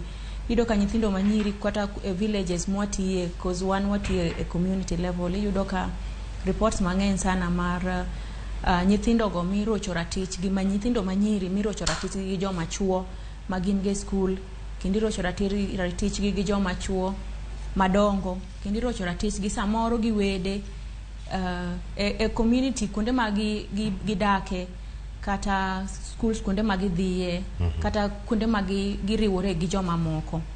Koro adwa mana riwora gi jowa mamoko Wini to gi koligwa machielo bende mosewacho ni wach mar rocho ratiro mar nyithindo gi ok en gima wanyalo wacho ni wawene ng'at achiel, kata seche mang'eny jonyuol osebedo blamed kata kwed gini to gin to gitimo ang'o, gin ema gin jonyuol mag nyithindo, gibedo blamed, iwacho ni samoro ok gitim role gi. To kaka janyuol samoro yudo ni time mo spend gi nyathi tin, yes, oningo beno puonjo nyathi, to sama tis nyathi owuok e lwete odhi e school, nyathi owuok e lwete odhi e chiro, nyathi owuok e lwete odhi e activities ma nyithindo timo gi. Koro matine ni nyathi en asset mar community, oningo beni the whole community community mangima or gweng mangima kwa ng'iyo sectors mopogore opogore chung'ne rito nyithindo gi kendo rito ratich gi kendo ng'iyo ne nyathi ka nyathi mane gwengewa onge ng'ama rocho ratich gi. Koro wachako approach gi prevention aspect, mok ni warito ni ka gimoro setimore nyathi ma nyathi ngima ne oserochore koro koka wadonjo kwaringo wabire waduto, but wang'iyo ni to structures wa mantiere communities wa schools magidhiye, kanisni, kuonde magidake be gin safe, be gin kuonde ma rocho ratiro ok nyal yudo gie mayot. To ka nitiere rocho ratiro moro to bende reports gichopo ne the authority kata sirikale yo mowinjore mondo nyithindo moroch ratich gi oyud konyruok, kendo mondo nyithindo jok morocho ratich gi bende o face justice.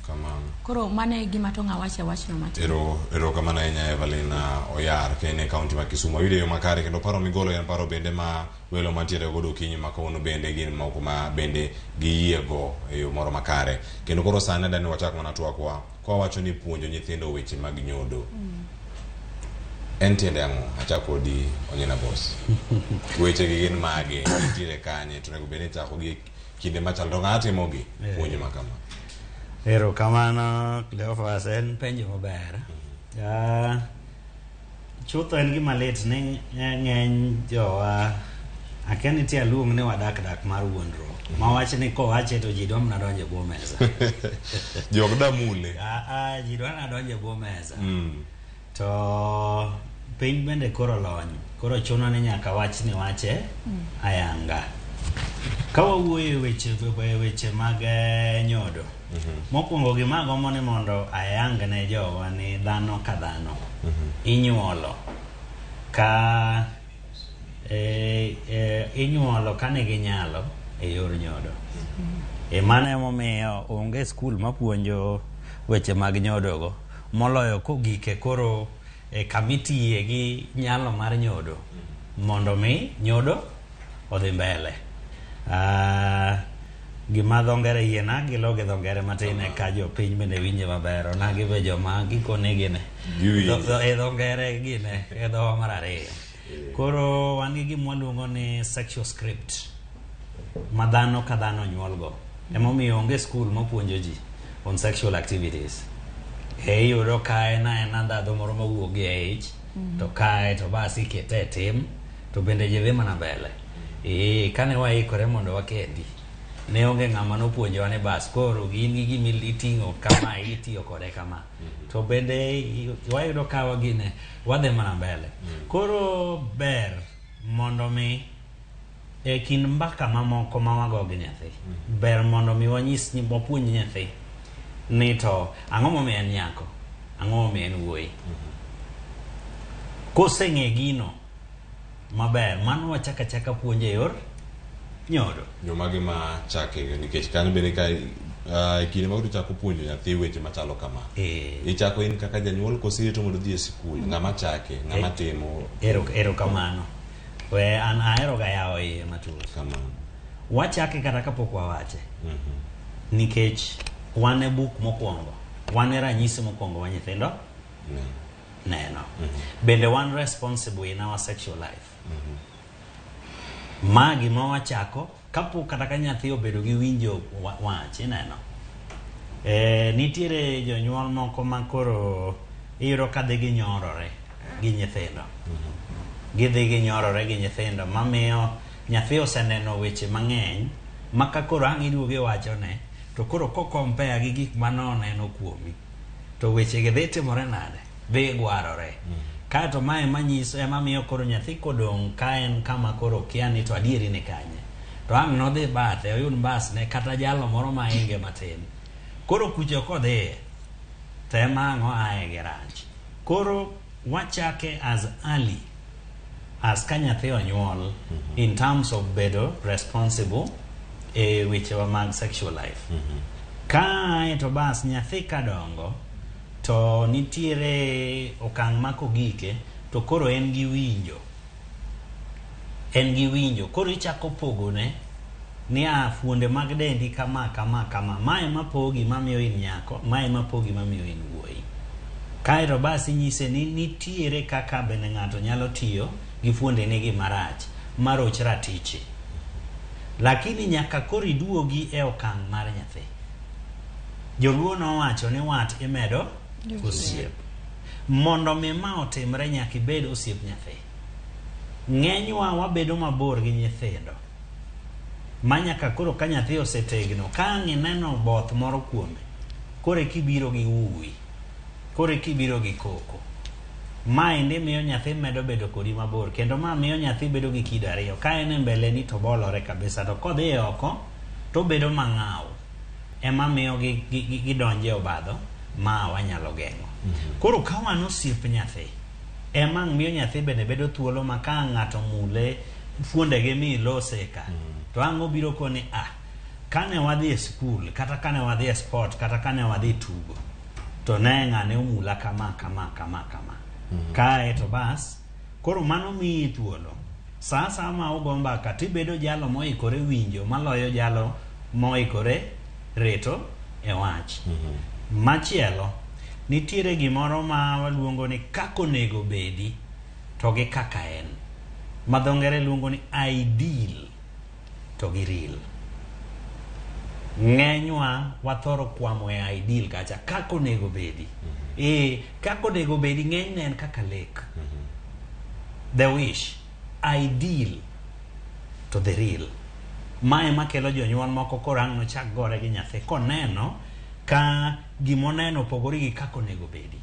Mae ni mang' miyo lweny ang' nowuok kaka to koro chieng' machielo koro nyathi okunjo pache. Koro kata nyathi hinyore nikech gigi to ok chakre dichiel. Kata mana jogo ma samoro bende dhi timo kodgi timbe mag toragi, okungo bedo kodgi machiegni. Moko nitie miwuondo gi gik moko matin ma dho ngere luongo ni incentives. Kae to bas odhi oneno ni jal mamiya incentive ni kare mae osiepna, kare mae ng'ama nyalo rita maber, ng'ama nyalo chiko na ite.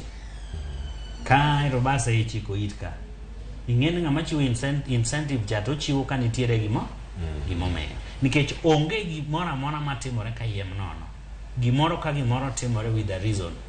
Koro maendi e gik manyaka koro wang'e kaka jogo man kodgi machiegni, moloyo ka nyathi samoro jonyuolge monyuole nokadho e yor tho, jonyuol notho, ka gidonjo e lwetwa, bende wamiyogi alwora mar dala, bende wamiyogi osiep ma miyo koro gineno ni kata bed ni janyuolna ma nyalo chiko na ite onge, lakini jalo madak godo ni pod en jalo machiko na ite, en jalo mani koda machiegni. Kae to wachako go kodgi mbaka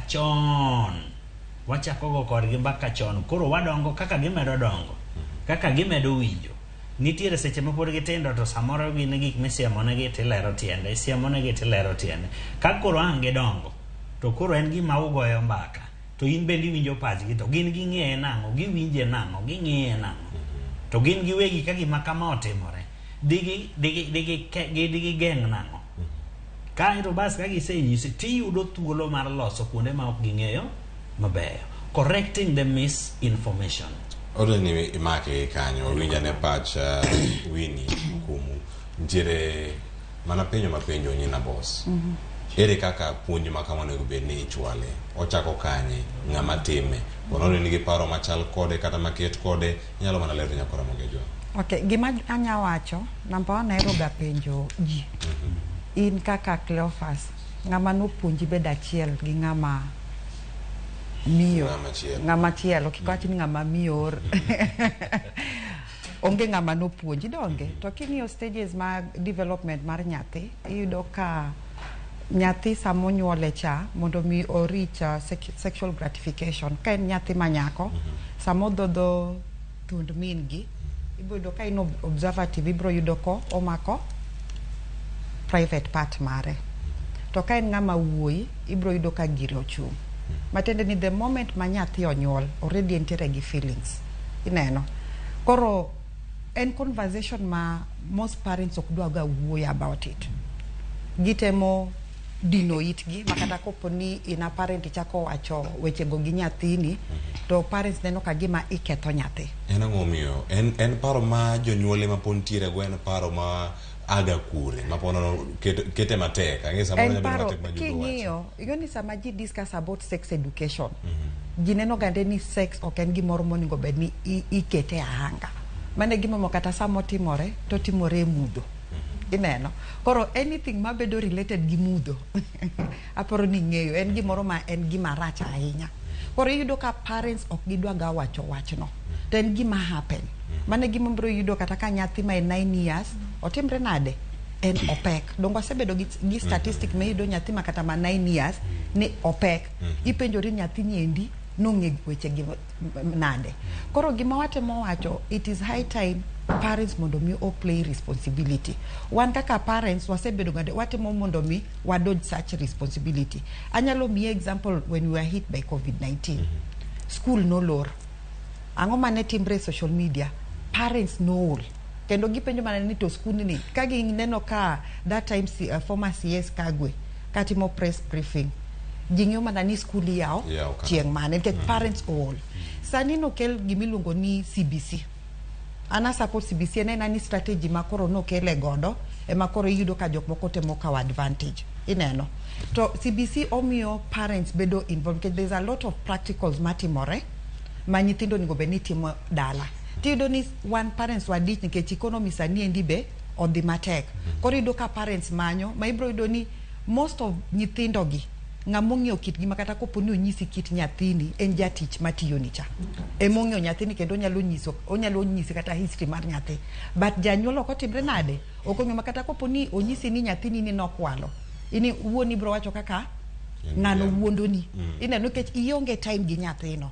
Koro my advice bro bedo ni wan kaka jonyuol nyaka wa create time gi nyithindwa. Anyalo paro kana dongo ni wacho gande ni nyathi en mar community. Kitimo makosa, jirani bro chwadi, to sama mama ubo biro cha, nikech anadongo gi, my mom was very strict. Ineno. Ko winjo to chwadi, eno bro chwadi gibao, gimo biro ire cha. Emotimre nade, ogo igo. Ma there was a time abe na penye daga deni to mabe minwa monyola dier. Ma inosika sika okechi neno, makati samboro kech mosti na dak gibabawa. Kore doni samugi koli deka di dala, tacha kuma na paroro, Simba nitie kacha chade.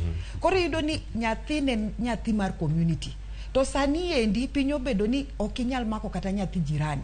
Samoro kata kidhi wacho ne min gicha ama janyuol ne min nyise ni nyathini ni notimo gima chal kama. En kendo gimoro mabe kata jirani ok nyal wuok kodi, onyalo enda kata nugoro. Kendo wacho ni ere kaka inyalo hango na nyathi notimo kama. Koro when it comes to issues of sex education, it is all across. Obed kanisa gi play their part. Obed janyuol play their part. Nikech those are institutions ma mold ng'ato. Ineno kate school, serikal be nyaka donji.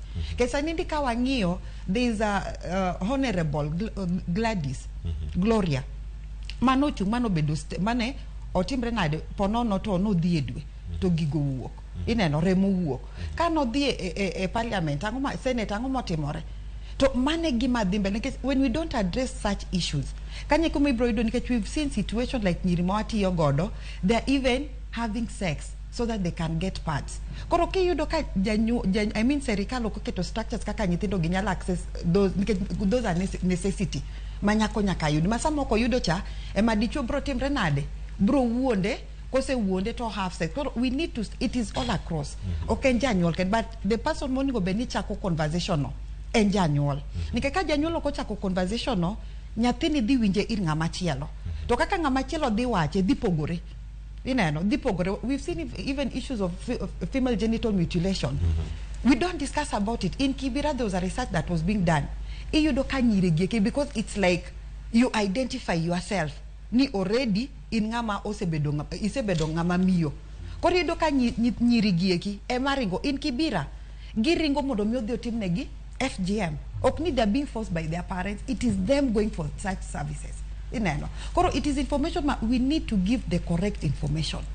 Kata sami wuoyo gi nyathini no oningo beni puonj an antie gi nyithindo madongo. Nyara sani ndin gigni 18. To en conversation ma nyaki ibet kodgi. Inyise makata koponi en koni nikech igoni wano kod kata ko gik private part. Ok oningo beni wacho ni private part. Oningo beni i-mention go gi nyinge. Nikech sami mention gi nyinge chande makata koponi nyathino obedo violated kata kodhi kot onyalo wacho maber ni ng'ane nomulo vagina na. To wan wang'yo mana ni dudu. Koro samo dhi kot cha to gi lawyers masani ndi wantiere godo. Nikech sami wacho dudu lawyer bro interpret nango. Ere kaka ng'ato nyalo nindo gi dudu en ang'o? En ochungulo donge. Koro bro penji ni gini nyadonjo iro chungulo.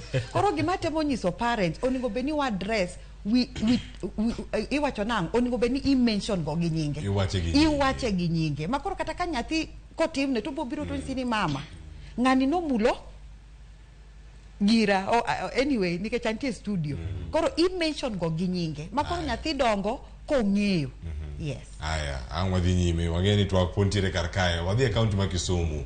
Evelyn Oyar arwaki ni machiegni kono mana pachi nyaka sani winjo kama Winnie oseng'awe kachiel koda boso nyina osekete kacha jonyuol oluoro wuoye weche machalo kama gikosoyo. In kaka Evelyn Oyar idil gi nyithindo gi ponono kata ka gine kor gweng'.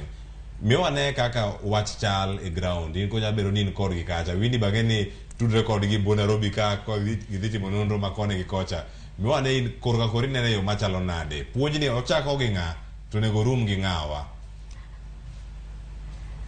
Erokamano Cleophas. In fact aparo ni lalruok ni obire sama ber kabisa koda nikech juma mokalo naromo gi jonyuol kendo naromo gi nyithindo kendo ago kodgi mbaka kanywando pachgi mondo giwacha ne natni to ang'o gima ging'eyo weche mag nyodo to ang'o kendo ma ging'eyo weche mag rocho ratiro mag gi ka ae to kendo nachaka anywando pachgi kendo nadwa na winj pachgi ni to e wach mar weche mag riwo ratiro mag gi kaka ich moiu weche mag yudo kute mag ayaki weche mag gender based violence gi ginyalo gombo ni mondo community gi jonyuol gi sirikal o support gi nade. Kori yudo magi gik mane ariwora kendo nagomba ka gi jonyuol kendo achaka gomba ka gi nyithindo to duoko mana yudo na wacho ni kaka community kendo kaka government and even private sectors gi development organizations oningo waduog wabed piny e mesa mondo wachak wadog e drawing board nikech jonyuol ne temo wacho ni gin weche mag nyodo gi sana jonyuol machuo kanwa gombaka to giwacho ni weche mag nyodo gi to dog gi pek sana janyuol madichuo koro dwa chako nyiso nyathine manyako wach mar nyodo to wacho ni donge nyathina ne nyalo chich ni samoro an kode gi paro moro koro an ok adwa ni nyathino bed opar ni an kode gi paro moro koro an wach mar nyodo no aneno ni jopuonje unu nyisa uru nyithindo gi weche mag nyodo to wane kaka gik moko mwanyalo timo wan wabro manyo ni gi chiemo uniform school fees to weche mag nyodo gi kaka ng'ama dichuo mana kuot gi ma janyuol ne wacho kaka ng'ama dichuo ka ng'achako wacho nyathina ma jaklas 7 manyako nyalo chich ni koso baba ni samoro nitie gi wach moro kuoma ka to kachaka gombaka gi nyithindo to giwacho ni weche mag nyodo gi especially weche mag sex yo mane gitemo golo go pachgi gikawo sex ni en gima rach mano mokwongo giwacho ni sexual intercourse is very dangerous. Yeah? If you have sexual if you have sexual intercourse you will get diseases and you will die. Koro iyudo ka kana nono pach gi amedo engage gi tiyudo ka nyithindo gi magi winjo gi weche mag nyodo gi bor kabisa matin ni nyodo ni en gima ok onego bed kata ni en tabu, en gima chalo gima environment ma gintiere okete gima ok onego bed kata ni wacho, nikech en gimoro makelo tho, en gimoro makelo tuoche, en gima onego we at bay, onego we gi chien kucho kendo kik mule kata.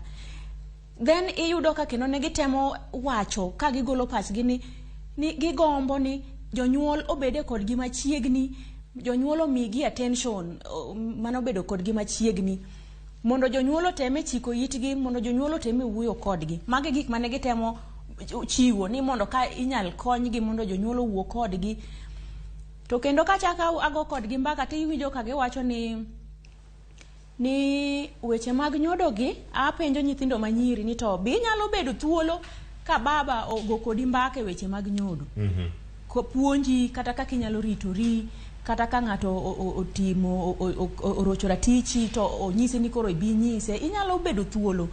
To iyudo ka nyithindo manyiri ng'eny gi wacho ni an ok adwa ni baba wachna wechego, samoro mame manyalo wero no wachna, to kipenje ni to baba ok idwa ni wachni nang'o, to ineno ka koro withdraw. Koro gima na learn e lesson no, kata kana temo nywando pach nyithindo gi jonyuol e weche yo mwanyalo loso godo wach mar puonje nyodo kuom nyithindwa, en ni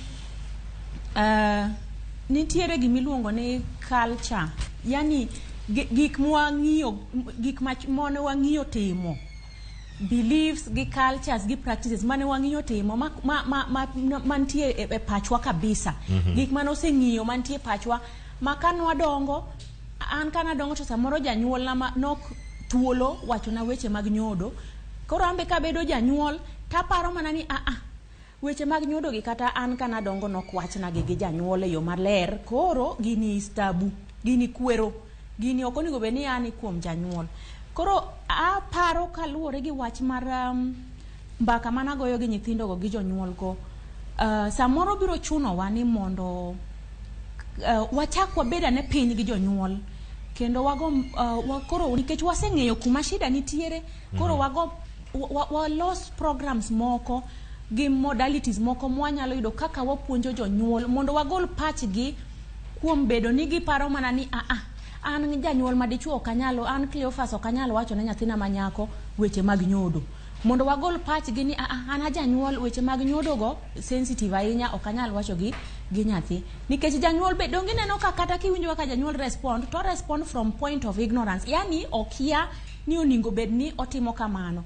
Koro samoro blame janyuol ni janyuol ok tim part ne, to samoro janyuol samoro kia no oningo bed no timo. Koro kwanyalo timo sensitization, wanyalo loso programs kaka one organization wa mar Adolescent Health Impact Initiative. Wan gi program miluongo ni Parental Involvement Program, ma iketo jonyuol in groups, smaller groups, ma jonyuol riwore in smaller groups, to gi an expert riwore kod gi kanyo, tipuonjo gi kanyakla to gi go mbaka, to ok en gima nyalo timore dichiel, ni puonjo janyuol dichiel kawuono to kinyi expect result, ni koro in koro atieko puonjo kawuono, koro dhiuru chakuyo gi nyithindu. Then obedo gima continuous, obedo gima dhi mbele, program ma dhi mbele, imed jiw gi, gitemo matin, sama giduoge meeting machielo tipenjo gi ni to progress mane ma itimo, okang' mane igoyo nyaka nuwa puonjre mokalo cha, to ibiro nyisi ni natemo mana penje magima to pod aluor. Koro kaka gimedo keto jonyuol gi puonjore, jiwore to puonjore, to imbi miyo gi information kaka ginyalo bedo, imiyo gi information on parental skills, kasto yo magi nyalo wuoyo go gi nyithindo gi, yo magi nyalo communicate go gi nyithindo gi, yo magi nyalo wacho ne go nyithindo gi weche mag nyodo. Wang'e ni weche mag nyodo gi kaber to oningo bed ni from igni 5 isechako wacho wach nyodo ni mos tiwache gi dhok ma oluwore gi iga mar nyathi, koro ikele mos to nyathi mana kaka nyaminwa Winnie nowacho ni ok iluong duong nyathi ni dudu, iluongo duong nyathi gi nying gino. To nyithindwa gi be sani ni e internet, nyithindwa gi neno gigi e internet, e simu, e TV, jini sani ni gi wifi e udi. Koro iyudo ka in nyise ni dudu, to gino to nosome e internet iluongo ni penis. to kong'iyo dudu gi Kiswahili to yudo ni dudu en oyuo kata maybe gi machielo kaso wacho ni o lose trust in gik minyise koro ochalo gima koro ko amini gik miwacho nego koro ko yiego odhi openjo ng'at machielo for affirmation mondo confirm ni to ng'ama chielo third party cha koro chalo tie breaker kendo ko nyise ni nyise gimo pogore then ng'ama radek cha nyise gimoro to dio confirm to wacho ni ng'ama radek ni kare ma correct then yudo ka koro ng'eny puonj moyudo kuom ng'ama oko to samoro ng'ama oko iyudo ka samoro motive gi kata pach gi ok beyo e ngima nyathi ema an koro yudo ka odhi penjo ng'ato to ma kare ng'ama oseng'iyo weche mag nindo wuoyi gi wuoyi to ng'atno dhi yudo loophole mar chako nyise weche mag riwruok wuoyi gi wuoyi kata samogo kode mbaka cha to chako mulo nyathi tiwacho ni mama no nyisi ni madudu wamul ni gane to nyathi chako bedo excited to nyathi chako winjo maber to koro yot koro mondo donje tie nyathi kechen koro nyiso nyathi gigi gi dhok gi kaka onego beni luongo gi koro that parental involvement and programs manyalo miyo jonyuolwa bed gi information mondo wagol culture moro machon ni ng'ama dichuo ok nyal wuoyo gi nyathi manyako wang'e ni sani ng'eny jonyuol odak e single parenthood iyudo ng'ama janyuol odak gi nyithindo 4 to dak kende mama onge maybe because of many reasons gik ma opogore koro it empower janyuol ni obed nyathi manyako obed nyathi mawuoyi podo nyalo wacho ne weche mag nyudo gi to wacho gi in a way mabende ma respectful to bende age appropriate maluwore gi nyathi to bende makelo luoro to ma janyuol ang' ne nyal mana timo ka en bende ongek ne yo monyalo timego matin to ngeko ni jonyuol moko are doing very well gitimo maber kabisa sami keto gi groups ke yudo ka koro gijiwore gipuonjore to nitiere improvement kaso kendo nyithindo gi bende igolo pach gi ni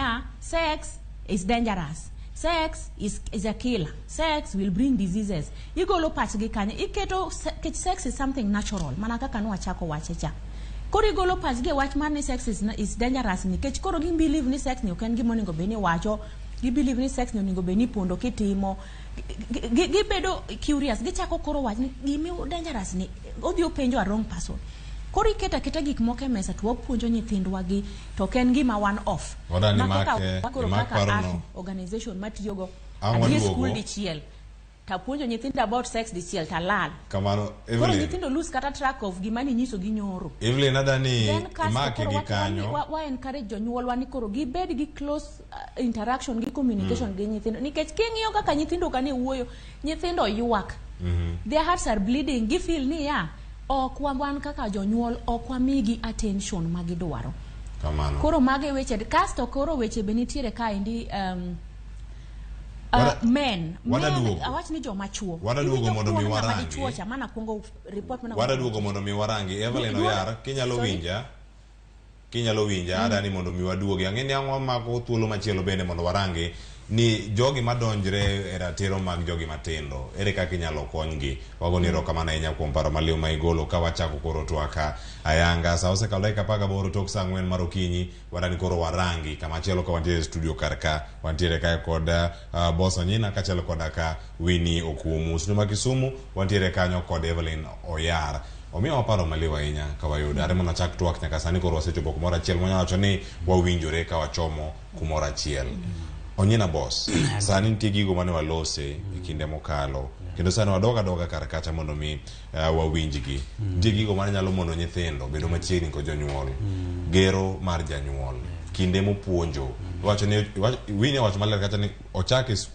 ot kacha ka janyuol chako lose kiko winje kuom ng'ama chielo bende kaka Evelyn Oyaro wache ka en Kisumu punishment kada chiwo chwat ne nyathi obiro kokoni ni gima kama otimore kaka ne wacho ni luongi mana gi nyingi e wacho ni ero no mako duongna ero wacho kama chielo kama gintiere kanyo ka obiro iri in kaka janyuol tin gi mirake go mokwongo en mana goch en mana chwat nego bede kipimo machalo nade mondo rangni okoinyo ng'ato kata okomono ng'ato wuok oko mondo wachi gino mokale kata ka en oko marot erokamano Cleophas penjo maber agombo ni mondo ayare matin kamano ni obed chwat obed siem gimonego bed ni tai mondo mi ing'e ni itime kiwango mane en ni to ang'o momiyo itime what is the objective mar punishment.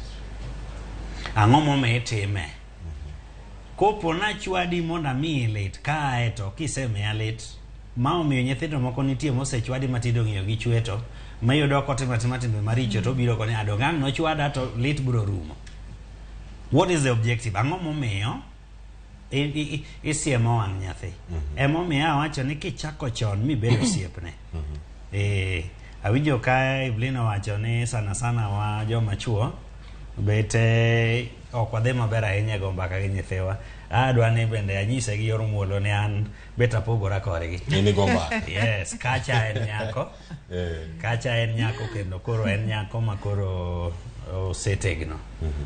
Osebedo koro nyako ma gamore ma beche mag remo gi nade.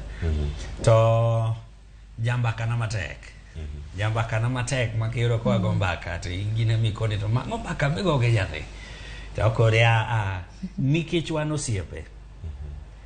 Kawayiere adier gi honesty. Osiepni mosiepni. Ang'o ma wawacho ka osiepewa? Donge wanyalo wacho gimoro amora ma ok inyal wacho gi ng'ama ok in godo thuolo. Tiende ni osiep ma wacho ni medo gi watcha kelo thuolo moro kanyo mamiyo nyathi gombo mana tang' na chop sadi mondo awache kodi wachni. To ma miyo in bende kikoni nyathina nitie gima wadwa puonjore to chiko ni ite maloyo ng'ata. Koro seche ma wadwa puonjore kodgi ni samoro nitie puonj biro yor siemo wang'. Gocho cha winjo kipenjo ne to kata ka gocho kata ka chweto to nego chwade okang' mane. An awuon aywa chien matin kar chweto kanyo. Nikech nitiere chweto en achiel kuom yo mewacho ni dwa siemo godo wang'. Tipenjri be nitiere yo machielo minyalo siemo godo wang'. Yes, nikech wawacho ni chweto konegi chweti gi mirima. Tadiere seche ma ichweto bi chweto ka kinyiero. To kopo ni chweto kinyiero be nyathi neno gimite molero ne ichweto cha. Seche moneno ka iyo wang'e kobwok ni kare atimo tim marach mochwanyo baba mochwanyo mama. To ich wang'ni ema ngichweti mokalo kang'. Koro miyo chweto to en mana achiel kuomgi. Moloyo motimo tama makoro dwane nyaka ikete rem moro matin, imiye lit moro matin makoro lit no ang' paro ne ni gini kanuoyo to en gi lit moro magimakorego. Lakini chutho kanitie yo machielo ma bende pod inyalo rieyo godo gima oboth cha ma ok itiyo gi yor chweto to dibed maber moloyo, nikech mae mamiyo ang' mirima ma in godo cha ok mi muomri kuom nyathi mi hiny nyathi. Omiya jiwo jonyuol ni kapok ogik e chweto kuong ing'e to bende nitiere yore mamoko minyalo loso godo wachni. Aya, gima wawuoye en puonjruok. Bende puonj nyathi sex education gi chweto. Mokwongo seche michwade nyathi osebedo disappointed kuomi. Sama nyathi obedo disappointed to ywayo mabor kodi. Gimi wacho cha ok nyal donjo moloyo ka ipuonjori kode e yor osiep. Nyithindo ma pod tindo ohero gigo mimiyogi mondo mi omorgi. Emiyo nyathi yudo ka kata koa chiemo yieng' to pod kikelo gimachielo to pod otimo nade? Yes. Koro kiseng'eyo en ng'eyo ni to nyathina ni ere yo mang' na akele wo machiegni mondo mi wachna ni odonji. Koro imiye zawadi mo matin to ugo mbaka. Nyathini biro chiko ni ite ang' nugo mbaka ang' nuwuo to gimaduong' moloyo be iwacho dhok ma nyathi winjo. Moloyo sana kaka wajonyuol ma jolony. Kaka an mana kaka na yange ni ang'amo timo psychology. Samoro nyalo bukori iketo kizungu moko wadongo waparo the late Otieno Kajwang' ne wacho ni kizungu kubwa. Idhi wacho weche makoro ing'eyo. In Sadamu koro imoro nyathi ka mondo mi nyathi ochiki to winji mitimo nade? Be iwacho dhok ma nyathi winjo. To be ugo mbaka sa kasa koso en mana sama gimoro gine bed ka. Iywane kom jalma, miywa mana bade. Okirok nyathi seche ma udwa puonjoru kode. Iketo nyathi e alwora moro mamiyo en bedo gi ndhadho mar winjo mbakani. Osiepa bro pimo ni ka seche ma kata kigo mbaka go gi young tats. Nitiere kaka nyaka ikuong irome donge nitie kata kit rwakruok ma nyaka itim nade ka seche ma dhi go mbaka gi joma tindo koro karwak gimoro mo official ahinya ma ngene en authority iduogo nyaka iduog miromri gi nyathi emo miya wacho ni romori kode yor tim kae to bas mbaka ang' noluwe nyathi ni biro winjo maber ma kata ka kore lero na ni ai nyathi manyako ma iluongo ni thuno ni kigike okang' moro to koro omedore thuno ni ywayo jogo machuo lakini thuno ni en achiel kuom gigo ma nyaka itim nade nyaka iriti kik ng'ato chopie nikech thuno ni kiweyo ng'ama chielo modhi momule to ang' nomi dendi notim nade nohewi kae to bas nyathi dhi ng'iyo kone hapana to kaka wacho ni tim cha ok inyal bedo mama mani koro ni un gi nyathi kende nikech koro in single parent kichope ot tilonyo lewni diro kucho koro idwa gine into mari ni tidang' ne ga dang' e dier ot nono to en tidwa nyise ni ma private nyaka nopenjre to gi mama wacho na gi gimotimo gigi ok timre nade ineno baba yes nyathi ogi kama koro tegno ni in mama iwuok udwa dhi riwo kode bafu nyaka nyathi ng'e ni nitie gik miluongo ni privacy mako gine kanyo kidonji rwakori tikone nyathi na riti koro ma miyo kata ka en nyathi manyako to en go wadgi ka samo alwok kodhi e rumne owadgi ok nyal biro maduong' ne moyaw oneno ga ka mama koni ritarwa tiende ni ji onego be ni rito nyaka ipuonj nyathi ni nitie gik miluongo ni privacy kae to bas odongo kong'e koro ng'ama dwa biro e privacy ndokona pana privacy en marake kenda kae to bas ka wamiyo nyithindo puonj makare Cleophas tich yot en na ni gimohinyowa to ne samoro wan to ne ok wayudo thuolo mar yudo puonjruogi ka watindo koro wan ko wabiro to wan joma dongo ma ing'eyo kaka wan joma chuo ni nyisowa ni nyaka ibed ng'ama ger nyaka ibed ng'ama twaro ma kidonjo to ji ng'ene timo ang'o ji lal te ji ringo yes diere moko napuonjo jowa kawacho ni tekrewa joma chuo ni e lechewa to lechewa ma tekrewa ni onego watigo mar nyiso hera gi rit makare ne jogo ma kodwa to ok en mar kelo luoro nikech luoro ni emang' nomine gi pand gigo mabeyo ma wanyalo puonjore go kodgi mondo mi wateggi kae to bas wafwenyo kodeko koro moko ing'eni koro anto gi weche mag hochogi ayudo kodgi thuolo mang'eny ka koro wagine to koni ai baba seche ma wacho ni baba neno kochako tetni ok nyisi mani to koro ma kata namba ka bedo matek asebedo gi kes miro ka jonyuol koro chako go chonge piny ne nyathi ka koro wane ofis nyathi na timo mos yawa karase koso ni kabisa ineno koro ma nyisi ni mbaka ok gore e ot to koro mbaka kotamore gore e ot to ang' nowuog oko to mana kaka jowagi osewache oko ku to ok bi wache e yor puonj oko ku tibiro wache gi paro moro mopogore koro ing'ene Cleophas sani eri kiponi ipuonja gimoro tinyisa ni ne gini iluongo ni kama titiyo kode kama kela nyisi donga biro miyi mondo inyisa dodong' ema emang' nokel nindruok moiu kato icho neno kae to samoro bende weche moko mang'eny ang' nodonje koro oko kacha to ok otimre maber awinjo ka gine bende samoro waywak oko kujo noweyo kanisni nade adwa napar ne jowa ni kata joma nie kanisa go be gin dhano an gi in ema wadhi e kanisa ok building cha koro ka an janjore to an e kanisa to lware lweta kako mani tho haleluya omiyo gini nyaka chakre me ot erokamano puonj ni chakore mane ojakora mwega jwang' sao sekalo kajo dakika 29 tok saa 4 mar okinyi kendo watiere ka twak dhi mana nyime twak mabende wapuonjore go nyakora mwega jwang' imiyowa pachi okinyi ma kawuono ineno wa yo machalo nade ote mari gin mage wantiere kar kae Winnie twak ni koro sechopo kumoro ma koro iwinjo kanyo karo ka nyathi ok da yawo pache mondo mi olos kod janyuol bende onge kata gi thuolo moro amora mondo mi owuo kod nyathi nitie gino miwacho ni bedo kod saa mar puonjo nyathi kata winjo gino ma nyathi dwaro gi saa bende monego bed ni puonjo ma kamae onego bed ni chako mano wacho kacha ni winjo ka ne Evelyn Oyar no wacho kanyo ni higa 5 kochopo in koro ka koro ineno nego chak kinde machalo nade te kinde go duto nego bed ni time nade nikech kanyo nitiere sa ma janyuol nigo kod nyithindo gi sa monego bed ni nyathi chako winjo gik machalo kamagi. Pachi mapiyo nyalo bedo mane wiye mondo dhi Kisumu ka mwaka uyuo mar ariyo ka oduogo gi pach joneno mag Ramogi TV. Koro an anyawacho ni sama onego bed ni chako puonjo nyathi sama janyuol nyalo communicate gi nyathine. Sama communication osechako ma nyathi nyalo winji to yani there is that communication between janyuol gi nyathi.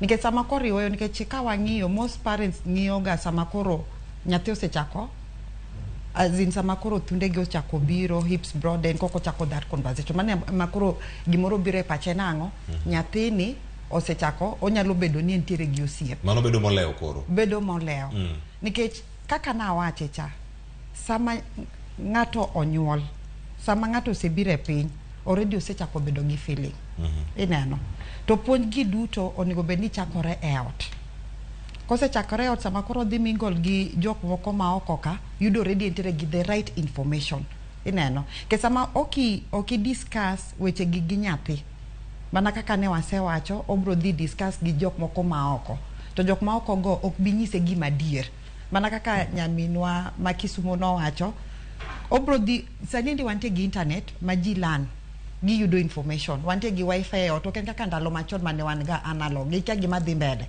maybe mana ki interact gi janyuol ni ami interact gi osiepegi ineno mandalo go ko mani yudo gande kalongolongo chakore makata ka ining'iyo kani dongo kalongolongo ne chakre higa mane 8 years ineno to mane gimo miyudo kata at the age of 8 years wantere gi nyithindo mose yudo ich koro ka okichako conversation ni machon de nyiso ni nyathini ni yudo information oko to samo yudo oko cha di bedo ne matek nige ka discuss this thing makata nyathi be nyalo lose trust kodi ke chobo feel ni oko cha ni makata kodwaro any advice odhi kure odhi oko to mana kaka ne wawacho no wan kaka jonyuol onego bed ni wabedo osiepe mag nyithindwa ke sami bedo osiep gi nyathini ka gimoro timre ne onyalo duoge ot to wacho ni yawa mama ama baba gini notimre na.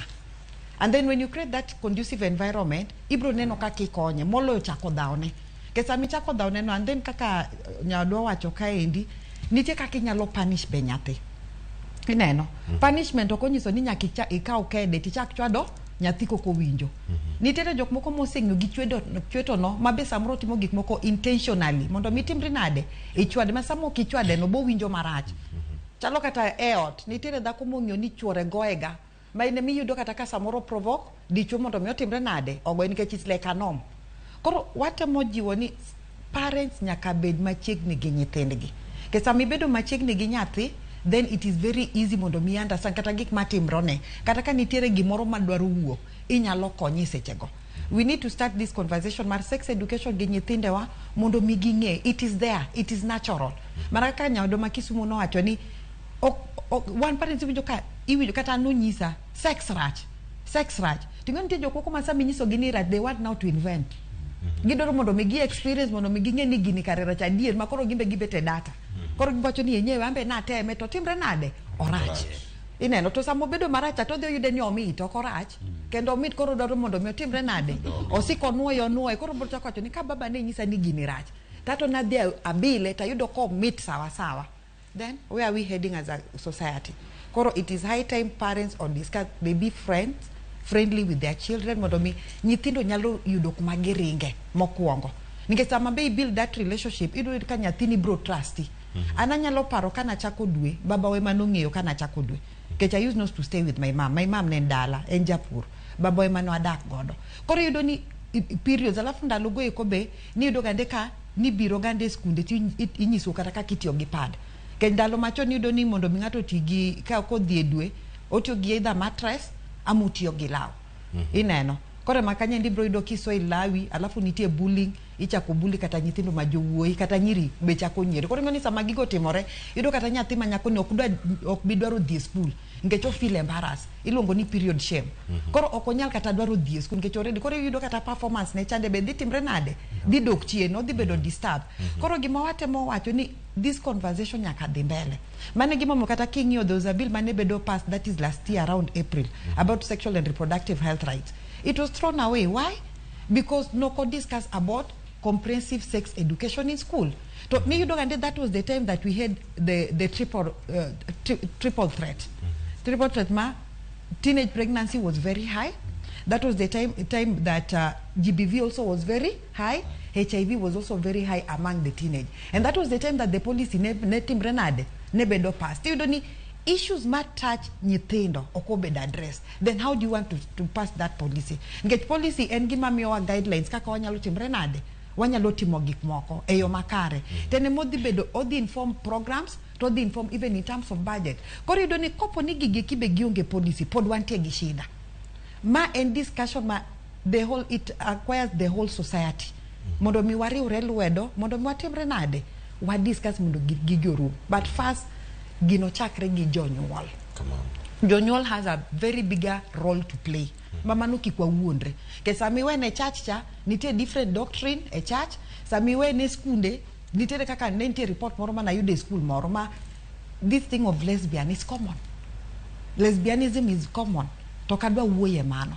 Ineno. Koro ngani luore gin ka in ngat ma pingo timbe gweko. Iparo ni samiyudo nyathini ka nitie kanyo bro bedo nade. Koro gini ndi nyaka wachak parents nitie giro to parents nyaka create that friendly relationship gi nyithindgi. Mondo nyithindgi nyalo nyisogi, koro kose nyisogi gineno kaka gi address. To koponi ok gi create mano ma ini Kenya, yani ikiny ka lure gi maisha be koro tek nyathi okidwar, moko be goyo nyithindo, in sama nyathi otimo makosa chandeten kede mise kawo ichwadego, ibro do ka nyithindo gibro luori. Mabeche makoro sekethore chande ma maybe samoro semako ich amose yudo HIV, kokacho nyathi na dak ni nyisa. Koka nyathi nyisi ni no kanyal nyisi nikech mama nikech chieng' mana nyisi kama nitimo na kama. Ero kamano. Kapok adhira Evelyn, oyar ka ni Kisumu, onyina. Yiena mondo mi iduok na penjo ni. Ka timore kor gweng', ng'ato yudo kanyare makoro bende osetegno, to noko kon gigi chon, pono ne okiagi. Ka owuok kata kapok otieko wechegi mag somo, to chako donje timbe moko mopogore bed achiel kod osiepne moro ma wuoyi kumoro to kia. To janyuol duogo yudo. Kao nyathini kachiel kod osiepne machielo cha itero ka chief. En gimoro ma jonyuol thoro timo gi e kor gweng' ahinya. En ga okang' makare, koso nego time yo machalo nade mondo mi ong'e maber ni gima timore sani ni mana kaka Winnie owache, en gino ma natural, obo timre atima kama intiere, kata gi ng'ami yudo no. To koro kama iyude kata ka en ng'ama osebedo osiepni. Ere kaka tero ng'ato ka chief, tero ng'ato ka police, nikech ok oyudo tiegruok makare kata puonje weche mag nyodo e kinde madwarore. En gino ma inyalo wacho ni en gino makare, koso jonyuol onego many yore mamoko ma ginyalo tiyo godo. Mano aduoko gi chir ni mano nyawo kuom janyuol.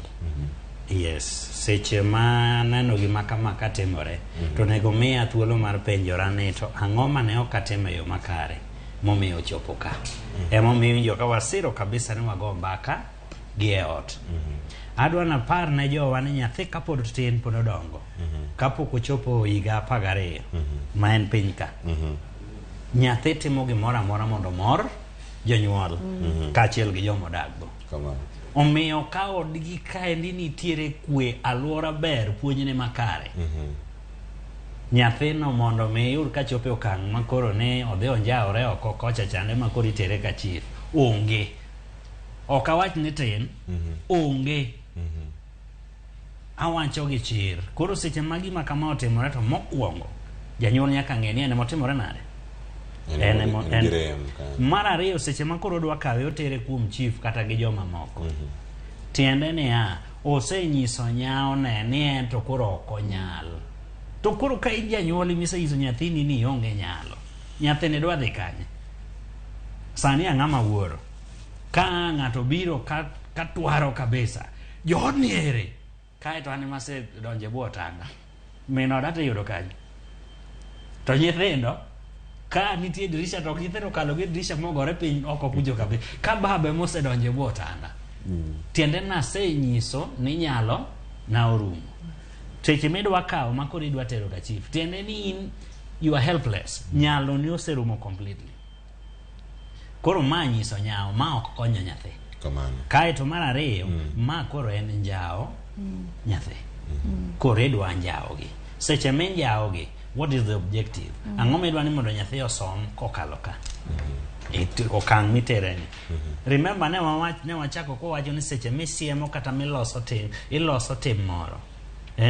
Objective nyaka bed moriere tir. Koro miyo akwero ni ma ok en gima ni kare. Ma ok en gima ni kare. Unless ni en ng'ama koro osechopo bang' higa 18 ma koro Kenya ng'iyo ni ma ng'ama ong'eyo chik. Kaeto ketho chik manie katiba. Nikech adieri makende kaluwore gi ng'eyo na matin kaluwore gi chik mar Kenya. Onge chik motami ni kiyudo nyan mabende ja upande wadu to uloso ma useroru ni mano koro polis nyalo makine. Unless ni koro itime e yor anjao moro ma koro yang nondik ni disorderliness in the public. Kamano. Aya.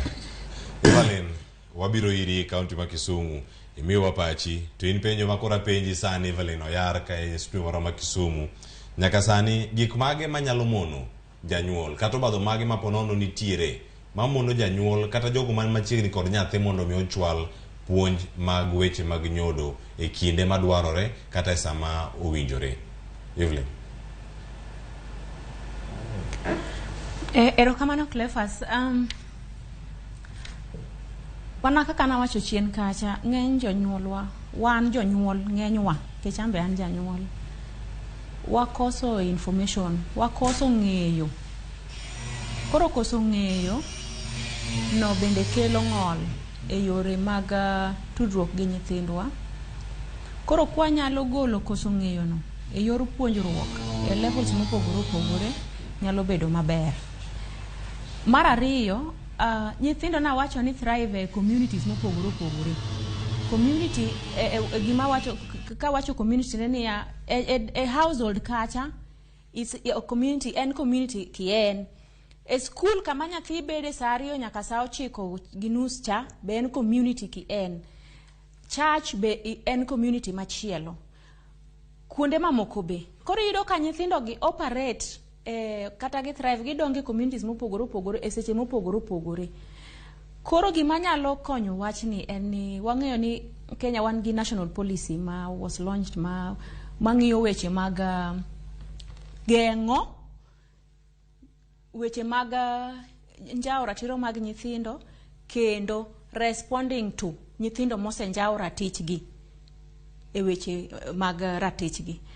Koro king'iyo policy ni oting'o stakeholders duto te, oting'o school community ma wan gi school health clubs, ma school health clubs within the school health policy bende nitiere kanyo subset mar national policy on gender based violence nitiere component mar puonjo nyithindo weche mag health kata weche mag ngima. Koro yudo ka at school kacha bende onego bed ni wagolo gik mageng'o ng'eyo nyithindo gi mondo ging'e kaka ginyalo ritore. Kwa dhie sectors mamoko kaka mag police, iluongo ni administration, county government, bende nitiere roles ma ogol moriere a national policy mar prevention and response to gender based violence issues. Koro ka ng'ato nyalo kawo role ne, sector ka sector nyalo timo gimonego bed no timo, tiyudo ka koro kendo wadhi konyo nyithindo gi moloyo. Ago erokamano ne welo mamoko Winnie gi boss kuom jip magi gi puonj magi sewacho. Kendo agombo medo ni wan kaka jonyuol wan gi role mana kaka sewacho. To the other community members gin kaka bende jok perpetrators, jok maracho ratiro mag nyithindo gi. Kwa keto nwang'iyo mana ni to nyithindo gi janyuolo kopuonje, janyuolo ningo puonje, to kwang'i ni to other sectors gi actors mamoko gi to role gi en ang'o. Actors moko gin kaka community members ma bende rocho ratiro mag nyithindo gi. To nwasewacho ni samoro mondo ang' ichok the whole community chak chwado, kata kaka ne boss wacho ni samoro as a preventive measure, geng'o kaka yor geng'o ber ka jogi ma waselieko ni nyalo kelo rocho ratiro mag nyithindo gi kaka group mar joma chuo kokirito ni mondo girochi tikelo gi tipuonjo gi tinyiso gi rach mar rocho ratiro mar nyathi ma pod tin. Tinyiso gi bende gima sirikal wacho kata gima chik wacho e rocho gi ngima mar nyathi. Koro kelo jogi e mesa kendo keto gi kaka sana na tem na chako wacho chien kacha ni joma chuo. Joma chuo marocho ang'eni rocho nitiere, ang'eni nitiere joma mine bende marocho ratiro mag joma chuo, to nitiere bende joma chuo marocho ratiro mar joma mine gi nyithindo. Sana weche mag mako iye mohiu wang'eni ng'ama dichuo nyaka bedi. Sama selieko ni samoro nitiere joma chuo manyalo bedo gi paro mar rocho ratiro mar nyathi. Kapok girocho ratiro mar nyathi, tan anyalo gombo ni waketo gi, wapuonjo gi gin bende. Mana kaka nawacho ni kaka wapuonjo nyithindo dala, to jogo ma bende walieko ni nyalo bedo e kiwango mar rocho ngima nyithindo gi bende wapuonjo. Kolo wagolo, ok wagol kumoro achiel. Ok ni ni wagolo baria kumoro achiel, jonyuol wapuonjo wang'eyo puonjo nyithindo, to jogo marocho ngima mar nyithindo to kwatimore nade? Ok wakelo mondo wagogo mbaka, mondo wawinjre, mondo wang'adre rieko. To gima bende damed jiwo, ahero ni mondo watim gigo mageng'o rocho ratiro mag nyithindo gi. Kendo anyalo encourage mondo watim gigo mageng'o rocho ratiro mar nyithindo gi. But chik mar Kenya ondikore maler kabisa yo mwanyalo luwo ne nyithindo moseroch ratich gi. Nyithindo gi mokwongo gibedo gi gimiluongo ni emotional violence. Pach gi ok bed moriere tir bang' koseroch ratich gi. Koro nitiere okang' monego bed ni wakawo nyithindo gi. Watero nyithindo gi osiptal, itimone gi counseling gi jok ma osomo weche mag counseling. Then connect nyithindo gi justice. Connect kech sama nyathi oseroch nyaratiro. Iyudo ka cases gi moko nyithindo ma pod tindo ma pach gi poko tegno ma constitution mar Kenya wacho ni higni 18 kadok piny gin defilement. Iyudo ni either nyathi omak gi thuon, kata nyathi owuond gi gift, kata nyathi oket under pressure. Miya mondo achul ni fees. Koki miya tatimo kama. Kata miya mondo anyiew ni sanitary towels. Iyudo koket ne gi gifts mbele. Kata gibedo luad nikech pach gi be pod otegno. Koro kaka jonyuol kaka wapuonjo gi dala, to bende wa involve anticipated perpetrators ka bende wa involve gi on the table kendo wapuonjo record gi. To ka otimore to watimo nang'o? Kanye ma koro chik ka kore. Wa make sure ni watero gi hospital, ing'iyo gi dakteche, nitie yedhe monego bed ni imiyo gi, counseling monego bed ni itimo gi. Koro wakelo kendo sirikal mar kaka chife gonde. Bende koro so that wa implement chik cha. Waluwo polisi ma sirikal oketo kendo waluwo constitution kaka wacho ni ng'ama orocho ratiro mar nyathi ma pok ochopo higni 18 mano ng'ama otimo defilement kendo timo ne nyathino sexual gender based violence or sexual abuse, kendo wa support nyathini mondo oyud ratiche kwaluwo justice ma sirikal oseketo moriere tir. Erokamano Cleopat. Erokamano ahinya Evelyn Oyar. Wantiere kar kae weche thoth kendo ka warango gi achiel kachiel matimore kuonde mopogore opogore. Ang' wadhi e kaunti ma Kisii mondo waranga ne gino matimore kar kacha. To kata kapok wadhi e kaunti ma Kisii, wayuda ne ote machuok ma osebedo kata kuoro moa e Facebook. Feedback mago mowuok kacha e Facebook kanyo mowuok kuonde mopogore opogore. Ka wanya yudo gi kanyo achiel kachiel. Emily wacho ni Yesu ber. Wacho ni yes ber ka owinjo koa kuoma mokwongo. Eka ok bi buoge ka owinjo oko. Anie mbaka ka an Mombasa. Erokamano ahinya. Nitiere ote mara George Henry. Ber ka ipuonje mondo ging'e ni nyodo en ang'o. Mano gima nitiere kar kanyo. Kamachielo bende wadayudo mzee wuod Magi. Mzee wuod Magi nigi ote mare kanyo kowacho ni kikoso puonje to piny biro puonje with free practicals lectures kendo inema ibiro ting'o the results kaka janyuol.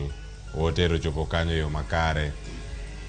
Maroro Calvins wacho ni chako chon oloyo dhi ka juoga. Mana wach bende mosebedo ka iwacho kae kod nyina boss kachiel koda ka Winnie kod Evelyn.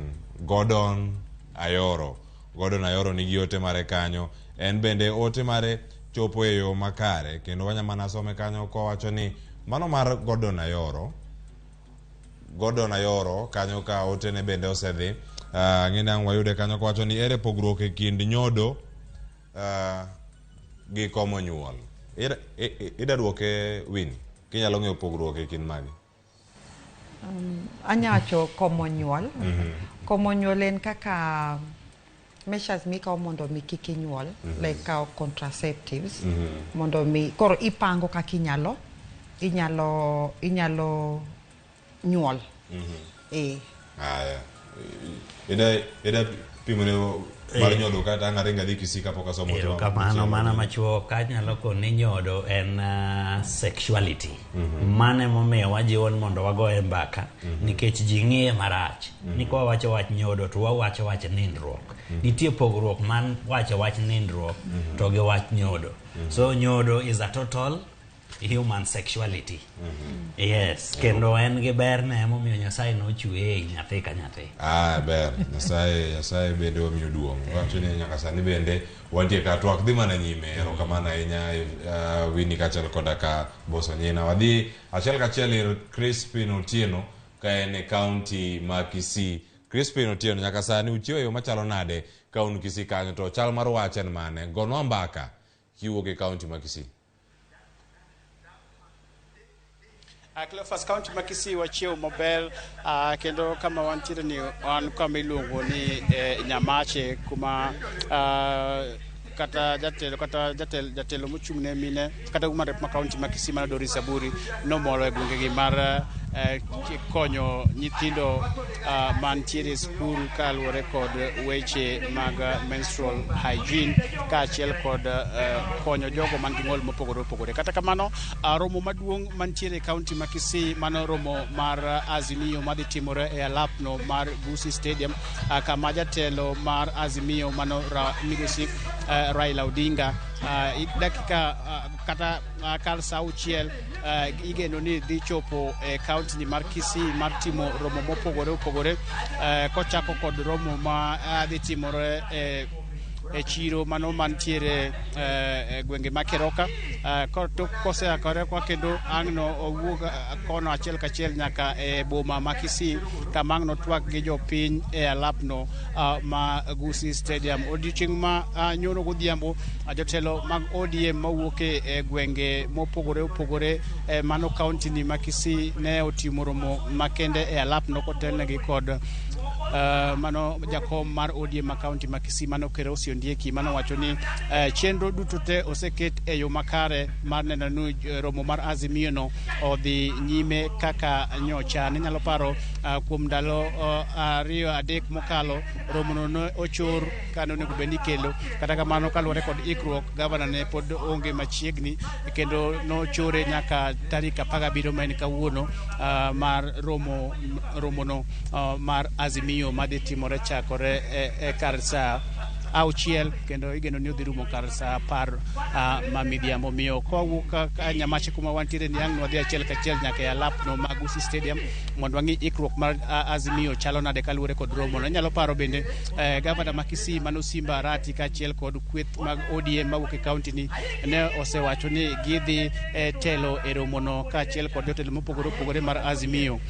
Kata obedo ni gavana machon kaachiel kod jalupne bende mano James Ongwae kaachiel kod Joash Mangi niche owacho ni gin ok gibi chopo e romo no kendo giwacho ni nyaka sani onego bed ni jotelo manoyier oriw lwedo sirikal, jotelo mano koyier kaachiel gi jogo manoyier odhi nyime kendo riwre gi sirikal maneno ni dongruok omedore. Kata kamano ang' waneni ang'o matimore e alapno mag Gusii Stadium kendo ang' wanyisu gino matimore kaluwore kod romo mar Azimio. Weche chalo nade, wach bende ma gigeno ni dhi kelo twak ahinya e kaunti ma Kisii mano kaluwore kod kaka obila osebedo ka fuato mane en jatelo mochung'ne arita kwe thur kamano Dr. Matiang'i ma bende wachne osebedo ka kelo buok ahinya ne jogo mawuok e kaunti ma Kisii. Omiyo ang' nawuok achime alapno ma Gusii Stadium ang' nanyiswane ni ikruok mar Azimio mar romo no chalo nade. Cleophas. Tangini. Chris, wagoni erokamana ahinya ni mar sani bende ka ang'wa tieko ang'wa dhi nyime kod luwo chenro mopogore opogore romo mar azimio madhi timore e kaunti ma Kisii. Kar sa 7 weche manyien mag migago ang'wa dhi nyime kod yudo weche makamaga goni erokamana ahinya e ring kore rang chenro mopogore opogore matimore e kaunti ma Kisii. Sa osekalo dakika 6 mano sa 4:56 koro sano na watiek twak ka warango puonjo nyithindo weche mag nyodo nyaka sani ochopo kama chalo nade. Evelyn Oyar, an kuomi kanyo gi dakika 1 kende mondo miya wach mari mogik ni nyaka sani ochalo nade ote mari ne jonyuol riwgi ariwa kata te nywandgi jorit nyithindo jonyuol kaachiel koda ka nyithindo go bende nyaka jonyuol gi duto nyaka kanisa ote mari en mane mondo mi gichwal puonj machalo kamae ne nyithindegi. Ote mara Cleophas ne nyithindo jonyuol gi sectors duto te jo kanisa gi community en wariwre uru wapuonjre uru kanyakla mondo wakony nyithindwa. Maduong' ne jonyuol wachakuru puonjo nyithindwa weche mag nyodo kata sex education kapod gitindo kwanyisogi weche kata wang'iyo okang' kata migao kata igni magisechope ka wapuonjogi matin matis kaka gimedo dongo mondo nyithindwa gi wabed gi nyithindo ma ngima gi ber kendo nyithindo manyalo kelo dongruok e community e ngima gi mbele. Erokamano. Agoni erokamano nya Evelyn Oyar aduogo studio kana gi dakika 1 bende ang'ini gidhi pogo edire ka an kae kod Winnie okumu kaachiel kod bosa nyena miyo mana oche mari mogik achako kod Winnie. Okay, an gima nya wacho beta wa prevent kapok otimore. To mondo mi wa prevent kapok otimore mokwongo ma en lweny madwaro kila ng'ato ka ng'ato mondo mi play part. Janyuol, caregiver, kanisa, school to gi sirikal kata community. Wabedo gimoro achiel, wawacho dhok achiel mondo mi wakony nyithindwa nikech nyithindo gi gine leaders makiny. Koro sama ngima gi okethore to nyiso ni ok wabibedo gi the next generation. Sana nikech an advocate ne nyithindo manyiri. Sama nyathi nyako ok oyudo education makare, sama nodhi obedo defiled ma samoro kata skunde nikech most of them nitie statistics ma sani waonge godo. To nitie moko ma be ok obedo reported ma yudo ka koro nyathini endi kata kogi concentration mar school ok onyal. Koro kopo ni ok address issues go eko tiyudo ka onge generation ma bobedo will not have the next generation. Wabobedo gi generation ma moko no maybe gin dalo giti ka gi nyithindo ma jowuoyi odonje drug and substance abuse. Koro ibro ni we don't have a productive generation. Koro akwayo mana ni en lweny ma dwaro kila ka ng'ato play. Erokamano nya bosa nyena wach mari mogik kitiek winyo ni enoketo ratiro jogo manyiri. Erokamano. Joma chuo koro ni kuomi ka. Geno wani kuomi. Boy child kikuluora be antie. Mano momiyo jaduok Cleophas otimo maber. Okon nigi nitimo ne balancing. Erokamano aywayo it jonyuol e yor puonjruok ni janyuol chakore nyathi. Kanisa chakore nyathi. Oganda chakore nyathi. Koro miyo wan jogo mosekalo kang' mar nyathi wariwre uru mondo warit nyithindo mondo kiny wayud jonyuol wayud kanisa wayud oganda mondo mi wayud tieng' mabiro. Ka ok kamano gi migapa mar hocho antie mar konyo jopiny. Yes, mosetimore go koda mbaka Cleophas bro miyo unamba na ki ne kone ama miya uru namba mar jaocho nyena ne winjo ka wago mbaka maber to koro kata ok wanyal time hocho ka watimo mana puonjruok. Koro wabro yudo thuolo to wabro puonjore kendo wabro gero oganda kanyakla. Puro dhi do thuolo bende malungo duto mondo mitwak makama odhi nyime ok orume Ramogi TV twak mar mbaka romo kae. Agone erokamano duto kuom thuolo ma twak od Ramogi TV ano achak twak sadek mar okinyi nyaka sani en moro nyaka Ramogi jwang kata in bende ka intiere dala kacha wagoni erokamano ahinya. Derek Okomo wacho ni owinjo maler ahinya kan Kirinyaga County Kerugoya Town puonj ne ni e yo makare. Ramogi TV mitna kendo puonj ber aduwa. Musna mamana Masiliana Okomo kani Magunga Gwasi Milalu Dalton owinjo makare kan Russia Hospital Emergency kae waloso jotuo eyo makare. Erokamano ahinya jogo duto ma oro ote, wagonu erokamano nikech un wabedo kod twak machalo kamae. Wiko rumo kaune chieng' tich abich awe mana ni gimoro amora midhi timo e weekend kochakore kawuono tok chenro mar mbako romo. Time yo moro makare gi ng'ama owinjore sama owinjore mondo mi jogo kik maki. Nyiga Cleophas Oluoch Elo Sharon Ong'aw kod Joyce Oduor gi jogo duto mano kero chenro biro yo makare. Oriti masani Nyasaye oriti weekend pek iriti yo makare.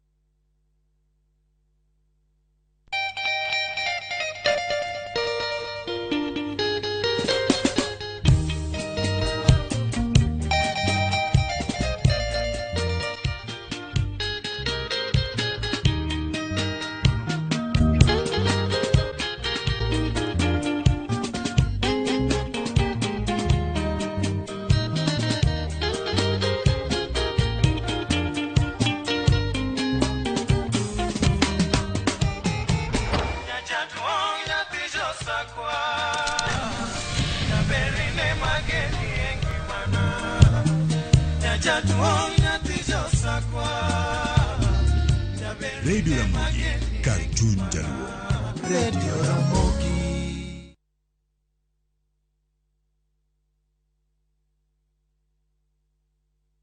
Fresh episodes now available on Viusasa. In Asali Chungu. Kagure will do anything to be in charge of her new home. Your wish is my command. There is so much entertainment on Viusasa.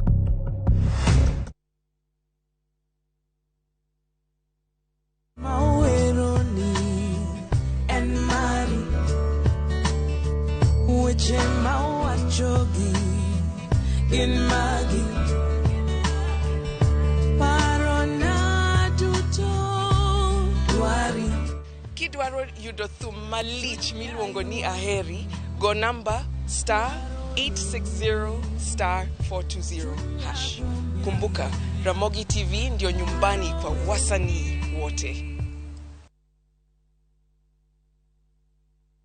Weche manyien muoch pile ka pile. Kumora mora kendo samora mora. Anyalo rito mondo anene kata asome. Kata anyalo bedo e kind joma kele. Gi simba mar smartphone, Citizen Digital en reporter mar jopiny. Seche mantie wach motuch maparo ni nyalo moro oganda. Ama kutipo kendo akete mbui kaeto arito. Oken kayiem.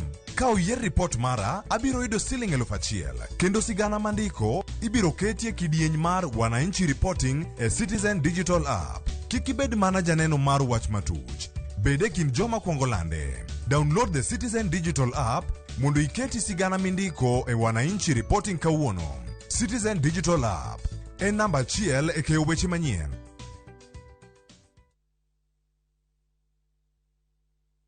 Karibu kwenye sherehe ya Shabiki.com. Hapa home of jackpot kuna buffet moja hatari utafurahia. Weka jackpot bet yako na stake of choice. Yes, cheza jackpot kuanzia shilingi 5 ya QJP. 8 bob kwa Premier League's jackpot. 12 bob kwa Midweek jackpot. Ikifika 20 bob ni Shabiki jackpot mbao. Whatever stake you have, Shabiki.com has you covered. Cheza kama wewe. Tembelea Shabiki.com ujiserve kiasi chako. Not for persons under the age of 18. BCLB number 416.